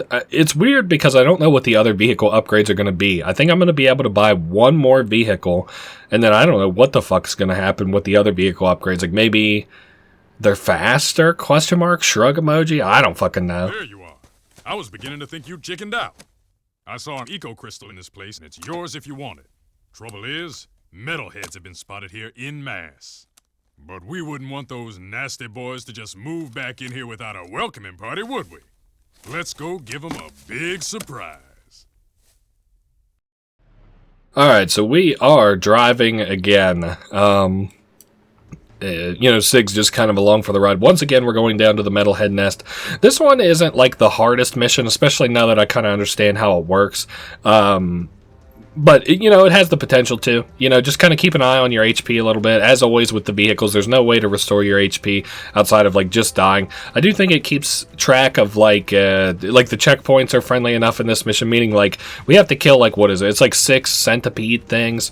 And after we kill, like, let's say I kill 4, I only have 2 left to kill. So, I'm thankful in that regard. Otherwise, like, they burrow underneath the ground for this mission. I could swear to God that there's, like, another way out of this area, so and it would maybe be quicker than just driving the whole ass way out of here. I don't know. Metalhead nest out here. No, we got to kill 5 of these things. Gotcha. Another metalhead nest. This one is the one that, you know, Spargus has to deal with. Paragus? I don't know. I think I've called it a bunch of different shit, and at least one of those things is something that it's not. So, it diving into you is like really where it's kind of dealing its damage a little bit. The bright side is that your gun will auto-target them, and I think it's like aiming for their head. So, yeah, there we are. I'm getting like lit up quite a bit by this thing, and I'm getting like torn up by the mites that are on me, or like the, you know, blood-sucking little things. If it ends up behind us, this, like, little burrowing thing in the ground or whatever, the centipede, I can, like, you know, whip the camera behind us. Alright, I'm gonna have to back up clearly here or something. There we are. He's back. Of course, the second that I lay off of the gun. I don't really like this mission. It's not awful, though. Like, you know, it's not a mission that I hate or anything. Thank God that one's done with. And then I think it spawns a couple of them, or maybe we have to just keep bouncing back and forth between the two areas. It's really not the end of the world, but it's also not very fun either. I guess it's cool insofar as you come out here with, like, this big vehicle, again, with Sig, and it's, like, supposed to be, like, you know, again, like, Sig is sort of a fan favorite and stuff, and it's always nice to be out here with him, and you've got, like, a cool, badass vehicle, but it's alright whenever the centipedes are, like, doing that move. The like, beam is a little bit of a pain in the ass, I guess. It's, you know, whatever. It not coming up out of the ground is really not the greatest. Yeah, I don't know. I just don't know. It's, like, you know, I guess attack patterns very well, clearly. Alright, thank God. And I have successfully screwed myself. Look at my HP. That's like nothing, dog. Alright, and it's going to be, like, really bad if I get, what is it? Like, if I'm wrong and the centipede shit does not, like, just, its HP does not, like, retain or whatever. I wish I could repair the vehicles. That would be really nice, but... Alright, let me try to, like, zoom back and forward a little bit. I just don't want the mites to kill me. Alright, let's see. What's the verdict? I'm gonna have to start from the beginning. Alright, I'll be back. Alright, I got a half a different strategy this time. And it seems to be working a little bit better, but that's like, play a little bit like you actually have a pair and you aren't scared to, like, you know, drive through this shit. I don't know, I just thought it would be sort of easier to contend with if I, like, just sort of posted up a little bit. I don't know. Anyway, I've said anyway a lot during this playthrough. I just really don't... I get into, like, saying something or dropping back into the game, and then I'm, like, just don't have any... Like, I don't have nearly as much to say as I think I do, I guess. Yeah, I don't know. Jak 3 is alright. I think like I said, I'll probably eventually play. It's not... I don't really have any super plans of playing, like Jak X or The Lost Frontier or anything, like, super soon. And I don't even know which one I'll play first. I don't know if I'm going to do, like, Lost Frontier first and then just be, like, end on a high note with Jak X, at least as far as, like, you know, keeping, like, canon. Because it's my hope one day that, like, if they ever make another Jak game, that they'll either, like, decanonize, like, The Lost Frontier. Not that it's, like, got horrific storytelling or anything, but I just kind of want them to just do away with whatever horse shit where, like, Jak can't control his dark Jak anymore or whatever. I don't know. I didn't really get any of that. But I'm kind of hoping that they just, like, do away with that. And then they just, like, do another Jak and Daxter. That would be nice. So, you know, Jak X would therefore be, like, the last canon game, even though it doesn't really have that much going on for it anyway. Alright, a light eco crystal. So we're going to take a look at the crystals, I think, is something I want to do. What's the last fucking mission it has us doing here? I know we're going to have to go to the garage, or maybe the point is to go to the garage. Does it want us to get a different vehicle? I guess, maybe. Alright, let's drop down here real quick. I want to get out of the cave, and then we'll, like, look at the inventory. See if we got, like, a cutscene or something, because Sig isn't really saying anything besides, like, yeah, we got the crystal. There's, like, a certain kind of, like, a tough guy in media that people have always kind of loved, like, wow, what's his name? Like Mr. T is one that I can think of. I don't know, people kind of like Chuck Norris, but I think that was more for, like, a meme than it was, like, about, like, Walker, Texas Ranger and being cool or anything. Yeah, baby! I love the smell of burnt metal, man. This is good practice for when the spit hits the fan. And trust me, it's coming. What's Damer's got to do with Haven City, Sig? none of your business. What was all that spying you did? Huh? Let's just say Damus lost a little something in the city and he wanted me to fight it. What do you care, man? Haven folk are a bunch of weaklings, you know that. They'd already lost the war before it started. Luckily, Damus has a plan to make sure we all survive. You're playing with people's lives. Why not? They play with mine. Survival of the fittest, baby. I suggest you get with the program and be on the winning side. And which side is that? The one on top of the pile. Unfortunately, it's gonna be a big pile. Yeah, a big pile of shit. I caught this. So now what? Just keep your nose clean and stay sharp. I'll tell you when the action's coming. Okay, so I just remembered we got like some kind of weird on rails segment that'll come eventually. It's nice because it's not difficult, but I don't remember what the point of it is. It's another one with Sig. I believe we're going to be on the turret of this thing while he kind of drives, so it's a nice little switch up. At least he's driving for once. Kind of cool. We got Sig on it. I didn't like still on the vehicle outside of that cutscene. I sort of figured that he might just instantly disappear or something like that. You know what? I think it has to do with like trade and the metalheads. Now that I'm thinking about it, I think we're gonna run into what's his name, Cleaver. It's so funny. I have like such a hard time with names in this. I was listening to my as I was editing my Star Wars The Force Unleashed playthrough the other day, and I was like having such a hard time remembering the name Juno, but then I eventually stuck it by saying like, you know, it's a character from a movie that I didn't particularly like. Cleaver, I need to find some very special precursor artifacts, but I'm running out of time. Wait a tick. I just traded a very rare artifact indeed to a nice band of metalheads. It was an ugly piece of hardware. Looked like a dog's breakfast to me. But those toothers paid handsomely. They seemed nice enough. Good ivories they had, you know, if you dig fangs and claws. I bet if you crank up that dunk, you and the offsider just might be able to catch him. I'll drive. Jack, you get on the gun. Daxter, just get in, sit down, and shut up.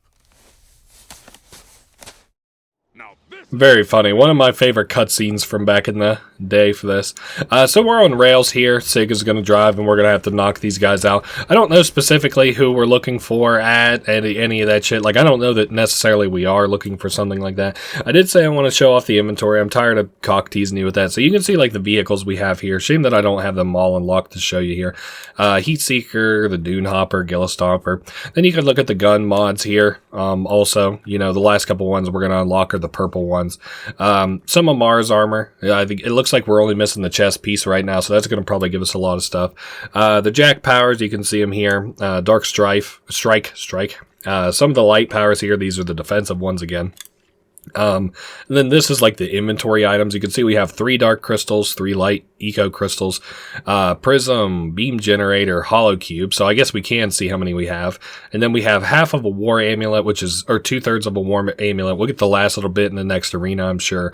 Gate Pass Asparagus lets us go in and out. Seal of Mar is the thing we were using to progress through the temple earlier. A jet board, and I believe that is it. So kind of cool that you can review your inventory whenever it doesn't really do anything for you in this game. In fact, like, well, it's not like, say, Skyrim. I think I've already talked about Skyrim in this playthrough, but it's not, say, Skyrim where, like, I can pick items out of my inventory and I have to equip them, and there's, like, a store, like, you know, maybe I've got, like, a book and I'm like, oh, I forget when I was at in this mission. Let me look at this book or something. Or, like, oh, there's a puzzle here. Let me look at the base of this claw and see, like, you know, what I need to be doing.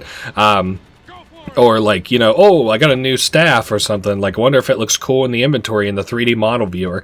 It's nothing like that. I can just see a kind of like a PNG of it, and it is nice insofar as at least I could use it to track how many artifacts and shit I have. So we're at, what, 3 out of 5 artifacts, and then we'll probably get a 4th one from this mission, and then that leaves only 1 more that we'll have to do or deal with until until we can go back to the Haven City Forest or whatever. Interesting to see all that farmland turned into a like a metalhead nest. Because, you know, it didn't have nearly as much, like, the water and the little acidic shit that it had and stuff that we saw the last time that we were in Haven City. Like, right this time, for this game, Jak 3. It didn't have all that in Jak 2, clearly. One of the things on our mini-map got so far behind us, I think it's going to have to pretty much despawn. No way is it going to be able to catch up to us, I don't think. Yep, it just despawned. Very cool. I tried really hard the last time I played to kill that thing, and I just couldn't get it to work. So I like this because it kind of operates like a grenade launcher in that, like, you know, sometimes it'll hit you and sometimes you'll get lucky and it won't. So I don't like grenade launchers in games for that very reason, but it's on the other side for one. So machine guns, I think, are probably my favorite weapon in most games. That is, unless, like, I don't know, sometimes, like in a multiplayer game like Fortnite, for example, I wasn't the biggest fan of machine guns. I actually kind of like sniper rifles a little bit, maybe automatic shotguns. Like, I just, like, really my preference in stuff like this is, like, how well I can sort of aim it and how much damage it deals across, like, all games, really. Yes, I did play Fortnite. It was alright.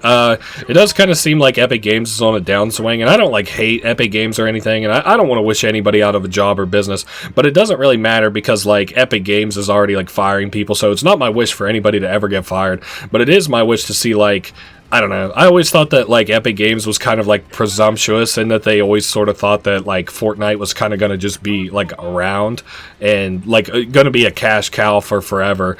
But, you know, games have kind of come and gone and thankfully, like, evolved and stuff. Well, it wasn't like, well, I'm trying to think of, like, a great game studio, but unfortunately they all seem to do that, don't they? Like, Microsoft has always been, like, a Halo joint. They make other shit, too. And they, like, you know, buy other companies and stuff. But then, like, you've got Ubisoft, who's just making Assassin's Creeds. They kind of don't give a fuck about old IPs. Now we've got, what is it, like, is it still Naughty Dog? Like, Naughty Dog that does the, Last of Us joints and Uncharted's or whatever. People apparently like the Uncharted's. I don't really have an opinion on them. I like see stuff every once in a while where it looks semi-cool, but not a game that I would ever want to play.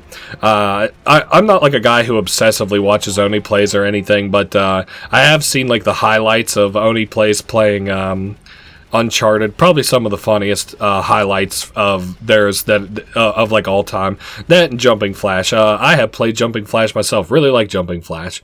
Very good game. Captures the 90s, like Chinese. Is that what I want to say? Like more like East Asia, like sort of feel than anything. So we got another artifact, and I think that's all. Huh. Well. Sig, do you want to go to the other city with me? Alright. I want Samos to be, like, done talking. Well, I guess I'll leave you here, Sig. Yeah, I just wanted to make sure that they weren't going to suddenly give us another mission all the way over here or something. So this is the other side of the cutscene that you can see where we're going to board this, like, troop transport and go back to Haven City. Very cool. Also cool that they painted the, like, troop transports from from red to blue to, of course, be the Freedom Guard. Very cute. Oh, another thing, and I was wanting to make sure that I talked about this. I always thought, what do we want to do? Let's, fuck it. Let's go into the forest before we go to, the Freedom HQ. I'm just kind of, she's talking about the planetary observation system, or what the fuck. Whoa, okay, whew, that was the button. I forgot which one was the button to, switch elevation. So I want to hop off this. There's something I want to show. I always thought that, well, the stars, yeah, there it is. I always thought that got bigger over time as you played the game. And as a kid, I always thought that. And then, like, I got to be an adult, and I'm like, oh, that's just, like, the whimsy of, like, a kid. Like, that's not true. And then I got to playing it as an adult, and nope, yep, that's exactly how it is, you know, the day star gets bigger, or I guess it's that purple thing way off in the distance. Sorry, it wasn't the green thing, the purple thing. I do think the green thing stays the same size. I don't know. I think that's the actual moon or the sun or whatever. Regardless, the maker ship does actually get closer, as Seam sort of described earlier in the game. He was like, oh, it's getting closer. All right, this is where my save stopped. So this was as far as I got. So I don't really know what we're doing here necessarily. I'm sure I will figure it out. Oh, we're hitting the nose, and then going through these gates. I guess this is going to be like a little time trial. Like I said, news to me, whatever all this shit's going to be. So we'll just experience it together. This is 70% of the game, if you're curious, or 72%, whatever it was, whatever you saw at the beginning of the game. Because I literally came in here and I was like, this game's fine enough. It seems like it's going to function all the way to the end. So it's chill. I guess I'm going to have to go through. Oh, you're fucking me. Of course, this is the last one. There we are. Not so bad. And then what's it doing? It's just like destroying these. Whatever.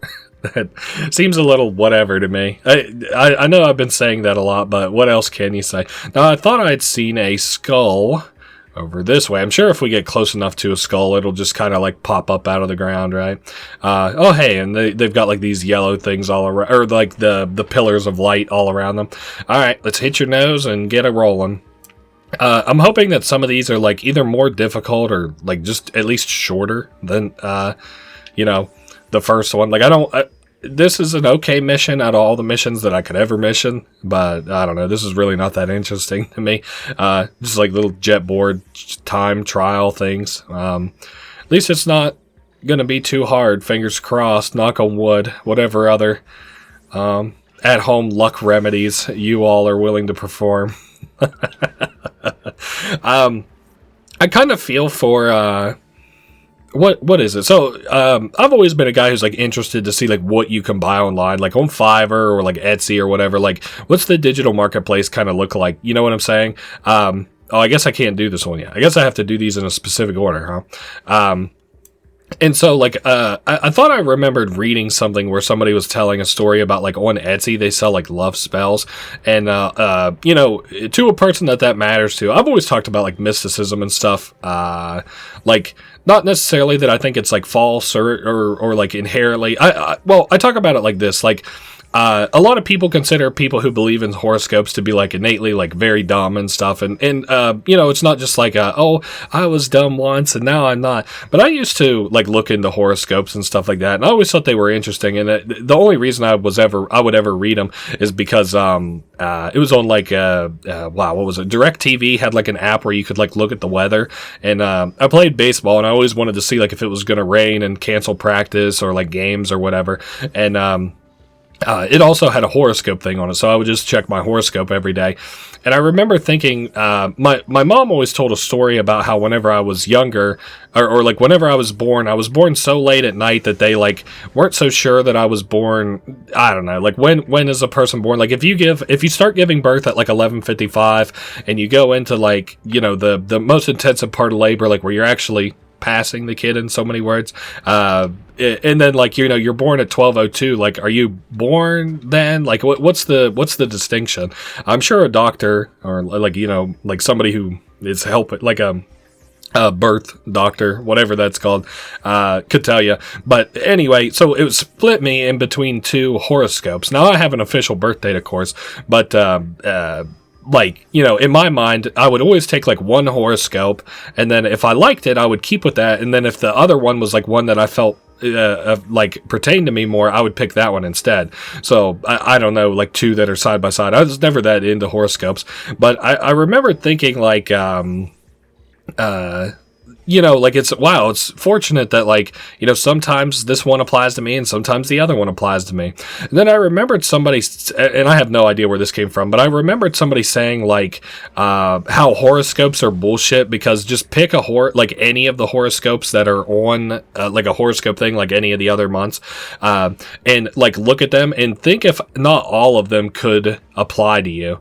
And, I thought about it, and then so that's what I started doing. Instead of just looking at the two that were side by side, I started looking at all of them, and it would say things like, you have a very important decision coming soon, but don't be overwhelmed by it. And it was like something that is like 6 months away from my my actual birth month or whatever, my horoscope. And so, it at least occurred to me then, I was like, oh, this is just like, they literally probably have just some kind of like, somebody out there just churning out like horoscopes, like hundreds of thousands of horoscopes, and then just randomly assign it to a month. And then I assume that's the way that they've been doing it for forever. It doesn't really have anything to do with actual star charts, and there's no real mysticism to it, at least the way that I feel about it now. That's coming from somebody who, bought into horoscopes for a long time. I can't believe I'm about to fucking lose. Oh, thank God. No, I'm not. what was the point of all that? I just kind of wanted to talk about like, so we were talking about like love spells and stuff. So I I'm not like picking on anybody for like believing a certain way about like, whether or not love spells are real or shit like that. But I do feel like, I saw like a post a while back of somebody who says that they just like burned like 6 or 7 candles and then took pictures of them and then made it like so that they were unique looking pictures, right? And then whenever like somebody contacts them on what is it? It's like Etsy for like a love spell or whatever. They just send them they like wait like an hour and then they send them a picture of one of the love spells and or one of the burnt candles are like, wow, your love spell was casted. Congratulations. Approach the astral viewer, Time Warrior. Behold the seed of our destruction. What? Let me see. Is she hot? We precursors built many worlds across the universe, shaping them with eco into something good. But we were foolish. The Dark Makers were once precursors, but their exposure to Dark Eco changed them. They began twisting worlds, conquering life, and Dark Ages ensued. Now the Dark Ones have found your world and are coming to claim it for themselves. Well, I could ruin your whole day. I think this one's bigger than both of us. There is but one hope left. You will find a planetary defense system hidden deep at the core of the planet. There is still a chance to save your world. I hope you are more successful than many planets whose fate has already been closed. Okay, so we got the deets there a little bit, I believe. I guess I'm going to just hop down from here. So Samos was able to hear what we had going on there. So anyway, we're looking for the catacombs that, Vigor was also coincidentally looking for, so that we can get to this planetary defense system. Like we saw in the Astro Viewer that there is like, so the precursors just revealed to us there that they travel from planet to planet and, like bestowed the seed, not the seed of life, but like, developed on several different worlds. And then, now we like, the Dark Makers who are just dark precursors, like precursors that had like a predilection to dark eco and like got corrupted by it or whatever, are now here on our Earth to like transform it into like a new world for them, I guess. They're kind of like worse metalheads a little bit. What else was I going to say? I don't really think anything's super important. I think that's kind of like you got all that like from that cutscene. I'm just kind of like recapping here a little bit. We're getting some audio eaten a little bit. I'm hoping in the next sort of cutscene or whatever it gets fixed up a little bit. But now we're headed towards Freedom HQ. We used to be able to head around the city in a nice clean circle, but now unfortunately we have to go like clear a whole horseshoe shape around it to get to the Freedom HQ. Is it going to eat? No, it's not eating like my shots, but it's definitely eating the changing like elevation zoomer sound effect, the woo, woo, woo, woo. Yeah, I don't know. So it's interesting to learn that the precursors are from other planets. I don't know. Things start getting muddied and like more confusing off of that. Like, I always assumed that the precursors were like from this planet and then they went and inhabited other planets. And also, if all the precursors besides the few that we eventually see in this game are dead, on Earth anyway, then there might be other precursors on other planets. So that's something interesting to sort of think about a little bit, is that, but again, I'm glad that they didn't go through and do all the stupid shit on like, fighting the, what is it? I think they end up being called Dark Makers, the Dark Precursors. I'm glad we didn't end up having to go like planet to planet and fighting all them. Again, they probably would have looked something like, what is it? A Ratchet and Clank sort of clone or whatever.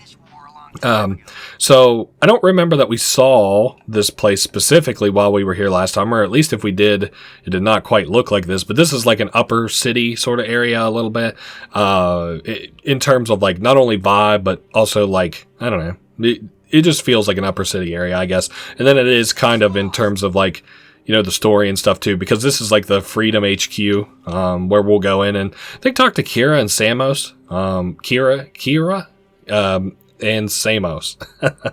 We'll get their names right eventually. Oh man, another elevator. My favorite part in all the Jak and Daxter games, where you get just a minute to sit and relax and ponder what just happened. Oh, we got the whole crew here. Look at it. It's got Ashlyn and everybody. Hello, fellow peeps and cronies. That's right. The Daxternator is back in the building.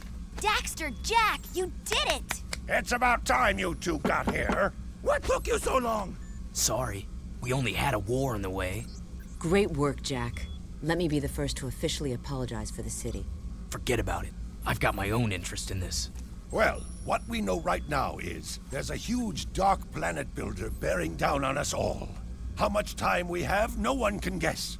If it is rogue precursor technology, then the only way to destroy it is with more precursor technology. And that lies at the bottom of the catacombs. Also, the large number of eco-crystals being moved about can mean only one thing. Someone is trying to awaken vast precursor technology. I think Vigor's behind it. Or Errol. Or maybe... Oh! Wait till you hear about my adventures in the wasteland. So there I was, facing a whole brood of slobbering metalheads, when all of a sudden... Uh-oh. It looks like a large-scale assault. Multiple targets inbound. You up for some action, Jak? Look who you're talking to. Let's rock and roll, Dax. Alright, so here we are. I believe that these are like simple troop transports. I'm gonna let the like my auto lock kind of do a little bit of work here. Oh, it does kind of look like we're gonna have to, I'm seeing it here. They have like these little like things on the corners of them that we'll have to hit. Thankfully, this thing here is a like a tracking joint. Wow, these guys are gonna get me fucked, I think. Alright, I guess I could do the recoil a little bit. Oh, wow, we destroyed that one. Nice. Oh, more targets inbound. Oh boy, here they come. Maybe I could use like the Volker cannon. Maybe, god damn, I just killed a whole bunch of my guys. Thanks auto aimer. No, that is doing basically nothing. Alright, let me do the recoil gun, the reflector. I see that one over there starting some new weapon that I'll worry about here shortly. Yeah, the reflector's doing okay, I guess.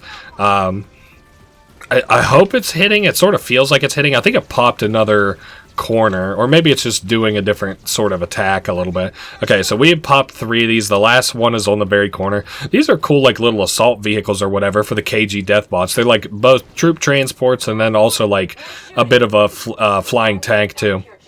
Okay, that surely is not all of this mission, right? I think that this is like a longer mission, if I'm not mistaken. Well, longer in that we have like several things that we need to do. Or maybe that's like another thing that happens later. I really can't remember. Surely that's not all of it though, because that was like a really fucking short mission if so. Or maybe I just did it really good. I'm just kidding, of course. No, we know that doesn't happen on a Dr. Dirk playthrough. You're the best man we've got to lead an expedition into the catacombs. Please, let us not be too hasty. Are you sure you want this dark eco-freak contaminating the hallowed halls of our glorious precursors? I should lead the expedition myself. We're tired of your scheming, Vigor. I've got the answer you're looking for. My precursor monks have given me the knowledge to turn on the planetary defense grid, if you beg me to do so. Jak's always gotten us through thick and thin. I'm with him. Here. You're washed up, Vegan. Vigor! It's Vigor, you idiot! Whatever. Count Vigor, I hereby dissolve the City Council and strip you of your title, command, and all privileges. Now get out of my sight. What? How dare you! I offered you mercy, but now you will all burn in the precursor fires of creation. I swear it. That was one hell of an attack wave. We can't continue to repel such large assaults forever. That floating war factory has got to be shut down. The problem is, the factory is shielded and has gate codes on every access point. Most old KG door ciphers were kept hidden in the main system at the power room. If you can break into the system, you may be able to unlock the war factory doors to get inside. Onan says the eco-grid in the power room could help you. But to open the old power room, you must find the junction box in the sewer. Personally, I think you're crazy to go down there. But, good luck. Okay. So, kind of interesting. We got like a recurrence of Vika there, and they dissolved the council and whatever all happy other horse shit there was. There was something else I was thinking of that was kind of important in that cutscene that I can't really put my finger on.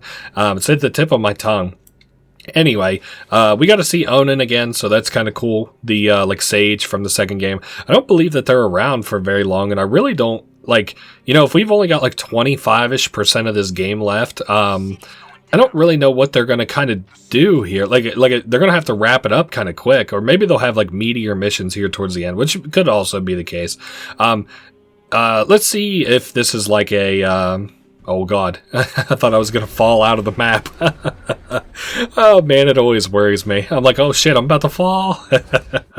Alright, where are we at? What are we doing? Okay, so we got some new KG death bots that seem to control or act a little bit like the ape creatures from the, wow, what are they? They're the metalheads, that's right. I don't know if that was supposed to be like the assault mission that I was gonna talk about. I don't have like a supreme amount of knowledge of it, but apparently there's like a really, really low chance that you will run into during that assault mission this giant like robot, it's a textureless robot, because I don't think it was like supposed to be like in the game. And it just kind of looks like a big standing warbot a little bit. I think it shares like a model with a kind of warbot that I can't put my finger on either. But it did look familiar to me.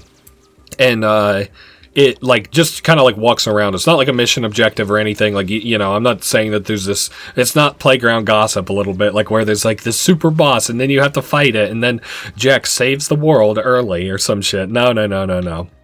Like I said, you can look it up. Just look up like secret, or not secret, but like well, maybe secret a little bit, like hidden Jak 3 resistance HQ enemy or something like that, and then it'll probably return it for you, I would guess.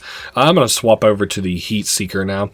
Even though I have gotten a lot more room for bullets, I have not yet hit max on anything, so I don't know how good it's actually going to do us to have gotten, you know, increased ammunition hold. I guess we'll see. I do think my ammunition's kind of going up a little bit. Alright, what do we got in this room? It looks like trouble over there, so I'm not going to fuck with that. Well, it looks like I'm going to have to. I guess I have to probably hit that button. Oh man, that hurt like really bad. Oh, and that hurt really bad too. And one last time for the road.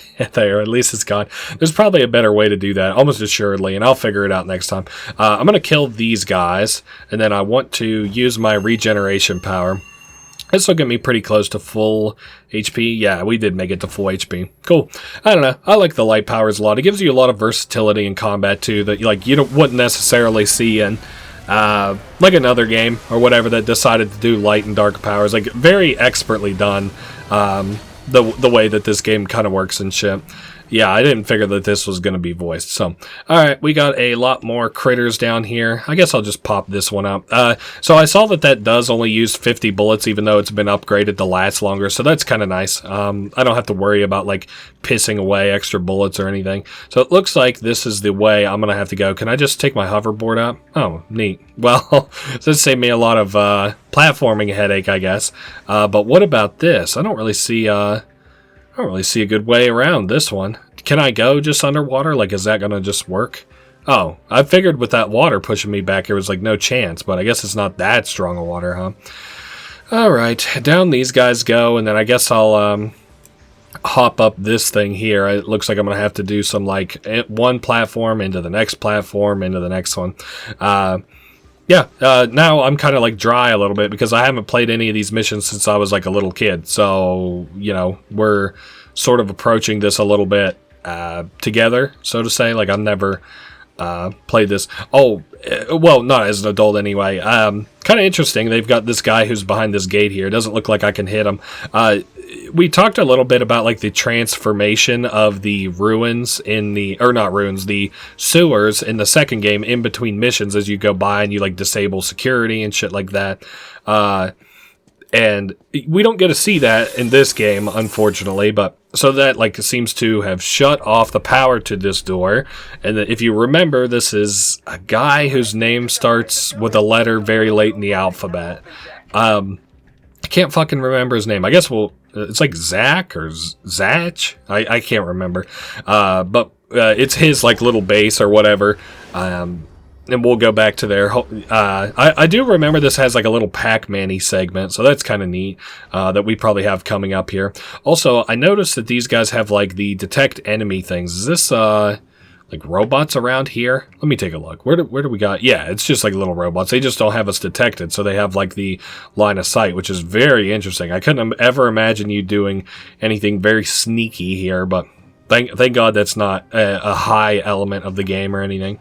All right, and I think we'll have a cutscene. Ah, remember this place? I sure miss good old Vin. Yeah, he was a good guy. A bit crazy. Hey, who you calling crazy? I can't help it if the world is out to get me. Vin! Wait a minute, is that you? Yeah, it's me.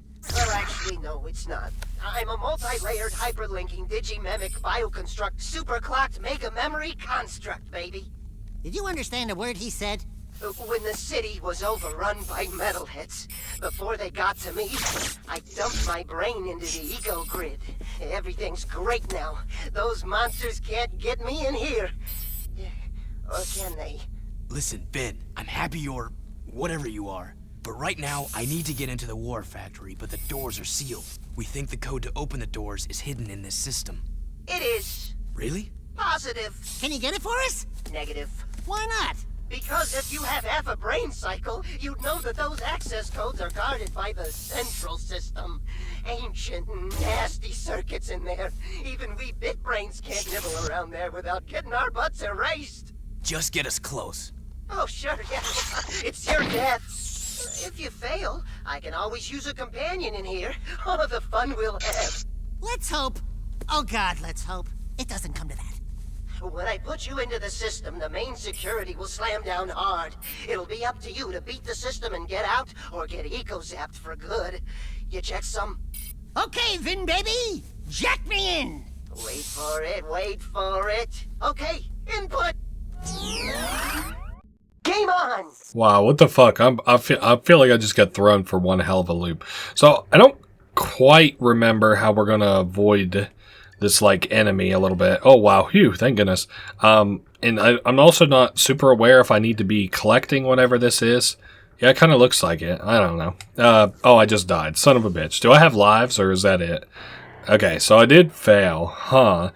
Sorry, I wish I had more knowledge about this. I probably should have beat this whole game and then you know, did the playthrough on it. But I made it through like 70%. I was like, yeah, we're gonna be fine.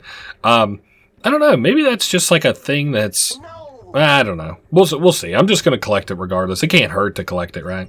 I think it's like supposed to hurt that enemy. Like it could like knock it out or knock it out of my... God damn it. Like to be a pain in my ass out of the way. I think I got a strategy for this. I think what I'm going to do is just like start towards the... This is the last time I'll do it without cutting. I want to start from either the inside and work my way out or outside and work my way in. And I think the optimal way... Jesus Christ. I just like don't have any control at certain points. I think my plan is to either go... Well, I want to do like some inside, some outside. You know what I'm saying? I don't think... Oh, okay, that thing's putting down some of these things. Gotcha. All right. Let me get back to you. 1 second. All right, so we're kind of back here. I'm getting a little bit more control and an idea of things. So basically, the way I'm sort of feeling it is like, if he's not on screen, I just play it entirely safe. Fuck me running. Alright, so I found a speed up button. Apparently if you hit X on this, it just speeds up, so that's really nice. We only have one more sort of set to go, and it's this little line right here. Oh, you're shitting me. No. I didn't know it was going to be like this at the end. Alright, then we grab the middle one. Thank God it's not more than that.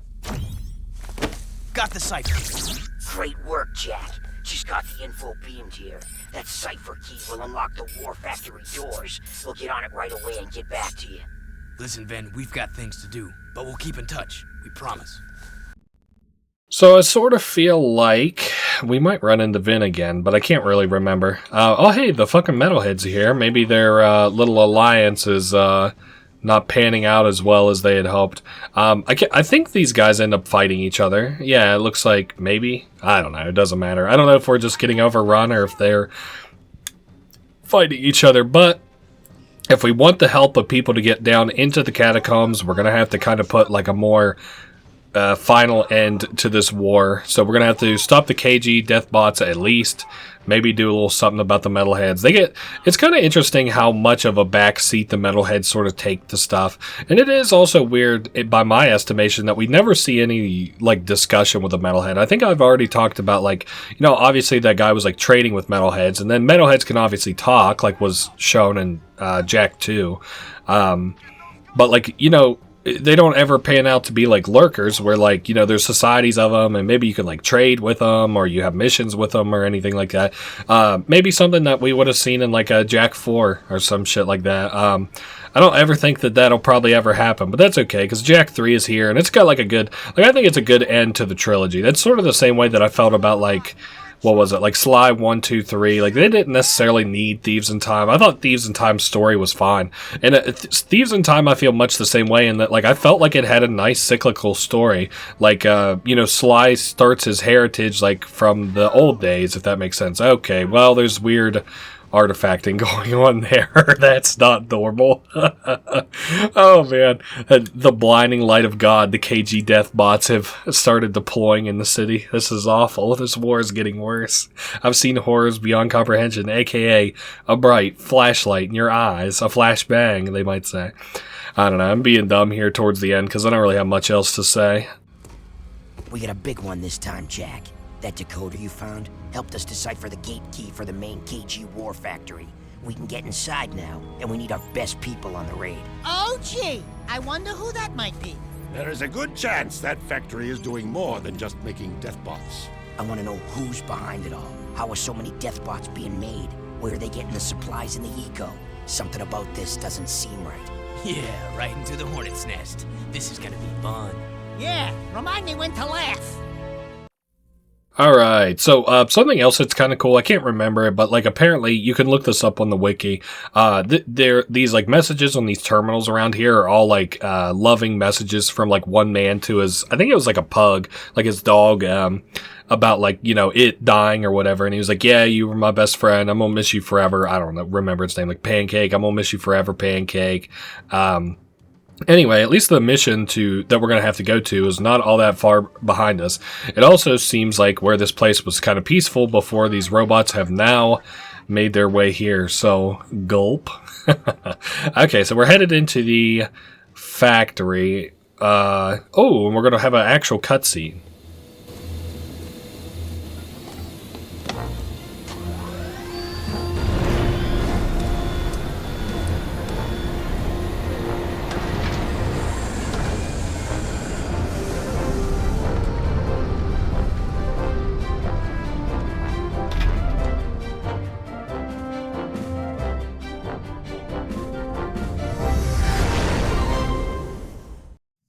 Well, sorry, once again I got tricked by the motherfucking, whatever, non-voiced cutscenes, who cares. I don't remember the combat of this at all. We are, again, like, in a, what's it called, like a dogfight-ish sort of thing. Hopefully we're not super finite on the number of bombs that we can have, because I don't want to just turn this into easy mode whenever I don't really have to, but, alright, there goes the last two. So now it's opened up more. Whoa, shit, this thing kind of doesn't control the best. More like, you know, buttons or bulbs that we can sort of pop around. Can't imagine that this would be overly difficult or anything like that. Jesus, God, no, it's not moving. No, this thing is just getting bounced all over the place, bro. Oh my goodness. The background moving is extremely fucking pretty. I also thought this mission as it started up looked kind of pretty. Okay, so we can sort of afford to bump into stuff, and it also looks like it's really only willing to face me one cardinal direction. Like, it does not like steering at all. Does not like the idea of a person steering. well, it was my intention to use... Oh, it does look like they're maybe slowly, like, filling back up. Like, my little torpedo rockets or whatever are, like, very slowly filling up. Or maybe I just happened to pick up something, or I don't know. It doesn't matter. We're doing good. I wonder if we'll actually have a boss flying this thing. This is really fun for a, like, flying... I can't remember what these... Like, cruiser or whatever. You know, I would kind of think that the controls for this would not be the greatest, and it's a little hard to learn, admittedly, but it's doing all right. Also, we can get a cool look of the city from all the way up here. Wow, very pretty. There's like a giant metal head thing, some precursor artifacts out in the way. Wow, I'm just kind of getting I'm like falling in love a little bit here. Holy shit, it looks beautiful. Okay, so I assume I'm gonna have to probably rocket these or something. I don't know quite what's going on with them. Let me maybe get like sort of turned around, or maybe it'll like let me shoot it now. I've got a pretty good idea that we're gonna have to shoot the eyes of these things, right? Sort of seems like, maybe, sorta. Alright, let me zoom in a little bit closer to this one. At least now they've like stopped their stupid ass little spinning thing that they were doing. Oh, these things were probably like the propellers, right? Or at least like some propellers of some kind. Oh, I hit that guy head on. Good thing this thing... I feel like Kira sort of souped this thing up. I like that. She put some heavy, more durable plating on it. That's my headcanon.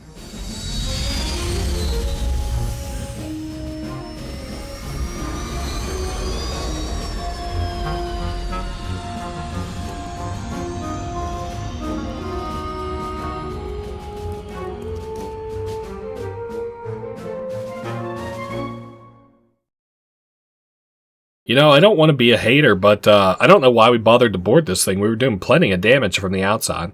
I think this is a super involved platforming segment, so get ready for that, if I'm remembering right. Oh, yeah, I'm remembering right. Did the environment always move like that on the outside? I just feel like there's no way I would have been like had that in my mind, like that would have worked for me. I don't know. Maybe it just didn't, and I just never noticed it, whatever. Kind of cool. So we have to fight our way through this. I do think it gets like very platform heavy. I couldn't remember if this was like a mission I was thinking of from Jak 2 or Jak 3, and I'm still not entirely sure that this is like the mission I'm thinking of necessarily. I guess we'll see. So I'm gonna have to slow things down here. That's evident to me. All right, and then okay. Well, that's not it. All right. Well, I guess I'm gonna have to send Daxter. My bad.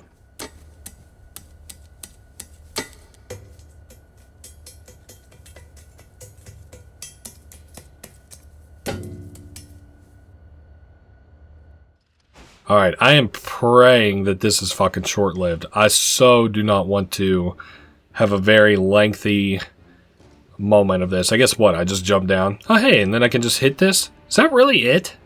Nah, I'm gonna have to, like, turn off the power or something, right? Huh. Well, whatever. Whatever. I thought it was gonna be way longer than that. Hey, well, you know, I guess if you ever wanted to say that it worked, you know... Alright, let's go to this. If it wouldn't be more like prohibitive for me to just switch to Dark Jak and then hop up there, I would, and then just to do Dark Bomb attack.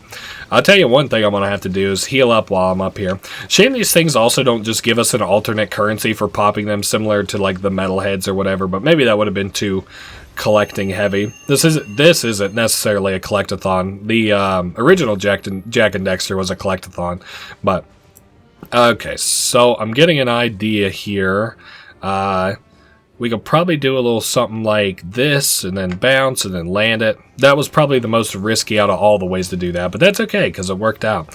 And then we've got like a friendly, like going forward version here, or platform here, so I would guess that we're probably about 80% of the way there. And I'm also going to guess that we don't really have any like voiced things that are going to happen during these cutscenes, so I'm not going to get, we won't get fooled again. What is that, the NCIS intro? I can't remember. The take off your glasses scream intro that they used to always joke about or whatever. Oh man, at least this, this is actually really short-lived now that I'm kind of looking at it, because we just, make it to the end of this. There isn't even more like platforming combat challenge. We just make it to the end, and then I like jump off, and then I spin kick this, and shame that I think I'm going to have to go back and then come back over as Jak, which is sort of a pain in the ass. I wish I could just have Jak come over. Wow, we can see those precursor ruins in the background again. Very pretty. Wow, this is a fucking gorgeous look at the, place down there. I wonder a game that sort of like looks like this art style. I wonder how this would look as a RTS. Like if that would be even fun or whatever. And then also I was like looking at management games and stuff. Maybe it would be like good as like a management game. Maybe you like run like a rebellion or something like that. I don't know. I don't really have great ideas. I just have a lot of them. No. All right. So I believe. Okay, I hit the wrong button there. I'm gonna have to like blast into this wall clearly, but I don't remember the blast. There we are. Alright, fair enough. So that's now closed down. I'm going to swap over to this so that I can clean this area out and make my way over without, oh man, too much hubbub, hopefully. I think I'm going to have to go. I'm not really seeing a lot of options. Oh, I can just go across. Did I just have to kill so many of them? Whatever. It worked, so that's all that matters to me. A little bit of HP and a little bit of continuing on. I wish there was sort of a gauge for sort of how far you are through this level, because I remember this being a level that I didn't really like. This one's okay, like I'm not struggling with it right now or anything, but if it ever, like, if we were coming up on it being difficult, I would like to know that I'm like 50% of the way through, 80% of the way through. Whatever. I'm just kind of talking the talk right now because there's nothing else really going on. See, we've got like KG death bots that are like caged up at certain points. That's interesting. Not interesting like, other story stuff, but it's just like, I don't know what the fuck they're doing all that for. Alright, I'm going to guess that this is probably the last time, not only that we'll have to do this on this airship, but that we'll have to play as Daxter at all. And I'm not a Daxter hater. I feel like I relate to him a lot, but I damn sure do not want to be playing as Daxter too much longer. I just like, I don't know, maybe it's like childhood deep-seated resentment, but I definitely remember not liking this level. It's okay. It's probably, I'm starting to feel like probably any mission that you play as Daxter feels a little bit longer than it probably should. Not just because of the Daxter parts, but like if you remember the last time that I played as Daxter, whoa, easy now. The last time that I played as Daxter was like during that like temple volcano mission or whatever, and that was just like a really fucking long mission. On the bright side, this does culminate in a boss fight. No spoilers. Hopefully we're coming up on it here fairly soon. I feel like I've been all around this airship, so no, looks like we're gonna have another one. This one here has got like a different vibe to it though, so I don't know, maybe this one's gonna be a little bit different. I don't know. He's doing his like monkey bars thing here, or like what do they call this? I guess monkey bars is kind of what I know it as. So we'll get close to the edge here. Wow, this is like looking like a really not involved. I don't kind of want to just keep using that word over and over again, but a very dense sort of area a little bit. So I can drop off to the side here. Ooh, good thing I didn't continue going to the left there. I thought about going to the left there. Alright, and then we'll follow it down this way. I got about a half a feeling that we might get scorched, might not get scorched. We ended up fine. So I'm gonna just like spin this and then hop down. I'm hoping that this is the last time that we'll have to play as Daxter, do another one of these segments. Yeah, these areas sort of just feel like a little bit inflated for time a little bit. Like I'm sure that's not what they are, but that's just the way that they feel. Alright. Just a longer-ish mission. Kind of a like pain in the ass-ish mission. Alright, easy now. I'm getting a little bit worried here. So I would guess that these probably fall out from underneath me. Yeah, they sort of feel like it. Alright, let me swap to the Vulcan cannon. I just want to like blast these guys. Nice. My favorite gun, coming in clutch once again. No, not quite clutch, but it is cool. Oh, hey, here's the guys behind the gate. And then is there a door or something that I'm missing here? Maybe blow that up. No, that's not quite right. Okay. What am I do? Do I like punch through it, or do I maybe, you know what? I wonder if I'd go Dark Jak and then I blast my way through it like this. So we charge it up and then we no. Okay. Let me maybe take a little step back here. I might cut. Yeah, let me cut. I'll be back. Okay, I'm seeing a little something here, and I'm starting to get like a goddamn it a pit in my stomach. Fuck me, bro. Are you kidding me? Oh man. So I am a little bit curious. Let's start with something with like a lighter caliber. Maybe not the fucking exploding gun. So I'm thinking we're probably gonna have to drive this thing, right? Yeah, and then I'm gonna have to run over that gate at the end. Oh my lord, it's got boosts. Like, are you out of your fucking mind? Like, I'm gonna use a boost, bro. But yeah, I'm getting kind of the idea here, so it's not that bad. I probably should have used this. This would save me a little bit of time earlier. Oh, so I'm going to drive through this whole ass mission. Interesting. Well, good thing I did keep the boosts. Not that I wanted to just waste them or use them before, but if I need them, I have them. Oh boy. Okay, so it is like a little boost, and it, like, not only is that, it, like, keeps refilling, so... Alright, this is neat. This is like a high fucking risk joint. Like, I couldn't imagine doing this in real life. This would make me sick. Alright, let's take the elevator up, and I'm sure that we probably have the boss fight. So let me get that. Hopefully I got that Vulcan cannon ammunition there. We're at 5. We're not doing the best on ammunition. Of course, I don't like the red gun very much, but what fucking else is new? Alright, so what are we thinking here? Finally at the boss. It's got like a boss type of vibe to it a little bit. Oh yeah, we're at a boss here.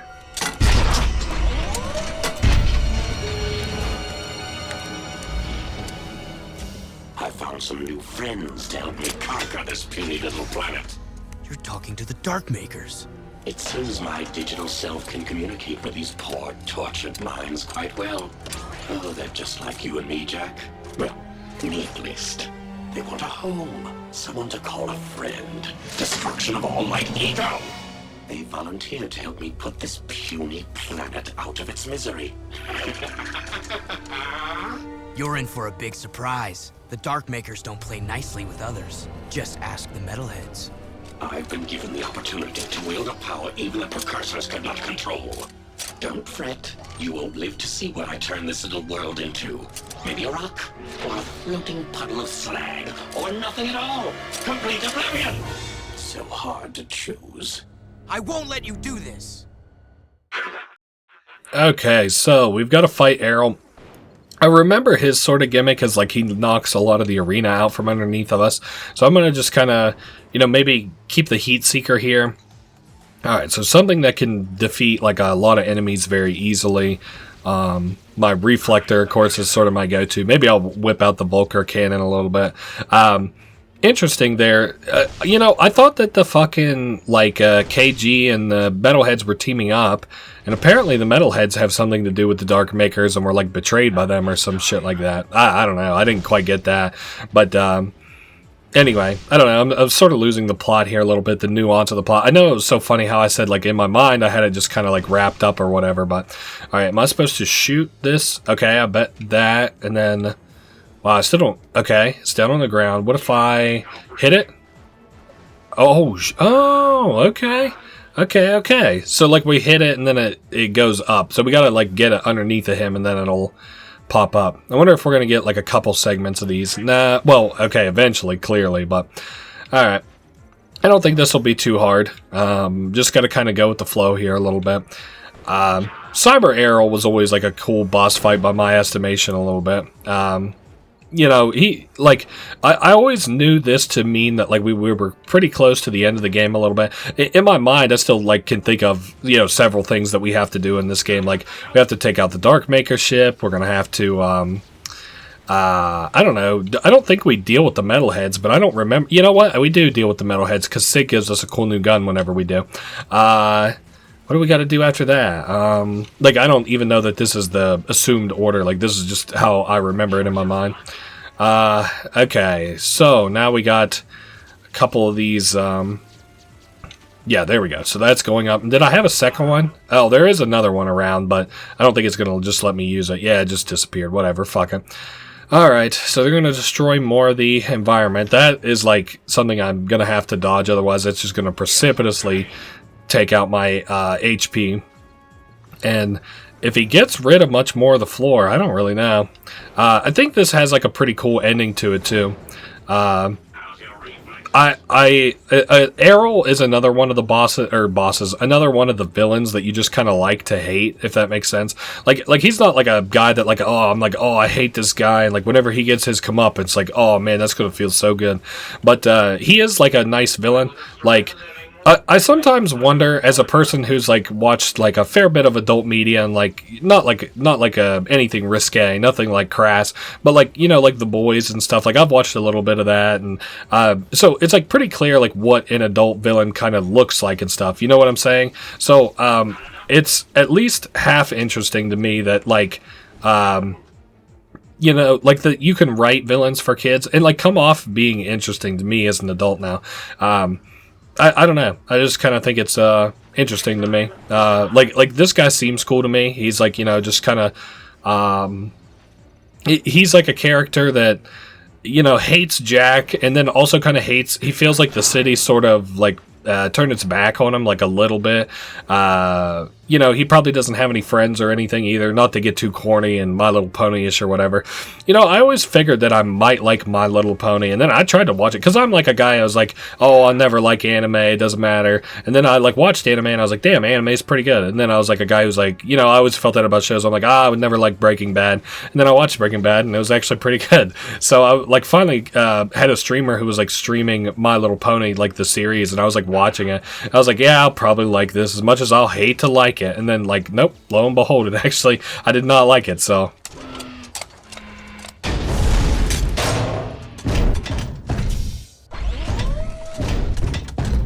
Damn, he got away. See you later, Mechanator. Jack, the sky is falling.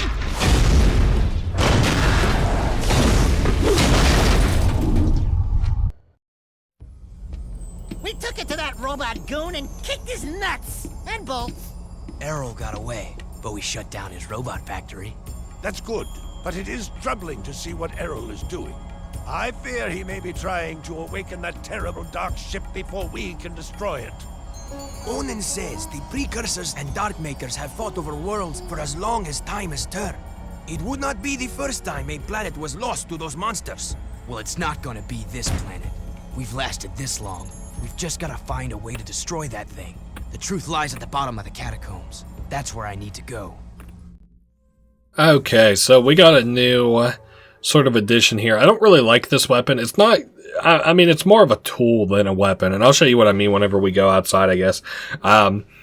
What else? I guess we're going to have to go to the wasteland. Oh, Errol's attacking the monk temple. Oh.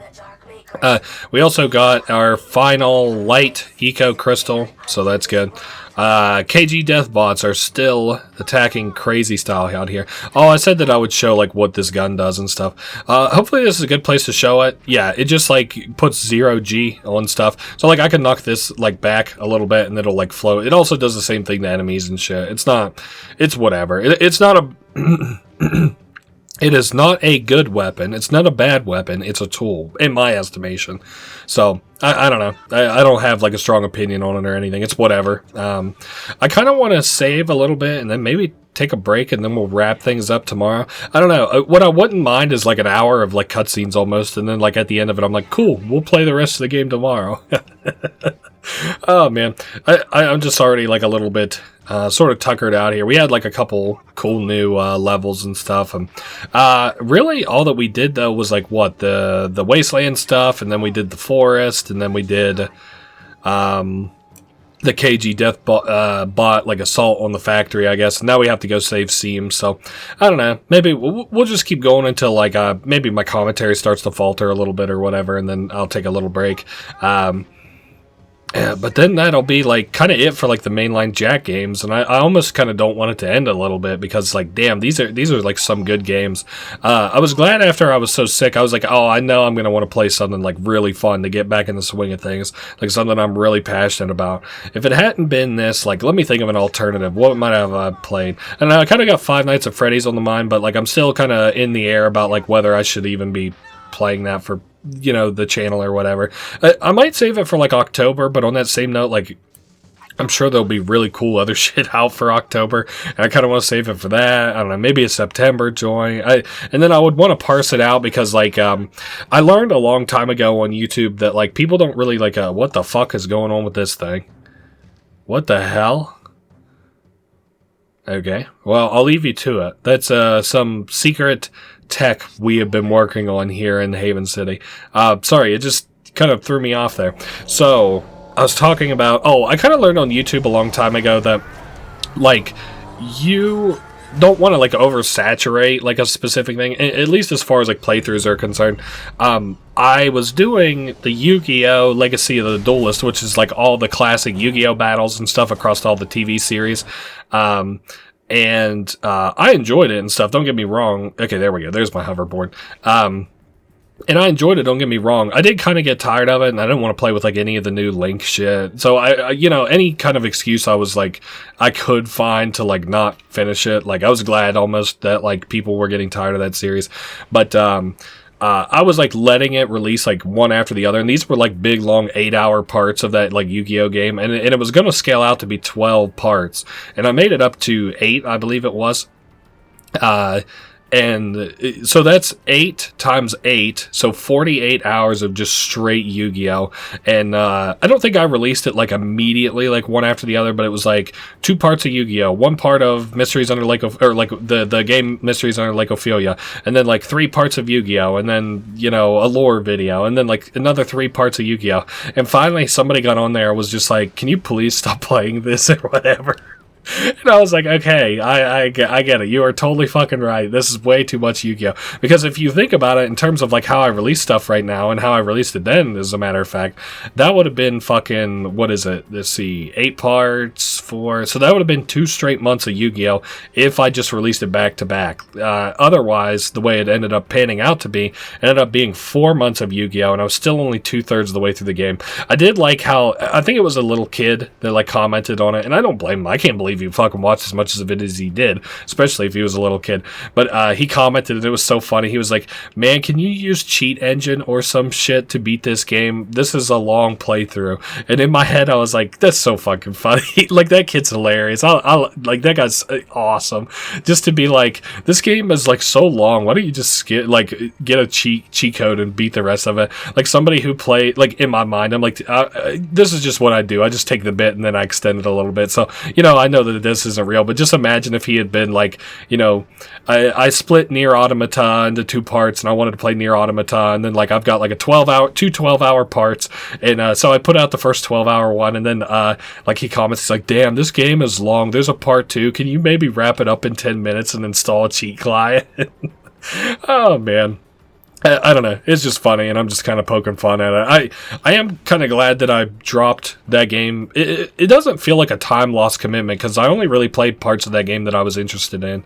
So it doesn't feel like, I put, you know, I got all the way up to 8 parts and then I dropped it. How heartbreaking. It was honestly like I got up to 8 parts and then I was like, thank fucking God this is over.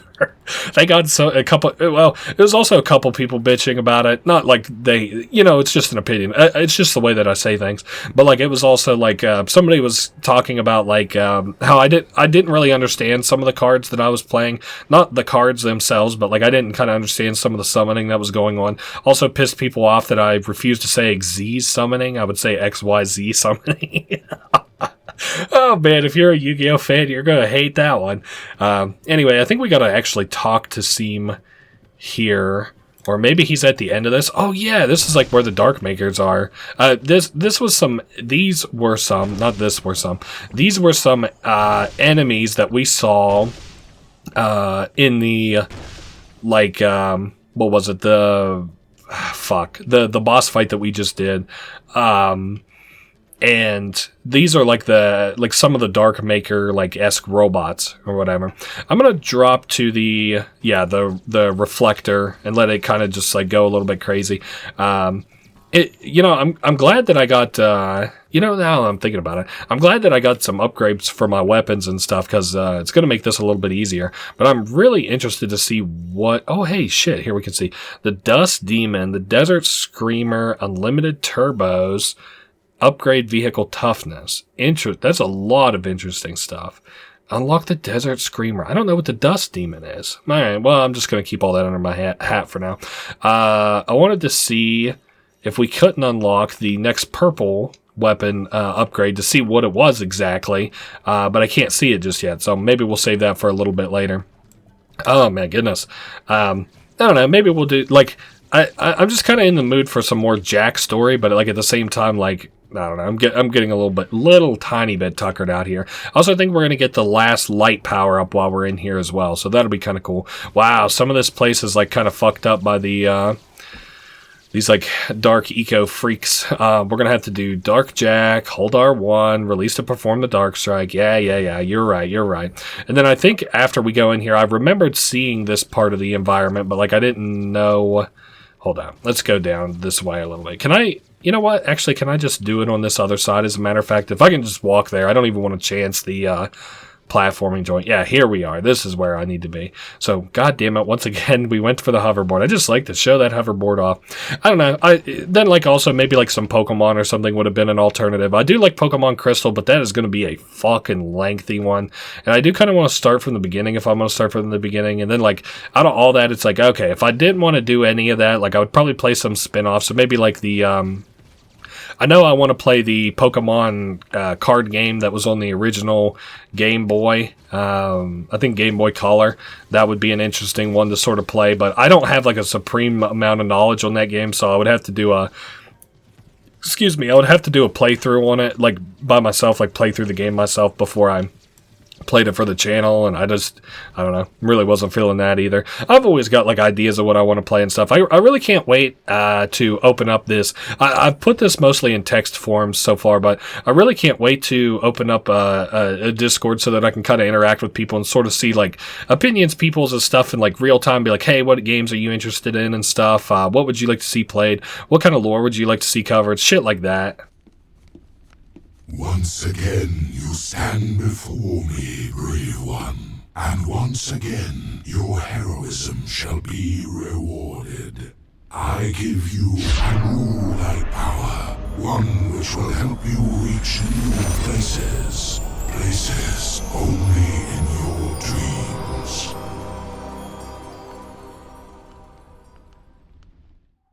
Alright, so Jak flight, jump and then tap the circle. Time flaps for maximum flight. So you gotta like hit it in a specific sort of joint to get like the maximum amount of like, you know, flight out of it.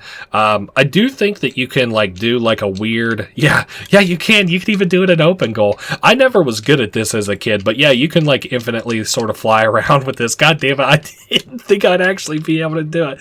Wow, I'm almost a little proud of myself because I could not do that as a kid for fucking shit. Oh, hot diggity dog. Wow, look at all these metalhead skulls. Oh, and there's going to be precursor orbs. Holy shit. What a fucking place to be. I guess it's the other side that we need to go to where we saw, what was it, Vigor and Seam earlier.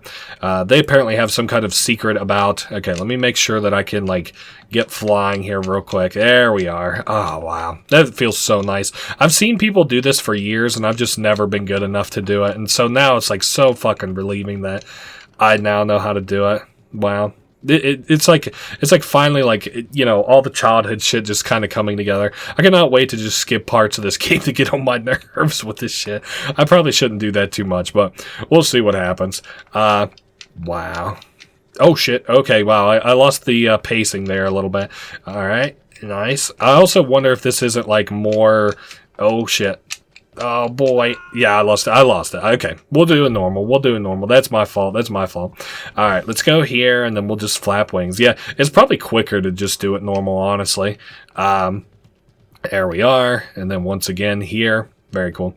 Alright. And also, I'm not like quite able to see how much time we have left in Light Jak, and I'm hoping it isn't a thing where like I just suddenly lose it. I guess really I would want to use the like shield trick where you infinitely, like what I'm doing there, by the way, just for like people who want to try it themselves, because I was always sort of confused about it myself. You're oh wow. Oh god, I was gonna try it there as a last-ditch effort. What you're doing is you're like hitting the jump button and then the circle button kind of immediately after it, and then the jump button again. It's probably something that you probably want to try for yourself to get a feel for it. So, wow, can I even make that from this distance? It really doesn't fucking feel like it. Can I, like, make it down to this thing is a question. Like, can I land this is a good question. Yes. Okay, that's fine. Can I go up? I'm just not quite used to the vertical movement of this thing just yet, I don't think. Okay, yeah, so we can make that, and then I'll probably have to make it over here before. And then I saw Seams at the top here in his temple. This place fucking run down, Seam. Where the other monks at, bro? Alright, what's up? Errol has learned how to connect with the Darkmaker ship. If he can awaken its terrible cargo, he will unleash horrors beyond our deepest nightmares. Not all is lost. I hid the most important artifact from Errol. I was wrong about you. You have the balance needed to save us all. As rubber-wearing, completely freaky, beyond bizarre, paint-faced, super weird monks go, you're all right. I have now seen the truth, and I am at peace. At least I was granted the gift of seeing the face of my creators. Thank you, little one. Okay. Alright. So, they probably know that, Daxter is a precursor or whatever. Like, he's got, like, the body of a precursor. Precursors are Otzels. So I saw we unlocked more upgrades. Yes, mass inverter duration. That is a very boring upgrade for this. Whatever. I'm still gonna buy it, because fuck it. Now I'm curious. Oh, not that one. I want to do the, I want to see how much, sort of light energy this takes. Oh, okay. Fuck it. It's something else. Oh, Damus, this is going out to, we're gonna have to go back to Sparga City. Now I can get these, precursor orbs that were up here. Normally I just take the jumper and then like the jumping, the only vehicle you can get up here, and then I like just jump up there and then jump out of the vehicle at the same time to get those precursor orbs. But also kind of cool, we've been able to get a couple like random precursor orbs here and there. While that star is getting very fucking bright, they're saying that there's some enemies out over the water, and they're like, oh, we don't know what it is and stuff. If you remember that mini game that we did way earlier where we had to shoot like the clay pigeonish shit out over the water, this is going to be like a very similar sort of mission. I do like the karting in this, and I understand why there isn't fast travel, but fast travel is something that wouldn't have hurt anybody to include in this game, I don't think. I don't know, I'm just now thinking like, damn, I wish I was back in the city so I can immediately do like city shit and fight whatever's going on there. And then I can't remember, I think maybe he'll give us our citizenship after that, and he'll just be like, maybe like, fuck it, whatever, you're a citizen, you saved the city, fuck the third arena thing, I can't remember. Alright, so we landed the other side. Yeah, I don't know, I like Pokemon games, I kind of like the older ones. Basically what I would do is maybe like Pokemon Crystal, Pokemon, the TCG card, the card game for the Game Boy, and then maybe the sequel to that, because that's got a fan translation. We'd have to see. Pokemon, I definitely would want to do like Diamond, Pearl, Platinum. I would want to see which one I want to do, because I had Diamond growing up, but I think Platinum has more content while still being the same game, so I would want to think about that a little bit. And then probably like, one of the like Fire Red Emeralds or something like that. We'd have to see about that one too, because I know I probably should play one of those. It also would be cool to like transfer those Pokemon between games, because if you remember right, I think it's Emerald where you can get the Regis. And the Regis, if you transfer them to your DS, you can get Regigigas in Diamond and Pearl and Platinum, so that would be kind of cool. I don't know that there's any other ones that are kind of locked behind shit. I just literally don't remember. I would also probably use I would do the stuff that lets me like do the other shit too, like the Darkrai, Cresselia, I think there was one more. What was it? Shaman in that game? Oh, Arceus too. Well, Cresselia you get automatic. Like, that's part of the game, so I guess that's in the base game. But like Darkrai, Shaman, and Arceus, if you guys are familiar with Pokemon Diamond and Pearl and stuff, oh shit, there are enemies around. Oh, cool. It's like the Dark Makers and stuff. Oh man, yeah, I think it's only for like this mission. Like, once I do this mission, these Dark Maker guys will fuck off. But I always thought this was so cool. I'd always run around and help these guys, like fight these guys and stuff. and then I'd be like, okay, they're over there, let's go, guys. And being a dumbass little kid is like so fun. I wish I had that kind of imagination now where that would do it for me, where I would just like running around and being like, pew pew, over this way, bang, bang, like, nice shot, man. And then like, whoa, you had my back there. Just to be so young and dumb again. Well, I'll bop that guy from the back, and then I'll bop this guy from the back. So that's a front-facing shield. I sort of figured it was a full circular shield, similar to our light eco one. I think what we're going to do is go up here and then, like, fight some of the Dark Maker shit that's, like, landed offshore.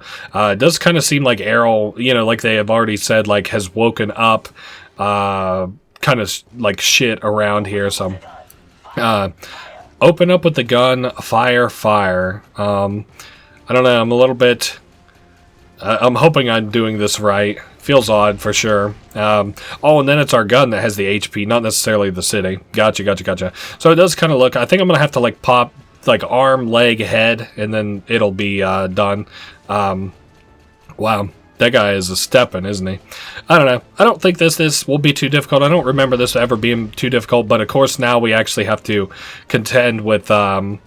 like some amount of difficulty, whereas before it was just like not missing so many clay pigeons, whatever. What else was I like kind of saying? So Errol has like woken up this ship, and then the ship is like attacking us with like these Dark Maker like things. The whole point of like a Dark Maker ship is to travel to these different planets and then like sort of terraform them a little bit, like make them hospitable to the Dark Makers, which I guess for them would be sort of like making the planet like dark eco heavy or whatever. I don't know. That's the way that I kind of get it anyway in like my head. So like, these guys are probably going to like kill people and then like turn the environment into Dark Maker-ish stuff. And we can sort of see what that environment is like on their ship whenever we eventually, we do like a little thing where we can like get onto their ship, if I'm remembering quite right. But that's not for a little bit. So, all right, shoot that one. I don't know how long this is going to be. I do feel like there'll be like a time where I'm like, oh, we just barely beaten it or whatever. But, all right, 3 shots. Oh, I only nailed 2 of them though. Oh, but there was one in the upper layer. Gotcha. Guess we'll take that out and see what we got coming from the left. Oh, man. Keeping a close eye on the like... down there at the bottom, like the radar or whatever. I think what I'm going to do is save myself a little bit of a headache, and well, I wanted to try and kill that one there, and then we'll deal with the next one. It's also like I said I'm kind of like keeping my eye on the radar a little bit, but it's not the most informative of radars I've ever seen in my entire life. I don't think this is another minigame. I did get to play some of the minigames that I talked about while I was hunting precursor orbs earlier.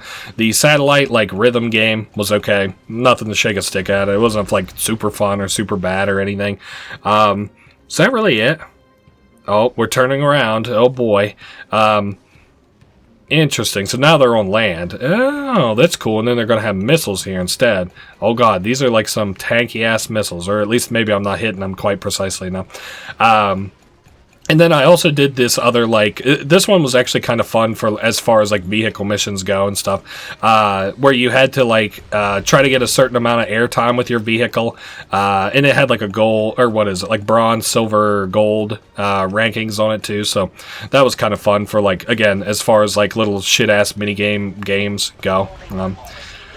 Alright, one more to go. I do think it's kind of cool, like, I like this. I'm glad that we were here at night, because this would probably not nearly be as cool in the day to sort of see, like, the purple backdrop of these guys versus the, night sky. But, I don't know, maybe it would also be cool during the day. Who the fuck knows? And that's it. I guess we blew them all up. You did it, Jak. This victory is a sign of possibility. Times are grim, but when I was the leader of Haven City, times seemed grim then, too. Take hope. Even the smallest weed finds shelter within the rocks. Wait, you were once the leader of Haven City? I came to the throne during the middle of the Metalhead Wars. Baron Praxis betrayed me and banished me to the wasteland. The rest, you know. Anyway, here is your 3rd and final battle amulet. You are one of us now. That war amulet is a beacon. If ever you need us, use it to call, and we will be there. And from me, welcoming gift. This rare precursor armor is said to have been worn by Mar himself. I was saving it for my own son, but right now, you should wear it in this difficult time. Thanks. I don't have anything for you. You give us all hope, Jak. That is gift enough. Welcome to the clan. Damn, Deimos is a really good king.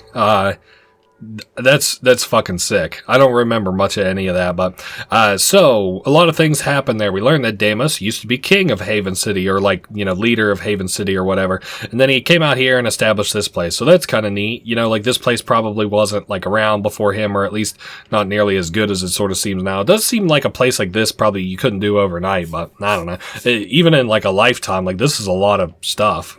You know, like the stone houses and shit, the nice big walls. I don't know, maybe he's just like a go-getter. So me and him have both been expelled from the city. I guess we both have that going on. He was saving this chest armor piece for his son, which now you can see in the bottom left, we've got a full circle of HP. I really think that was all that was really said or done. I guess we're done here in Spargus for now. I think besides some like very, very, very late game missions, we have... Oh, yeah, I guess we could look at this. Let's see. We got the Gillis Stomper. I do have the Heat Seeker, Dust Demon. And then I'm very curious if the... Oh, okay, you know what? It's probably the Dust Demon and the Desert Screamer are the two vehicles that I can unlock. Because I know we get that last one from a mission, I'm pretty sure. So here it is. Dust Demon, Desert Screamer. Gotcha. Is the Desert Screamer... This is the more expensive one. Okay. Maybe it's faster or something. I don't know. You know what? Well, you know what? Fuck it. Let's just go ahead and buy it. What's the worst thing that could happen? Desert Screamer. And then we'll just, you know, go out a little bit on this. See how fast it is, see if it shoots a lot, see if it's got a lot of handling. That would be really nice to have a good handling car. God damn it, of course I have to flaunt it by like immediately running it up the wall. Okay, I'll say, let me get some speed going. Now, it's still got the thing I don't like where like you just completely lose control of it if you just like cut a turn too sharp while accelerating. It's okay. Maybe the weapon's kind of good or something, I don't know. Alright, so now we have to go back out to the forest, and I'm pretty certain I remember what we're actually doing there this time. We're going to, like, hack the Maker ship somehow with, like, the telescope. It makes more sense once we're actually out there, trust me. Alright. Yes, Deimos had said all that. Deimos has said all that horseshit. I think we're kind of caught up in the story now. I do think it was kind of interesting how, what was his name, Vigor, like, was like, oh, you'll have to beg me or whatever, but then I'll show you how to activate the planetary system defense grid or whatever. And then these guys are like, nah, like, I'm gonna stand with Jak instead, which is kind of good, at least if you're gonna place your cards, because Vigor had, you know, it's kind of like a, oh, I could win anytime I wanted to, you just have to beg me and we'll win this whole war and everything. And then it's like, okay, well, if we could do that, why aren't we doing that? Even outside of that, like, you know you're gonna die too, right, bruv? Alright, so, no, I was dead wrong about whatever I'm gonna have to do here. I see these things. I guess am I shooting them? No. I wonder if I'm to use... I'm seeing a little guy on a turret here. I'm getting an idea of it. So is this going to be super involved? Okay, they have a certain amount of HP. That's that. I see I have like a HP reticle very similar to whenever they had like the turret segments in Jak 2. So my hope here a little bit is that I just like pop these and then it auto like puts me off the turret to let me know that, yeah, I'm good. All right. Then we'll go move on. It looks like I only have to do this, you know, probably 2 more times, I guess. A lot of enemies around. I'll just use like my Dark Jak to clear it out if it gets like too... you know, too bad, I guess. Alright, we'll take this guy out, and I'm gonna maybe switch to my Volker cannon and just sort of clear these guys out first, and then I'll go from there. There we go. Alright, then I'll hop on it and wipe these sort of more distant, like flowers or whatever. Okay, so we're at about a quarter HP. Got a lot of enemies there. There's this one, and then I'm thinking one to my left out on the water, maybe. Nearest the water, I guess, not on the water. Alright, another one down and out. I just don't see a reason to, like, super contend with these guys. I am probably going to use my Dark Bomb if I can afford... Whoa, I didn't know I was so low on HP.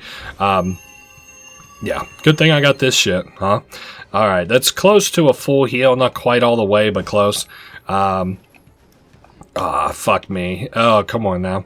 Alright, I'm gonna have to come at this from a different angle where I can whip out my gun and stuff. Alright, well, I didn't want to do that one per se, but it worked out. Alright, I don't need to, oh my god, that's actually really cool because that's keeping any of these enemies from, like, doing anything near me. That's neat. Alright, and then we'll wipe out that flower. See, like, we're down to, like, the last 2 flowers. And then maybe I'll use, like, the dark bomb to wipe them out from there. I also would kind of like to play, Undertale. You know, that's, like, another game that I was thinking of playing for the channel. That'd be pretty fun. Okay. Now, I was all rared up and ready to just fucking wipe these guys. It's a good thing, too, because I feel like... Do I still need it? Ah, fuck it. Oh, yeah, but it just... No, why did you untransfer? Oh, I'm dead. Fuck me running, bro. Alright, is it still like we beat the mission? Or am I gonna have to do all that horse shit again? No? Okay, it gave me a half-friendly checkpoint there. That's fine. It also looks like all the enemies are gone, so it probably wouldn't have spawned any more enemies, so that's alright. I like to play Undertale. One day I would probably also like to play Deltarune. That one would probably have to be like a multi-parter. I've been playing Dark Cloud. Dark Cloud 2 is my favorite game of all time, so that would be like a pretty fun one to just, you know, play eventually.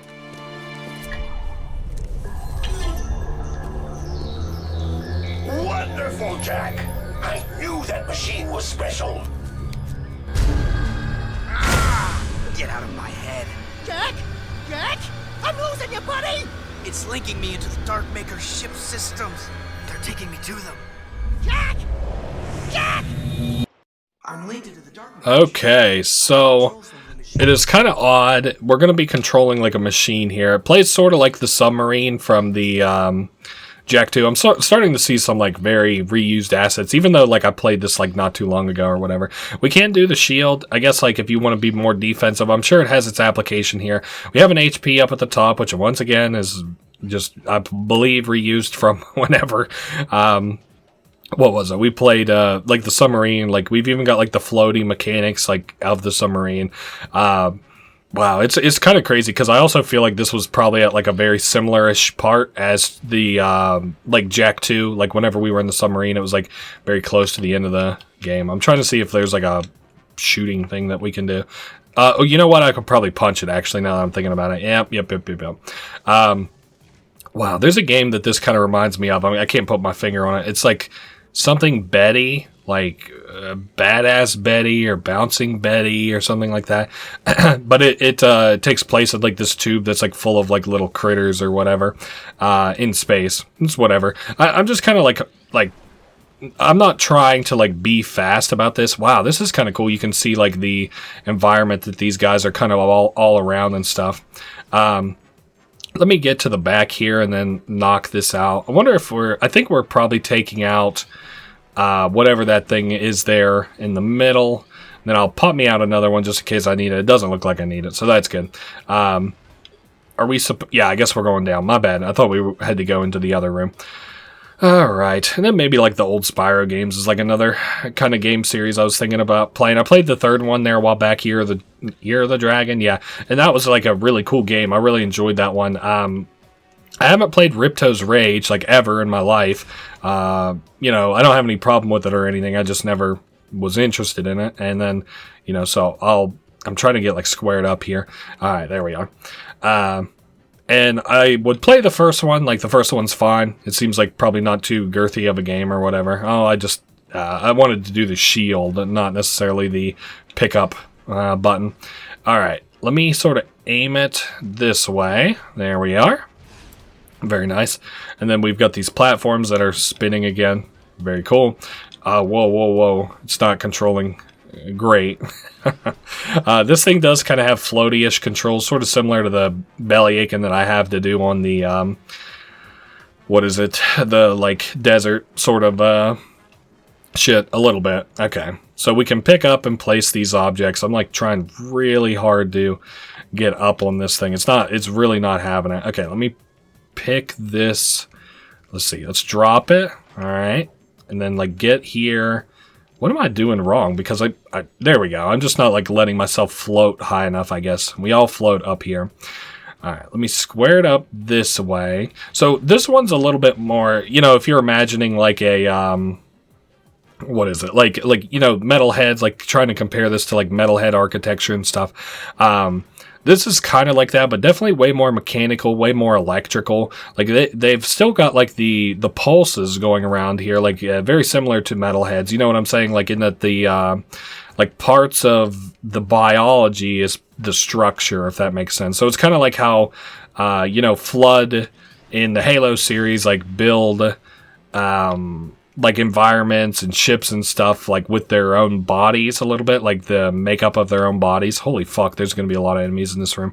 Hopefully I'm able to just wipe these guys, not too much trouble.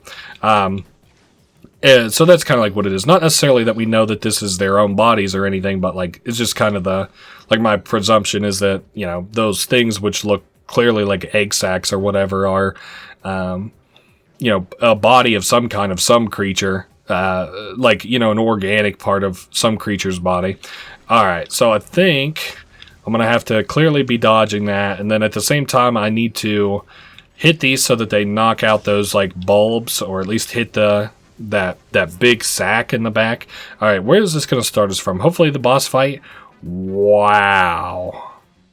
Alright, so clearly I'm going to have to be a lot more careful with this. Otherwise, I'm going to be just kind of stuck here for a little bit. Like, this is going to be a big time investment.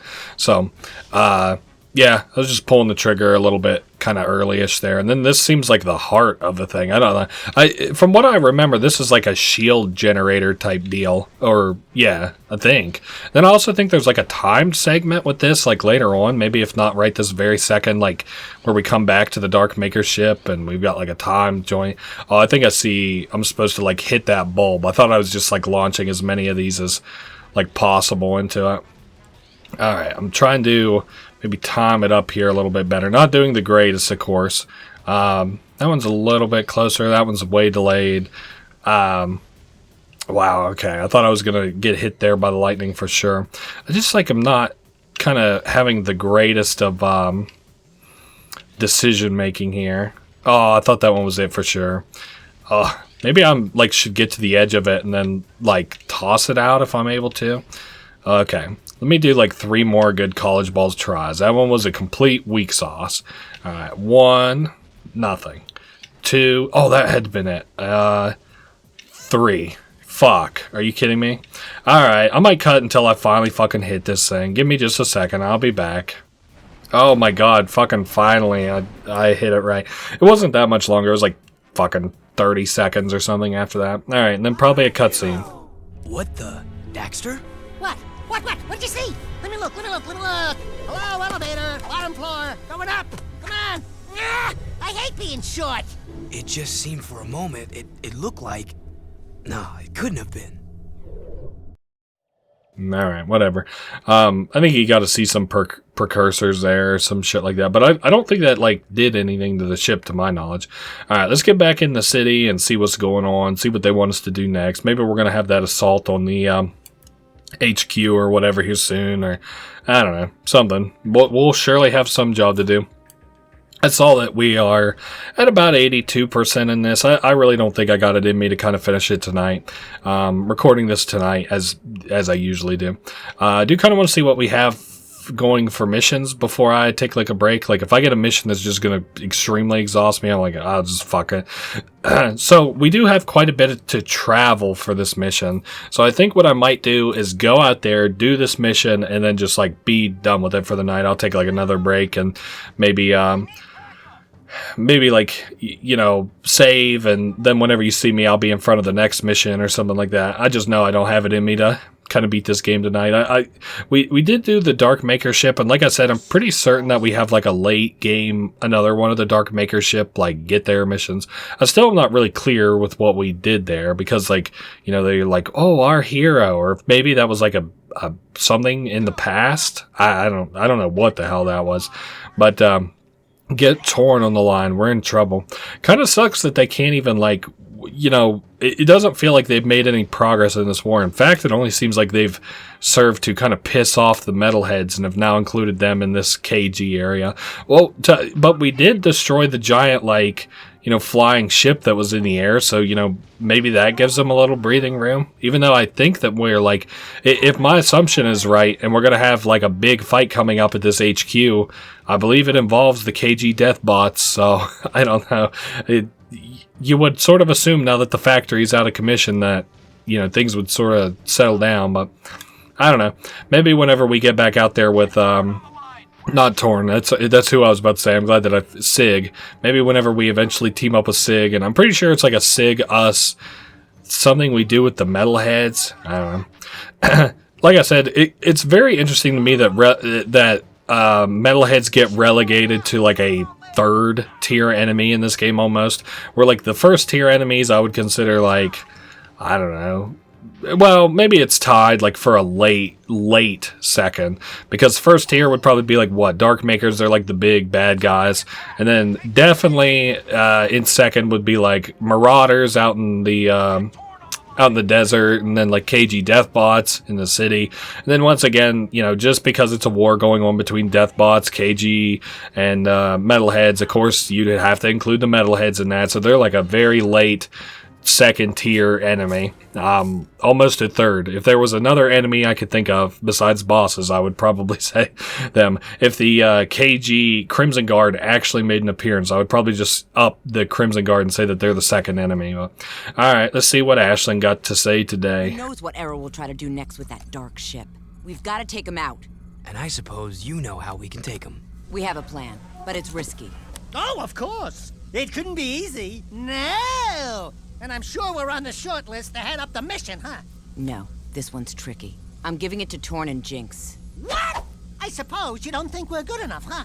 You don't think we can do it? Dax. May I remind you that this team of Daxter, Jak and Daxter have taken on just about every scary thing this world can throw at us for 3, count 'em, 3 adventures. Daxter. This is an outrage, Jack. We're the heroes. We're the ones on cereal boxes, for God's sake. And I'm about to release my own line of sports shoes. I've got a contract! You're on the mission. Your job is to cover Torn and Jinx in a vehicle filled with explosives. Escort them to the Metalhead section, and together you'll blow open the nest. Oh, well, why didn't you say so in the first place? Here we go. Oh, it's going to be one of these kinds of missions. Very neat. On rails, defend these guys, I guess. And I see they've got like a little HP bar. I don't know how much like they want me to get ahead of them in terms of enemies exactly, because I don't feel like I have it. Oh, wow, we're also balancing our own HP bar. That's kind of cool. So we have to get this over to the Metalhead nest, which is going to be, like, I feel like I was pretty quick and it still took a minute earlier. Can I hit him? Okay, I can't hit him. I'm like following his HP there, so that's cool. So like I can shoot through him if need would be. So this is very heavy, like on rails. Kind of reminds me a little bit. Arcades, like back in the day, like I traveled the East Coast a little bit for vacation with my family years ago. One of their like things that we would go to arcades. I was like a kid, obviously, that always liked games. So one of the vacation trips that we took during it, I guess a couple of them is what I meant to say. There was like this arcade game that was on rails for what's it called? The not Back to the Future. What the fuck is it called? It's got like the robot Terminator, like Terminator one, where you were like in the future and you were like with the rebellion and you were like fighting off, robots and stuff like that. And I don't know. I guess I thought it was cool enough. I guess. But it's just kind of like what this is reminding me of right now. This is a very cool on rails segment. Like, this is kind of fun. I don't know where Jinx is at, that he's supposed to be with Torn or whatever, but we're seeing this sort of variant in a vehicle here again that's like an eco transport, so that's kind of neat. I suppose that this would probably get us up to about 84-85%. I'll let you save the game with me whenever we're done with this. I guess I could let you do that before we start the next mission. I guess if it immediately starts the next mission where we're like already assaulting the Metalhead nest or whatever, maybe I'll like go ahead and beat that one. And then that would mean that in this playthrough I got done with but in this like recording session I got done with the KG Death Factory. I got done with the Metalhead nest all in one sort of fell swoop. Oh, Jinx is he's driving this thing. Of course, Sig is doing nothing, as is usual of him. Whenever it comes to vehicles, he's like, damn, I'm here to plant my ass. It's time for my union-mandated 15 whenever it comes time for the vehicle on rail segment. Jesus Christ, that's so many explosives. I agree, but could fucking Torn, like, hit the brakes a little bit when that's going on? Just a little. Once again, like, I think on this side of the city, it's going to be very KG bot heavy, but then on the other side of the city, it's going to be very, metalhead heavy as we sort of change environments. Once again, very cool game design decision. Whoa, hang in there, Torn. We've got about, like 2/3 HP. That's cool. I don't know if we'll actually get a checkpoint. I just wanted to take a look, now that I was thinking of it, at our HP. It had me a little bit worried. See, we've got, like, the bots down there fighting and stuff. Oh, shit, he's got a metalhead on him. Ooh. Hopefully that didn't do too much damage. He's down to about half HP. That's not the end of the world. Also, Torn just takes the fucking longest path possible. He's not a big fan of efficiency, that Torn guy. Also, it would not be too bad if they, like, decided to focus me a little bit in contrast to the, Torn, maybe. Once again, getting heat-seeking missiled on that thing. That seems to be, about par for the course on that fucking kind of vehicle, huh? Now, where the hell is this guy going? We need to do a fucking 180 here. Do a U-turn, dickhead. I'm pretty sure we have to go back the other way, back into the metalhead nest. Where in the fucking hell are you going? Are you taking the scenic route, Torn? Oh, man. Alright, here's these guys again. Now we're down to about half HP, right up there with Torn, so maybe I'll go back to balancing his HP with my HP a little bit. Man, this is like, they must know what the hell's going on, because they are breaking out all the stops to stop us. And there is some more metalheads. I can, since I know that I can shoot like clean through them, that's nice. It'll let me just take out the metalheads nice and easy. Oh man, Torn, please, can we go towards where we actually need to go? I'm not trying to bellyache too much. I know I'm just having fun here. All right, so Torn is a little bit under half HP. We're right around half HP. I would say like a hair under half HP. Oh, man. All right. I don't know. So now we've got the metalheads here. It seems like, these are probably going to get heavier on this side of things. I hear like a beam behind us, and I don't even know what enemy that's probably supposed to be. So, all right. Once again, another set of explosives. Nice. Very cool. Very cool. I'm hoping Torn like steps on it whenever Torn steps on it once we get into here. Sort of like how he did over at the KG factory, and isn't necessarily like fucking around so much the way that he did while we were actually at the port. There they are. It's probably those guys, is what I was hearing on lasers. Alright, just shoot these guys out of the air. We're doing alright on HP, not great. Little worried about Torn's HP in comparison to mine. Yep, we just got fired at by that thing that I didn't finish off. Alright, now it's time for missiles once again. Oh my goodness, don't try to get in the way of the missiles, Jinxie. Or Jinx, is that his name? Jinxie, I think, is a streamer. I've been hearing his name a lot lately, sort of like Germa years ago or something like that, or like XQC a little bit. Alright, so I don't watch any streamers really.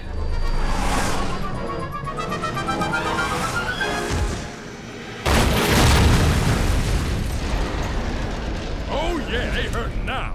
Move and groove, Chili Pepper. Alright, it's payback time. You ready to rock, Dax? You mean go in that place? Jack, maybe I'll stay here and protect Sig.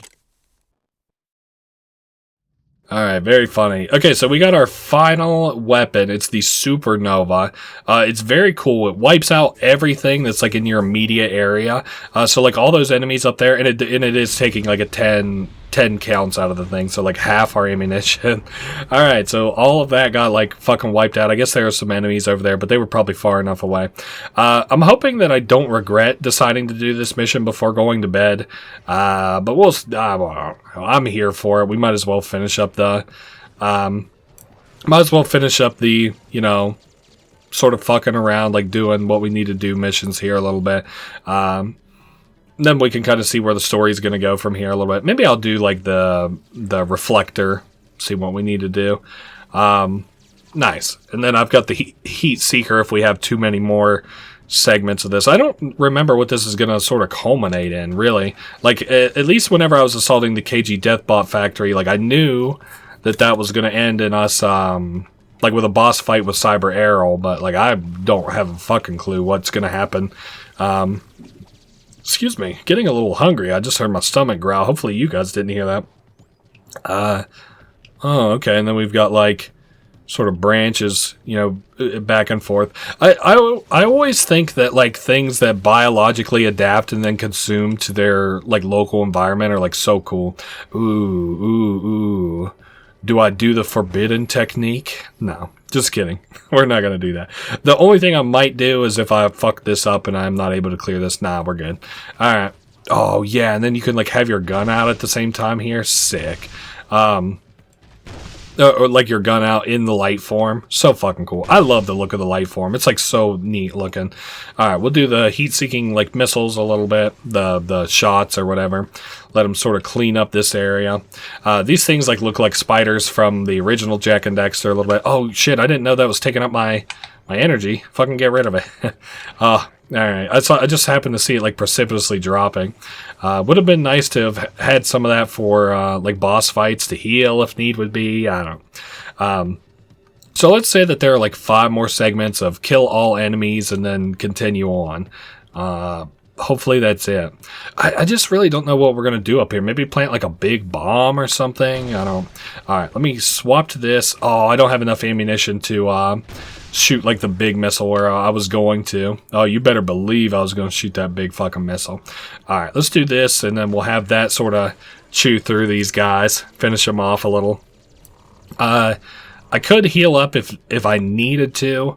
I'm going to hold, because I think that the chests, like, we break into and stuff, like, are sort of like Resident Evil 4 in that they give you kind of what you need a little bit. And I apparently, based on its judgment, did not need HP just yet. I think it's a little bit below half HP before it starts giving it to you. Let me do the reflector and then just get this kind of rolling again here. Even though I said that it was doing good earlier in, like, the big environment, it's really not doing all that great.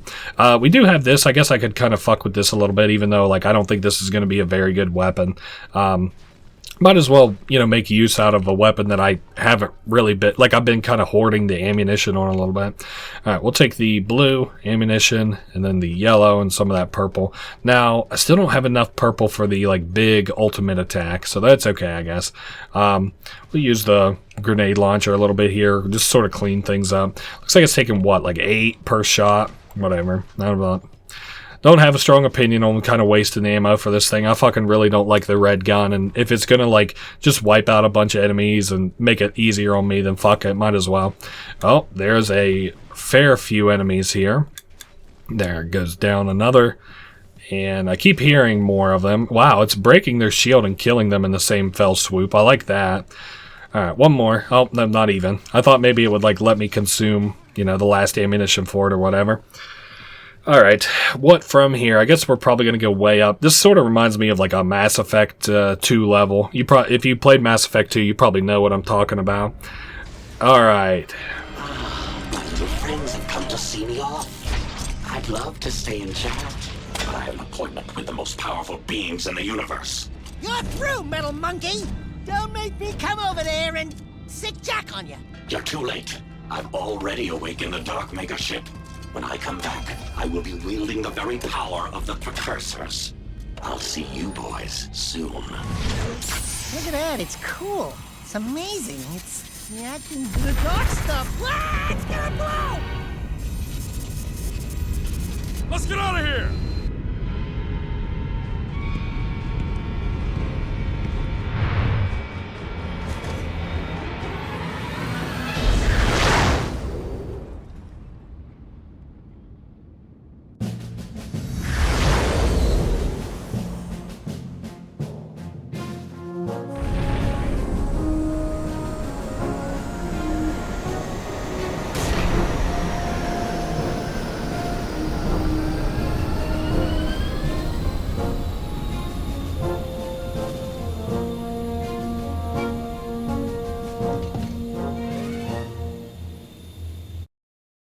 Okay, so I had a little bit going on there.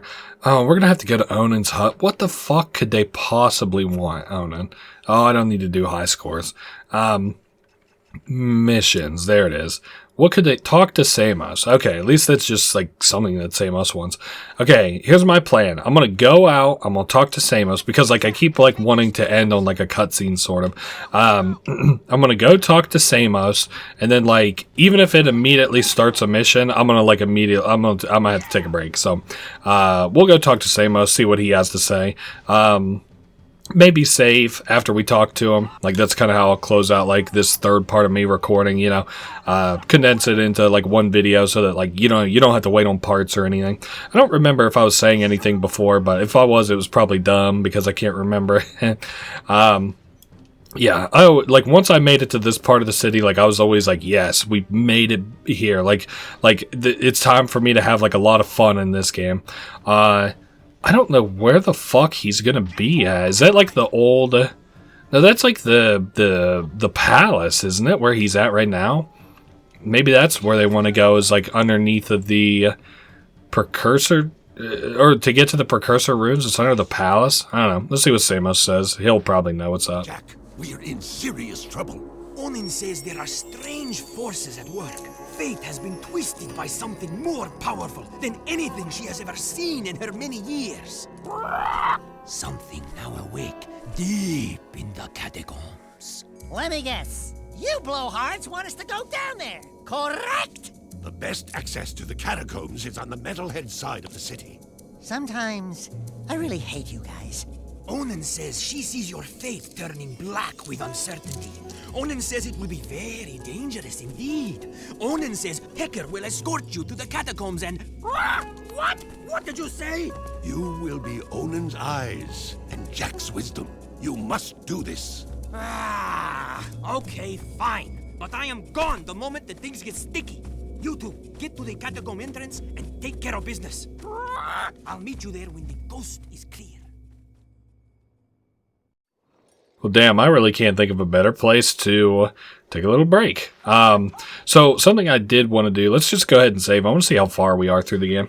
91%. Damn, we're real close. I can only think of maybe 3 or 4 more missions to go.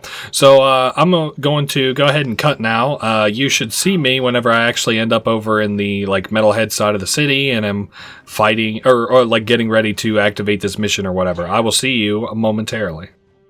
All right, ladies and gentlemen, here we are. We're on the more urban looking part of the city, where the metalheads are apparently. And yeah, we're going this way. I forget what the point of this was. I know it's a new day. We got a new kind of bout of weird energy. Not quite high energy, not quite low energy. Definitely sleepy voice though. The only hombres tough and crazy enough to take on these things are the wastelanders. You're a genius. Yeah, that trinket's worth about as much as you'd get from a broke-down pawn shop in Southtown. Hilarious. Kind of surprised that was their sort of first inclination is to be okay, let's call him back up. I don't know. Did this look that scary? I mean, we're gonna handle it. So, we haven't even whipped out my fucking heavy equipment yet. We haven't even whipped out Dark Jack. Just maybe dial it back a little. Alright, we'll do Reflector on this. Desperately don't want to be shot down if I decide to get greedy and go for these precursor orbs. Okay, there's one, and then there's the other one. Cool. Alright, secrets are still available for purchase. The only thing I'm going to consider buying next, or I guess maybe the thing, I should have worded that. The thing I'm going to consider buying next is whatever upgrade I get for this big fucking explodey joint. And that would be all the weapon upgrades. So that's kind of cool. If there were achievements to get, I'm sure that I would probably get an achievement for that. Alright, these guys are kind of, there's a lot of them, and they're the more upper echelon of, what would you call it? Wow. Metalheads, that's the word. God damn. acting like it's the first time. And I do that in between every session, is like just completely forget what the controls are on like Dark Jak. Alright, now I definitely don't want to be doing that. That's a little bit too forward. What if I do some heat seekers and then just kind of let them rip a little bit? Very nice. Ah, man. Yeah, I don't know. I got home from work, I took a nap, and then whenever I woke up, I made some corn dogs for dinner. So we are on, I don't know, what is it, day 4 I'm recording. So I'm sort of getting a vibe that I might have to use the wings here a little bit. Let me see, that one, there we are. Okay, so I'm of course going to want to, well, maybe not actually. I was going to say that I want to unget out of this transformation, but if I can get over here to this other vent before I decide to do that, there we are, then I'll just go ahead and heal up again in case I need it. And then I believe I don't want to fuck this one up, but I believe we're aiming for like over there. Alright, well, we'll see how it goes. 1, 2, 3. Oh shit, I almost fucked it up there at the end. Whew. Oh man, let's go with the little grenade launcher. That was doing me some work during what was it, like the fighting those dark makers in the metalhead nest. Alright, that's good enough for right now. Then we'll swap over to my heat seeking. This is really good if you really need metalhead eggs. I'm really just not concerned about metalhead eggs, I guess, if that, or metalhead heads. I don't know. I don't plan on like sweating the precursor orbs. Oh, hey, we're near the arena. Of course I recognize this place. Let's break out the hoverboard. Wow, neat. Neat to be going through some places that I recognize for once. Oh, shit. Also kind of surprised that we haven't had much cause to use, like, the slowdown power-up again. It's kind of a shame that, like, you know, I'm letting most of the power sort of take a, back seat a little bit. I don't know, just like the power-ups, and then like not the power-ups, but like the firearms and the what's it called, the power-ups, like take like a lot to kind of use them. It's not just like where I can pick up ammunition, you know. Alright, I'm a little bit worried about landing some of these. Alright, let me do this as my next plan. And speaking of power-ups, we'll just go ahead and heal up here quickly. There we are, back to full HP. I don't know, it's cool, we're doing good. All things considered, like, you know, I don't know how long this mission's gonna be. It's alright, it just kind of seems like another walking from one side to the other without, like, a ton of exposition in the middle, so, whoa. So, good thing I didn't get the end of that off there, huh? Oh, and I'm dead. Motherfucker. Okay, maybe we'll go, well, I was gonna say, holy shit, look how far back this is. Alright, I'll be back in a minute. Alright, we're back here. Maybe this time instead of just rolling, I'll just do a simple, like, jump, jump, spin, land it, jump, jump, well, I didn't quite need a spin.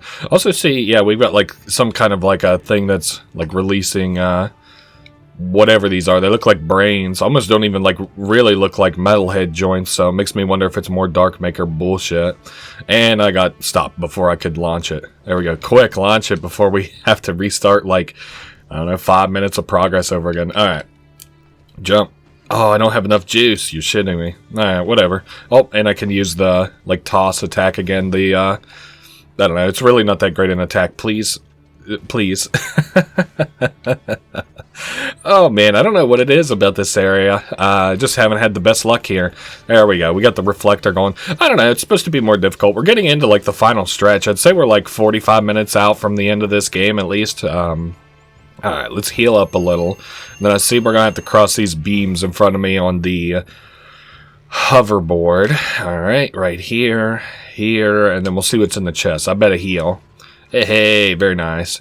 Alright, then we got, yet again, more metalheads do. It's kind of crazy that there's so many metalheads, and then there's, like, the environment is, like, this shitty falling apart. You know what I'm saying? Like, this doesn't really seem livable. I think it would be hard to live somewhere where the floor is, like, able to come out from underneath you at a moment's notice. Alright, so down goes another batch of them.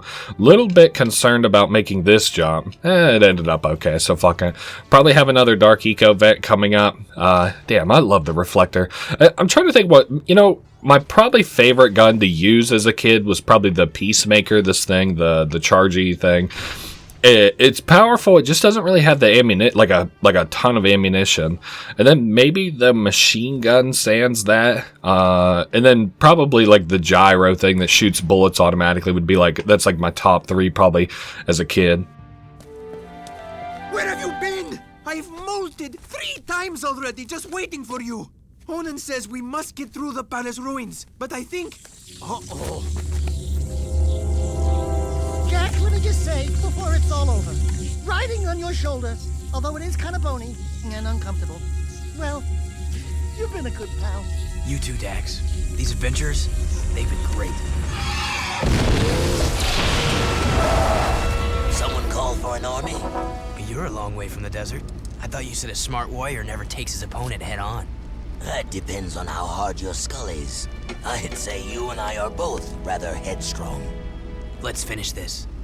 Look alive, Jack. All right, very cool. So we got some wastelanders here to save us in Damas.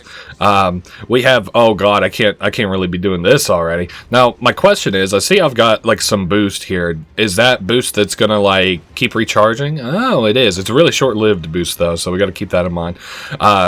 So yeah, pretty cool. Damas is out here, you know, saving us. He said call for an army or whatever. Kind of funny. I don't know. One-man army? I guess to be fair, if you saw Jack, you would be like, oh, thank God Jack's here. But I don't know if Damas thinks he has that vibe. Now, to be fair, he did save our ass, all things considered. So, I don't know. I was thinking, isn't there like, there's like one time that they say like shit in this game, or like 2 times they say shit across the Jak and Daxter games? Very funny.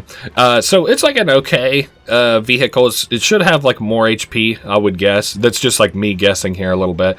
This was another one of like my more favorite missions, but I wouldn't put it in like the top 3 probably as a kid, but I definitely enjoyed this mission. It felt cool, you know, having like Damas here, more so like having the strongest vehicle I felt in the game. And then, I don't know, it kind of culminates, and I don't think it's like a cool boss fight or anything, but a very interesting cutscene where we get some, like, you know, story or whatever. Alright, so we got a bunch of dark makers around. Good thing he brought the heavy guns, because I don't know how much more ammunition I had to deal with all these guys, although I probably would have gritted my teeth and bitched and done it the whole time if that's what they asked. I'm trying to get out of the range of that. Man, my fucking thing backs up like it's made out of 10 tons of bricks. Cool vehicle. It'd be cool to drive this thing. I don't know what the street laws look like on a thing like this, but this would be cool. I was telling one of my coworkers the other day, like, we kept walking back and forth across each other, like, left to right, and, like, almost running into each other, and I was telling him, like, man, they need to put a bike lane in this place. Oh, man. Alright, so I'm gonna have to whip it around, clearly, to get up here. Very cool, like, environment. That, you know, this isn't a place that you ever revisit or can come back here outside of, like, the level select or anything, you know. And this is like a, you know, pretty-ish place, I guess. It's clearly like destroyed parts of Haven City. I think this is probably supposed to be considered like the palace, as Pecker and Daxter were like talking about or whatever before. Ah, shit. I stopping there would have probably meant taking a bunch of Dark Maker shots. It was not worth it. Getting a little more precise on the catapult shots here towards the end. Hey, it's daytime. I'm used to this mission like taking place entirely in the night, so very cool. It is interesting to me. They must set the time in this game at certain points because like, you know, I just remember certain missions like always being in the day, certain missions always being at night, so even though they have a day-night cycle, they must set it at certain points. There we go. Down goes another Tesla tower. And then it looks like, yep, this is the Tesla gate right here. And then we will break this. All right. We're doing fine. Just kind of moving along here. Oh, this is a big old area. Although, I do think that there's either like maybe 1 or 2 of these. Hoping there's only 1. Fingers crossed for only 1. And then after we do it, that's like the end. Like, I want to say like once we break that gate sort of coming up, that's the end, but I guess we'll see. Now, surely they don't expect me to like jump over a ravine or something here. Let me see, because I'm not seeing anything on this end. I wonder if it's just not loading in yet on the other end. Let me get to the other end and see what we got going on here. Well, Oh, I can go down. Oh. Okay. Well, I thought this was going to be like a fall into a die ravine. My bad. Not doing the greatest on HP. Once again, another time whenever I wish that, I had more, or the ability to repair these things. Kind of understand why you can't, and the difficulty was done with that in mind, but just something I'm kind of thinking about. Okay, so I've done a complete loop around. I think what I'm going to do, let's do another loop and then see if I maybe missed something. If not, I'll try to like scale one of these really steep parts of the pile. Okay, so it looks like I could probably get up this. I guess a thing to consider is like these tires are kind of meant for some steep climbing. So, alright, I guess we'll try that hill behind me. This one here. I don't know. I don't think that's right. Come on, that doesn't look right. I don't know. We'll give it a... Yeah, that's absolutely... There's no way. Also, I'm getting just fucking pelted with catapult shots and dark maker joints. Alright, so I saw another hill that looked more agreeable. Yeah, this one here looks like better? Question mark? What am I fucking doing wrong, though? Okay, let's... I got a different sort of plan. Maybe if I, like... I see that I can get up to that. Oh, that's probably what I'm supposed to do, actually, is get up there. Huh. But I don't see any gates that are leading over to the... Oh, shit. You know what? It was a loading thing, because I see there's like a fucking hole in the wall where the men can see it all. Alright. So here we are. Oh, and then we break this gate. Interesting. My sort of vibe for the... for that... Like, normally I can sort of tell where we're going and why we're going there and stuff, but... I guess, we're in a weak spot for me right now. I've never been the best at, driving games, I guess. But there are a bunch of driving games I've been wanting to play. Crash Tag Team Racing is another one that I want to play, like, for the channel. I think that would be fun. Maybe the Crash, like, what is it, Nitro Kart? Whatever one was for the PlayStation 2, Xbox 360, or Xbox, original Xbox. I know that they have like a sort of remake that's supposed to be, pretty good. I had it for the Nintendo Switch while I shortly had a Nintendo Switch. But, I didn't really play it very much. It looked pretty for sure. Alright, I think we got another cutscene.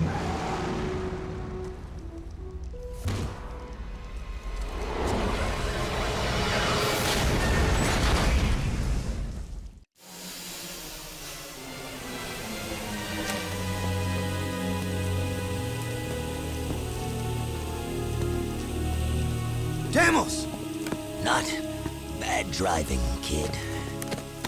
It was a good fight. And a good day to die. I'm very proud to have been by your side in the end. This world is not yet out of heroes. We did well together. Don't move, Al. Please, promise me one thing. Promise me you'll find my son, Mar. You'll know him when you see this. He's wearing an amulet just like it. A symbol of our lineage with the great House of Mar. Save the people, Jak. They need you.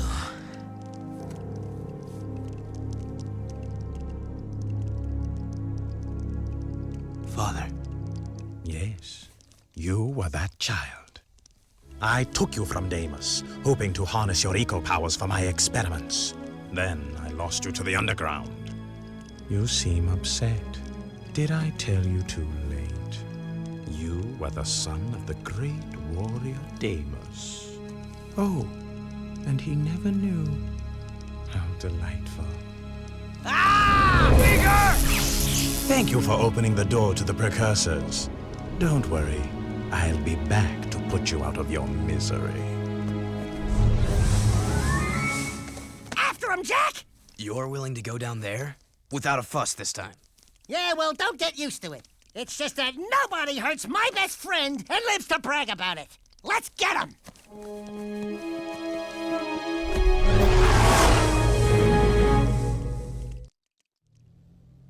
This game does, and all of Jak and Daxter does it very well, like the serious moment in the comedy and the serious moment in the comedy and stuff like that. Very well handled. It's hard to do that in writing and not really come off as like, I don't know, not like preachy. Whatever the opposite of like preachy would be. So yeah, we learn in that cutscene that Deimos, Damus is Jack's actual dad. So that's interesting. Also, the Amulet of Mar is so synergistic with the Jack lineage because it was like something that it signifies their lineage with Mar, meaning that Mar is some kind of like a parent to them or whatever, like somewhere way up it, maybe like a granddad, great granddad, something like that. I do think we have to pop these red ones, or else they eventually just instantly knock us out, or at least we have to pop them before they get all the way to the very end. So that was something that I was confusing the last time I did a mini game like this. Getting a little shaky there towards the end. Anyway, what else? Vigor was being like really evil. Apparently he's like the catalyst to have taken us from our father. Whatever. It feels a little bit like, you know, whatever. I'm not really in it for that. I'm not buying it, I guess. What the fuck?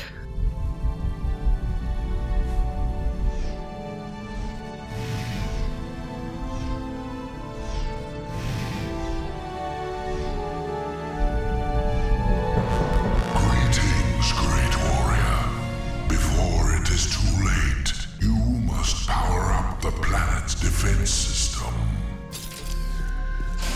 The ecosphere has begun its energy conversion. It will take some time for the weapon to fully charge.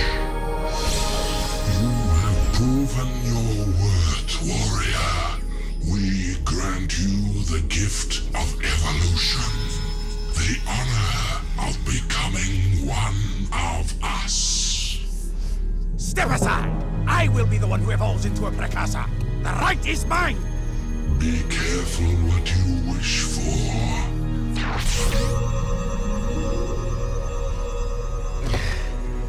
It is done. Don't worry, Jack. It is for the greater good that I assume this role. Even now, it may be too late. If Errol awakens the dark ship's cargo, all will be lost. Listen, Glow Boy. We've been doing all your dirty work while you slept in the stores. So stop it! Inefficient. I told you we needed a backup hero. We should have gone with Plan B. Ow! Hey, cut it out! We are unhappy with your performance. If you had been a true hero, you would have stopped Errol by now.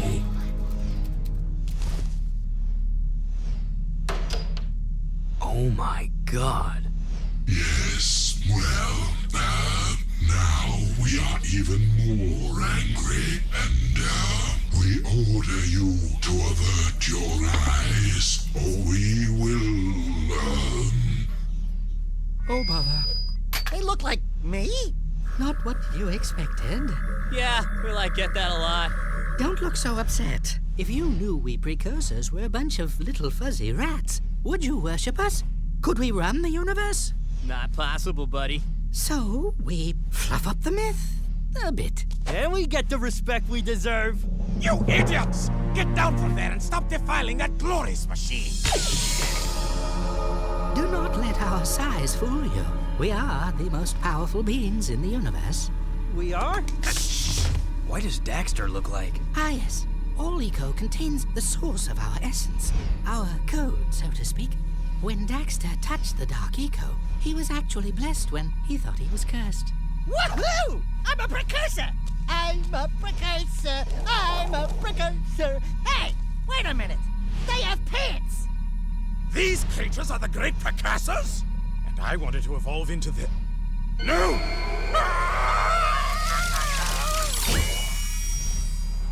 A little drafty, isn't it? The only way to ensure that Errol will not awaken the ship's cargo is to go there yourself and stop him.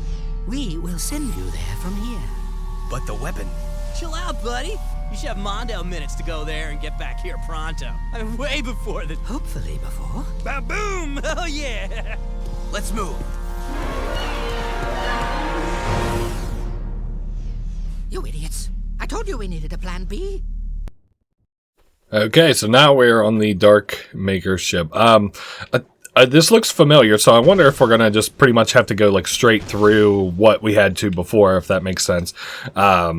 Keeping my eye out and around for, you know, how the fuck to get out of here. Oh, we're taking a different path this time. I remember markedly going through the other side. So, interesting. The precursors, as I already happened to mention earlier, were actually Otzels, or maybe. I don't know how best to describe it. Does that mean that all Otzels are precursors, or just that most of them, or... son of a bitch. I should have known that was coming. I kind of felt like I was running out of time there a little bit. That probably won't restart us back too far. Yeah, we'll see. I don't know. It's just like the checkpoint. Not that I needed a checkpoint out there, but I'm just used to like games, I guess, giving you a ton of checkpoints. What have I been playing? I guess I've been playing Skyrim a little bit lately. So I'm like trying to understand in my mind anyway where the checkpoints would be. That's not, they don't really have the most forgiving of checkpoints. Also, I need to maybe just launch that just so I don't have to fucking deal with those guys while I'm doing this. Alright, we'll wait for the next bout. Be more careful about it this time, I guess. Just holding straight and then jumping, that's going to give me a little bit more time for error. There we are. And then I'll launch now that I'm over here. I think I've also been playing a little bit of the Lisa, the Painful RPG, like the definitive edition, if any of you guys have happened to play that.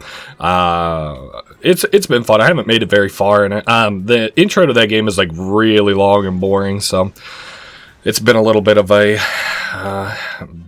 not trouble, but like an event trying to get through it. So alright, this is a more complicated platforming than we're kind of used to. We got like multi-segments and they're timed, and not only are they timed, we are timed here.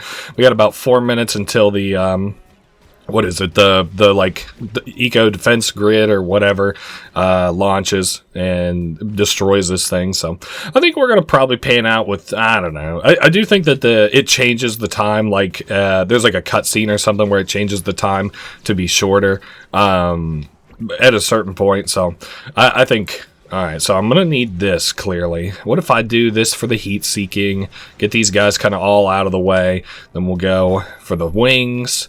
Very nice. Wow, this place is gorgeous. Yeah, it just even kind of looks like dark precursor technology around here. Like that to the right there looks like something I might have seen in like Golem Maya Citadel. Oh boy, I mispaced that one a very little bit. We got about 3 minutes. I don't know. I think we're still like panning out to make it where we're going in time. This is very cool. Shame that I'm like a big fan. I think most of my fans anyway know that I'm a big fan of like card games. Kind of a shame that they never made a card game for Jak and Daxter. It would have been cool to see like what they have for cards. Of course, seeing like people's old like Yu-Gi-Oh cards for like Dark Jak and shit really isn't gonna cut it. I just wanted to make sure that I have these enemies, you know, sort of wiped before I attempt to make this jump. I'm just a little bit worried. Okay, so there's that. 1, 2, 3, and then once I get to the other side, we'll just go ahead and heal up. A little bit concerned about my HP, and then we'll just crack the jet board. Oh, they're invisible. Interesting. Alright, there goes some of them. And we'll launch some of the auto shooters. A little bit troublesome, like we're running out of ammunition a little. I might have to do a little Dark Jak and sort of wipe the next area out. I don't know what we got 2 minutes of about platforming to go through yet, so but like combat platforming, so I don't know, cross your fingers. Hopefully we're able to make it through it all right. Oh boy, I don't know. It's been a fun game. I enjoyed it. I'm really enjoying getting to re-know the story and stuff of this game. So I think this is like the room with the cutscene.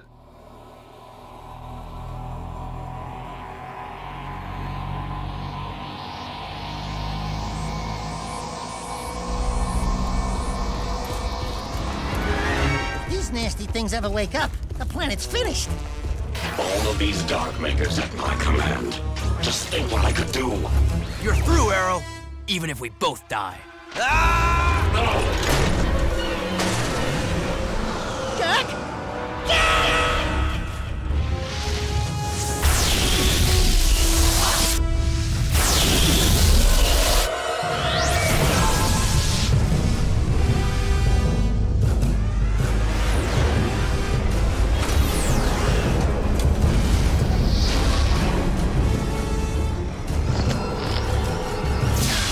Let's go, Dax. So that was me at the end there, finally learning how to do the like jump and fly technique. just having fun. Anyway, so this place is wildly falling apart. It's my intention to use the jet board to kind of speed along some of this. If it gets iffy, I might use the light eco power up to like slow things down a little bit if it's looking, you know, tough. I think normally you're supposed to just kind of like run across this, which is not something that I am against. But all right, cool. We got a portal.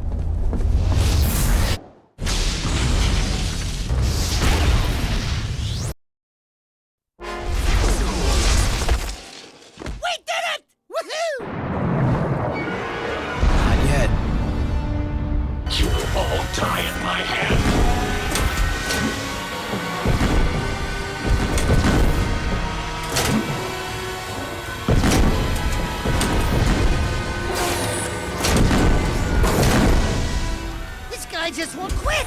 It's headed for the city. We gotta defend it. For Deimos. The last charge of the Dark and Light Brigade! Let's do it, partner! To the end. Alright, so looking a little bit tough around here right now. That thing is called the Terraformer, that like monster thing we're about to fight. It is about half interesting at least that you know, that was going to be a Darkmaker ship full of this thing called the Terraformer. Good thing we only have to deal with one, because this is going to be an event. We have a very fortunate environment in which we're going to fight it for another thing.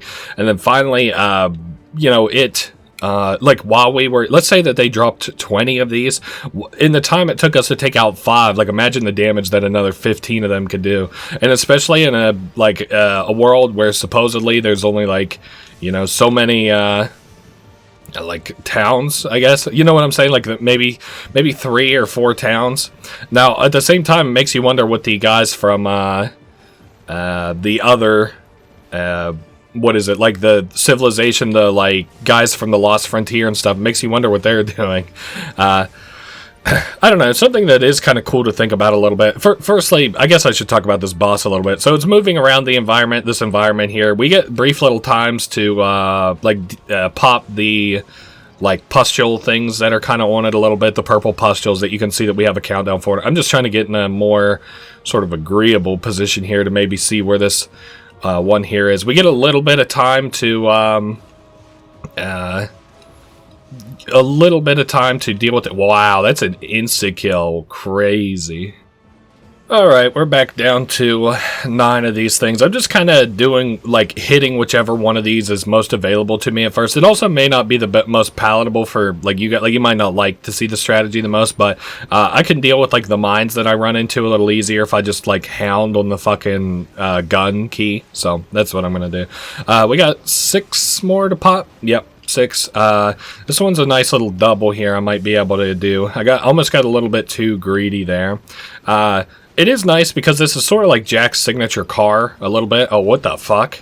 I don't know what that was all about. This is sort of Jack's like signature like little buggy a little bit. You know, like this is the one that you see him in all the promotional shots and stuff. Yeah, I hear that green motherfucker. I guess it's just like a spinning enemy that's supposed to deal damage or something.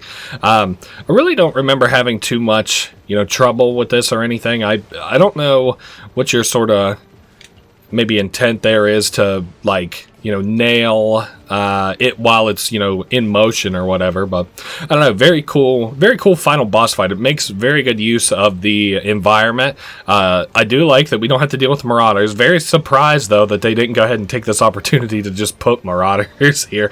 Like, fuck it, it'll just spice things up. That'll be fun. I don't know, so, some of these, based on like the angle of his legs and stuff, I'm sort of thinking that some of these are going to be way more easy to pop than others as he sort of rotates around and shit. So I'm not that pressed. Like, within one full rotation of the thing, we'll probably have him. Like, one full sort of go around of the map, we'll probably have him. I also don't know how much a boost will help here, even though I've, you know, gotten several boosts. Jesus Christ, those are right on me, brother. They're mines, dickhead. They're not missiles. Come on, stop being so precise. Oh, man. Although it sort of feels like he's speeding up a little bit. I don't know. Is he speeding up, or am I just, like, on the outskirts, so it's making it a little harder? I can see, like, the purple, like, peeking out of it. I'm not doing the best during this final boss fight. It goes from this, and then, like, we do a little other thing for this fight. Alright, maybe I'll, like, take a look over here. This one seems to be, like, maybe on sort of the outer edge of the thing. At least this isn't a timed boss fight. You gotta give it that. Alright, so down goes another one. I'm gonna scoot up way towards the front there and maybe deal with that frontmost one. Now, if he gets out in the fucking water, I don't know what I'm gonna do. Oh, okay, this is where that, like, dig site was or whatever. Alright, let me whip around. Hey, we were able to get that one. Okay, using the handbrake a little bit here at the end is a respectable strategy, if nothing else. Alright, let me whip it one more time. I don't have the angle on it, fuck. Like, I don't have the upwards sort of angle on it to deal damage to it. Maybe just getting across this bridge is my, like, strategy I should be employing, is, like, just get across it and then we'll go from there. Looks like he's crossing the mountain range, so I might have to head him off at the pass coming up. Like I'm noticing on the mini map down there. I guess I could have reversed my camera. Yeah, this is like what, where the map started or whatever. Okay, I see it up here. I think his leg's gonna move a little too quick for me to get to it. That's all right though. I see it's on the front. So what if I, like, whoa shit, speed up a little bit. I want to get, like, about half ahead of him, follow him on the mini-map. As soon as he stops, yep, we should be able to get this one, I would think. Oh, alright, back it up. Oh, come on, we were so close. So close. Oh, don't squash me. I don't know if you guys have ever seen Check It Out with Dr. Stephen Brule. Very funny show, very funny comedian John C. Reilly. Oh man, I'm due for a fucking rewatch. He's got some of the best lines of all time. I say broat all the time. Like, oh man, I gotta get to the broat. Like, play Left 4 Dead 2 or something. Like, oh come on, we gotta get to the broat. I think, well, that's the leg I would have to shoot. I don't think I'm gonna get it on it. Well, okay.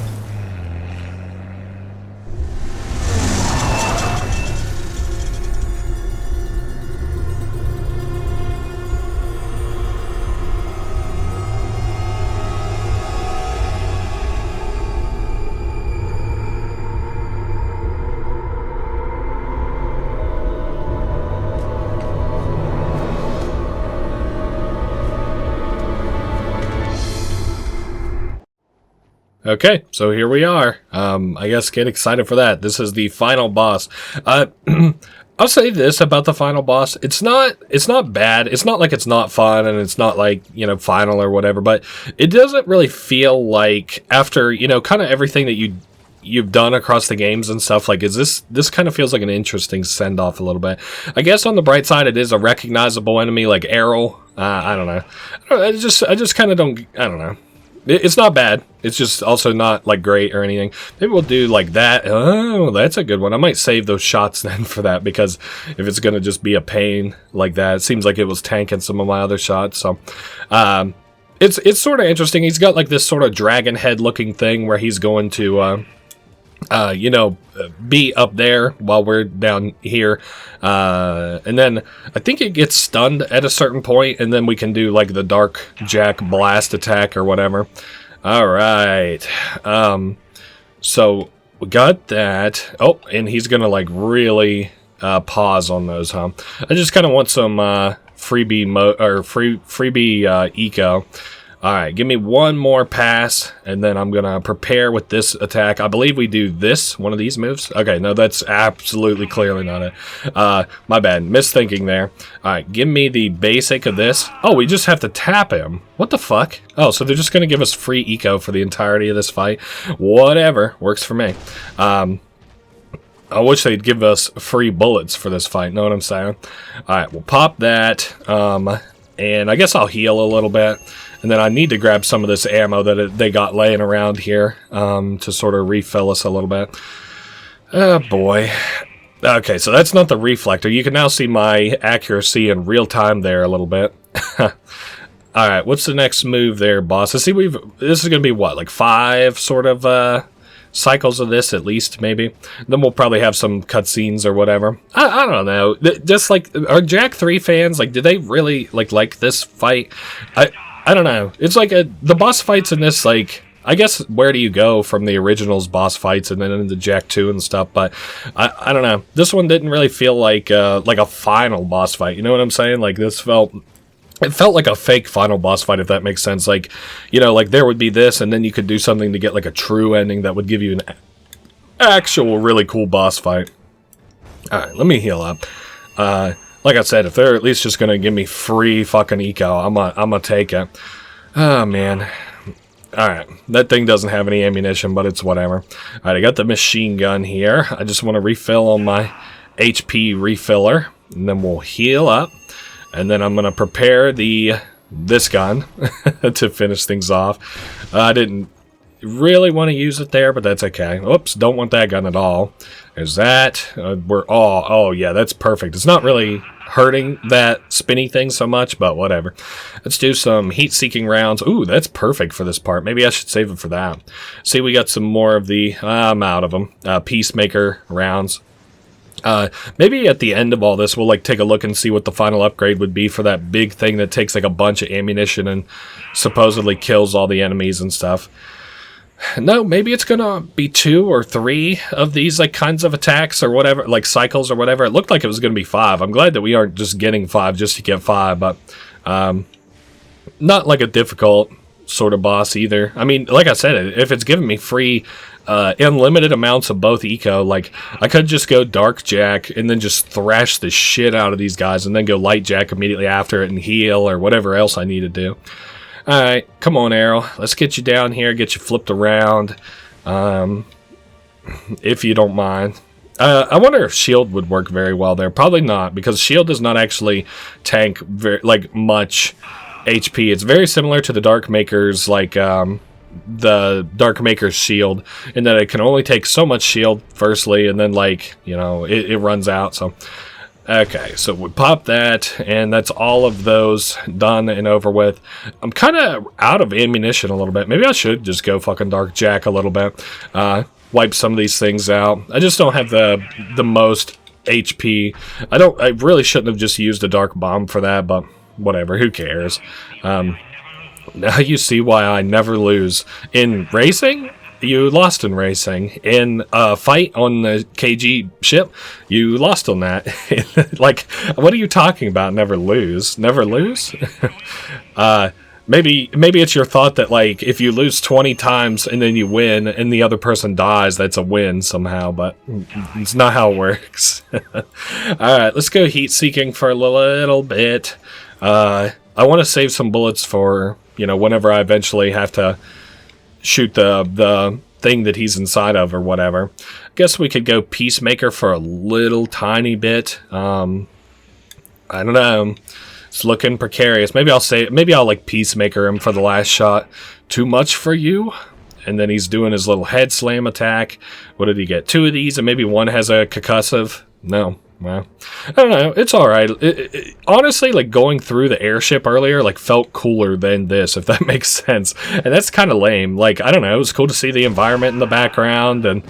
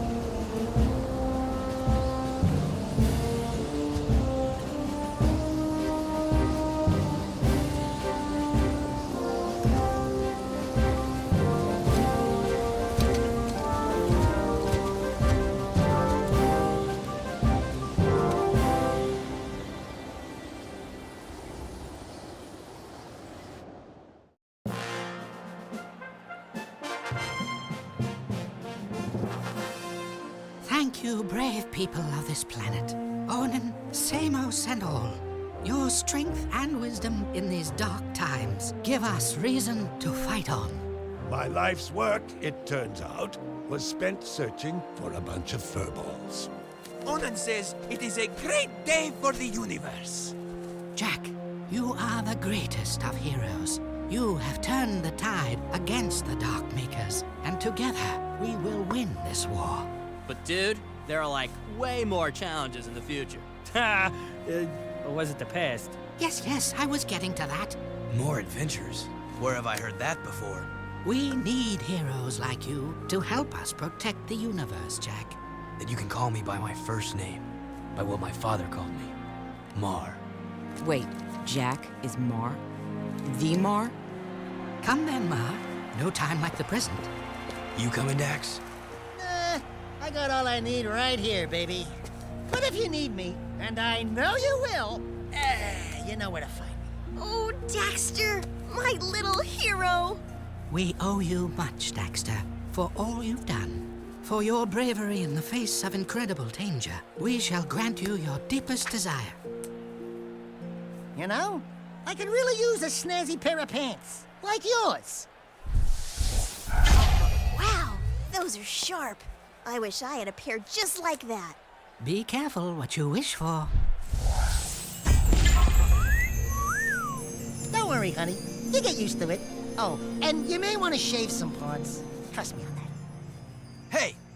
Thanks for everything, partner. You are a great hero, Daxter. This is gonna be good. They think I'm a god.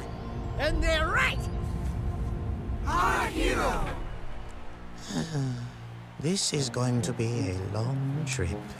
Where do you think you're going, little bugger? I've decided I want my own sidekick, and you've been nominated. We're gonna be a great team. Just don't make me angry. Are you ready, Jak? We have something to show you. What? The universe.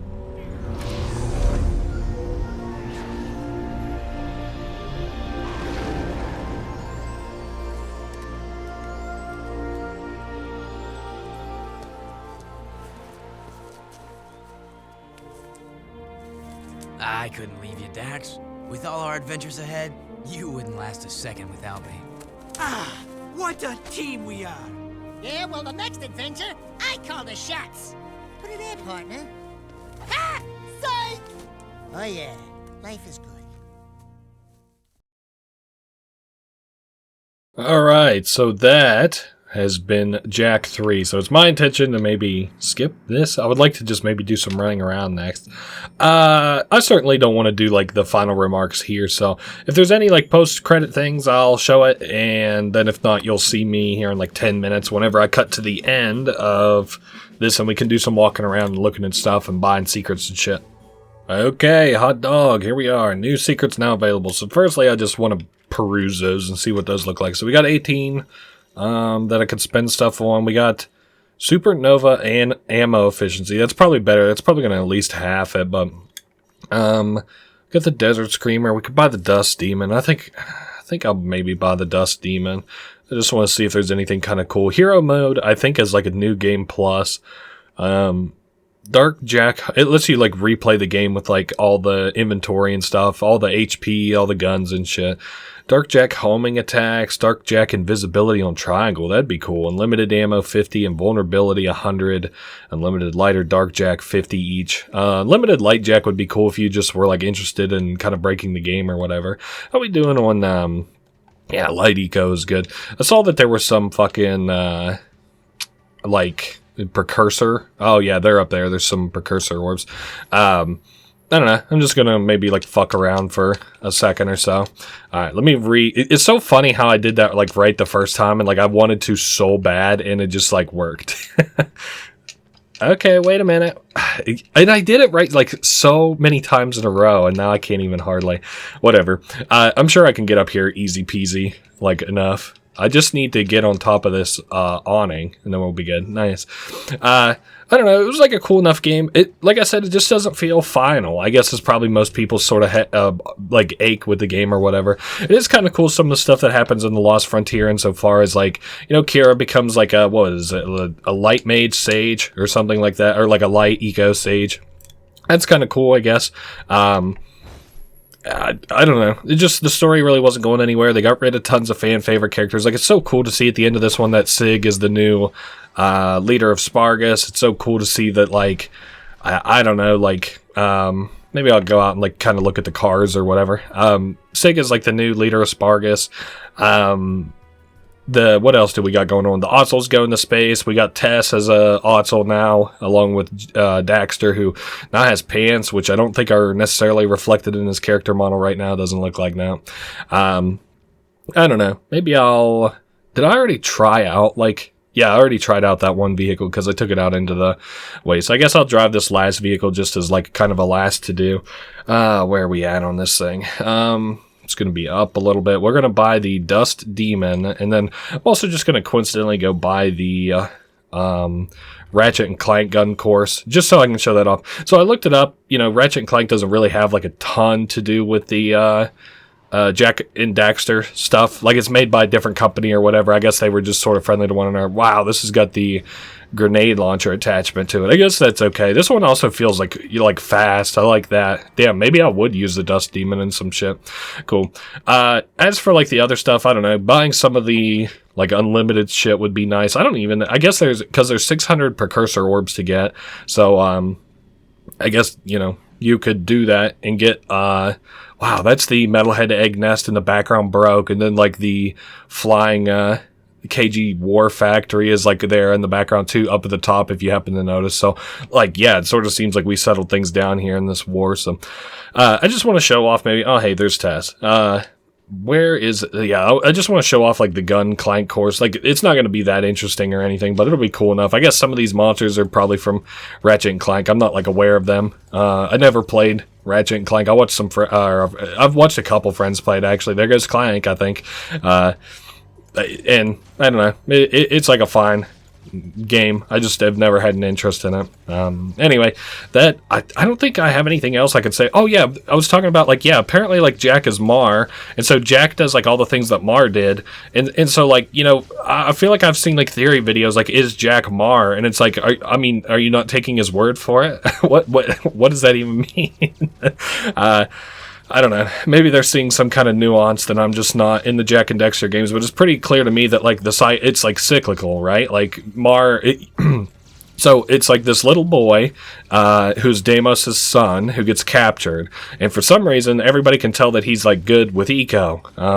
So he ends up captured by like Vigor, and then the Resistance gets him, and then, you know, the events of the second game for the little boy, and he's like a descendant of Mar, and then he goes back into the past and gets like taught by Samos, and that becomes Jak 1, and the events of Jak 1 happen, and he becomes an adult, and then he's an adult in Jak 2, and then he's an adult in Jak 3, and then, like, somehow he goes into the past, which is not really that, like, unique of a situation. He's gone into the past and the future before, in these games, as a matter of fact, so he probably goes into the past, and he does all the cool shit that, oh my god, I'm just fucking nailing those guys, huh?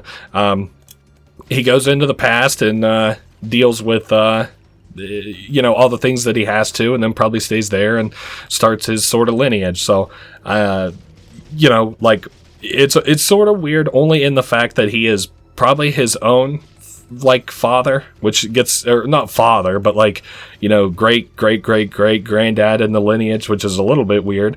But yeah, it's like a cyclical story, right? It just kind of keeps going around and around and around in circles, which I don't have a problem with. I thought was fine. So anyway, I'm sure he goes on other cool adventures and stuff like that, but yeah, Jak is Mar, and I'm not that confused by it, so I'm not really sure why, you know, people kind of generally are, but that's been the Ratchet and Clank sort of course. I don't really feel it. I think you can do like another set of 2 courses here.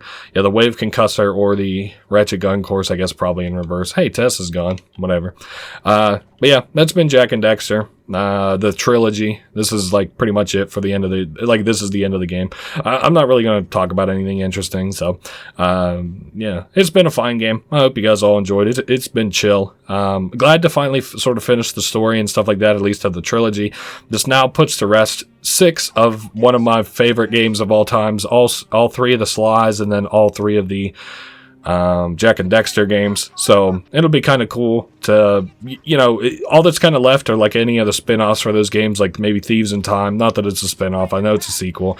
Or like what is it, like Lost Frontier, Jak X in the future. So anyway, that's all for Jak and Daxter for now. I'll see you guys all next week. Later.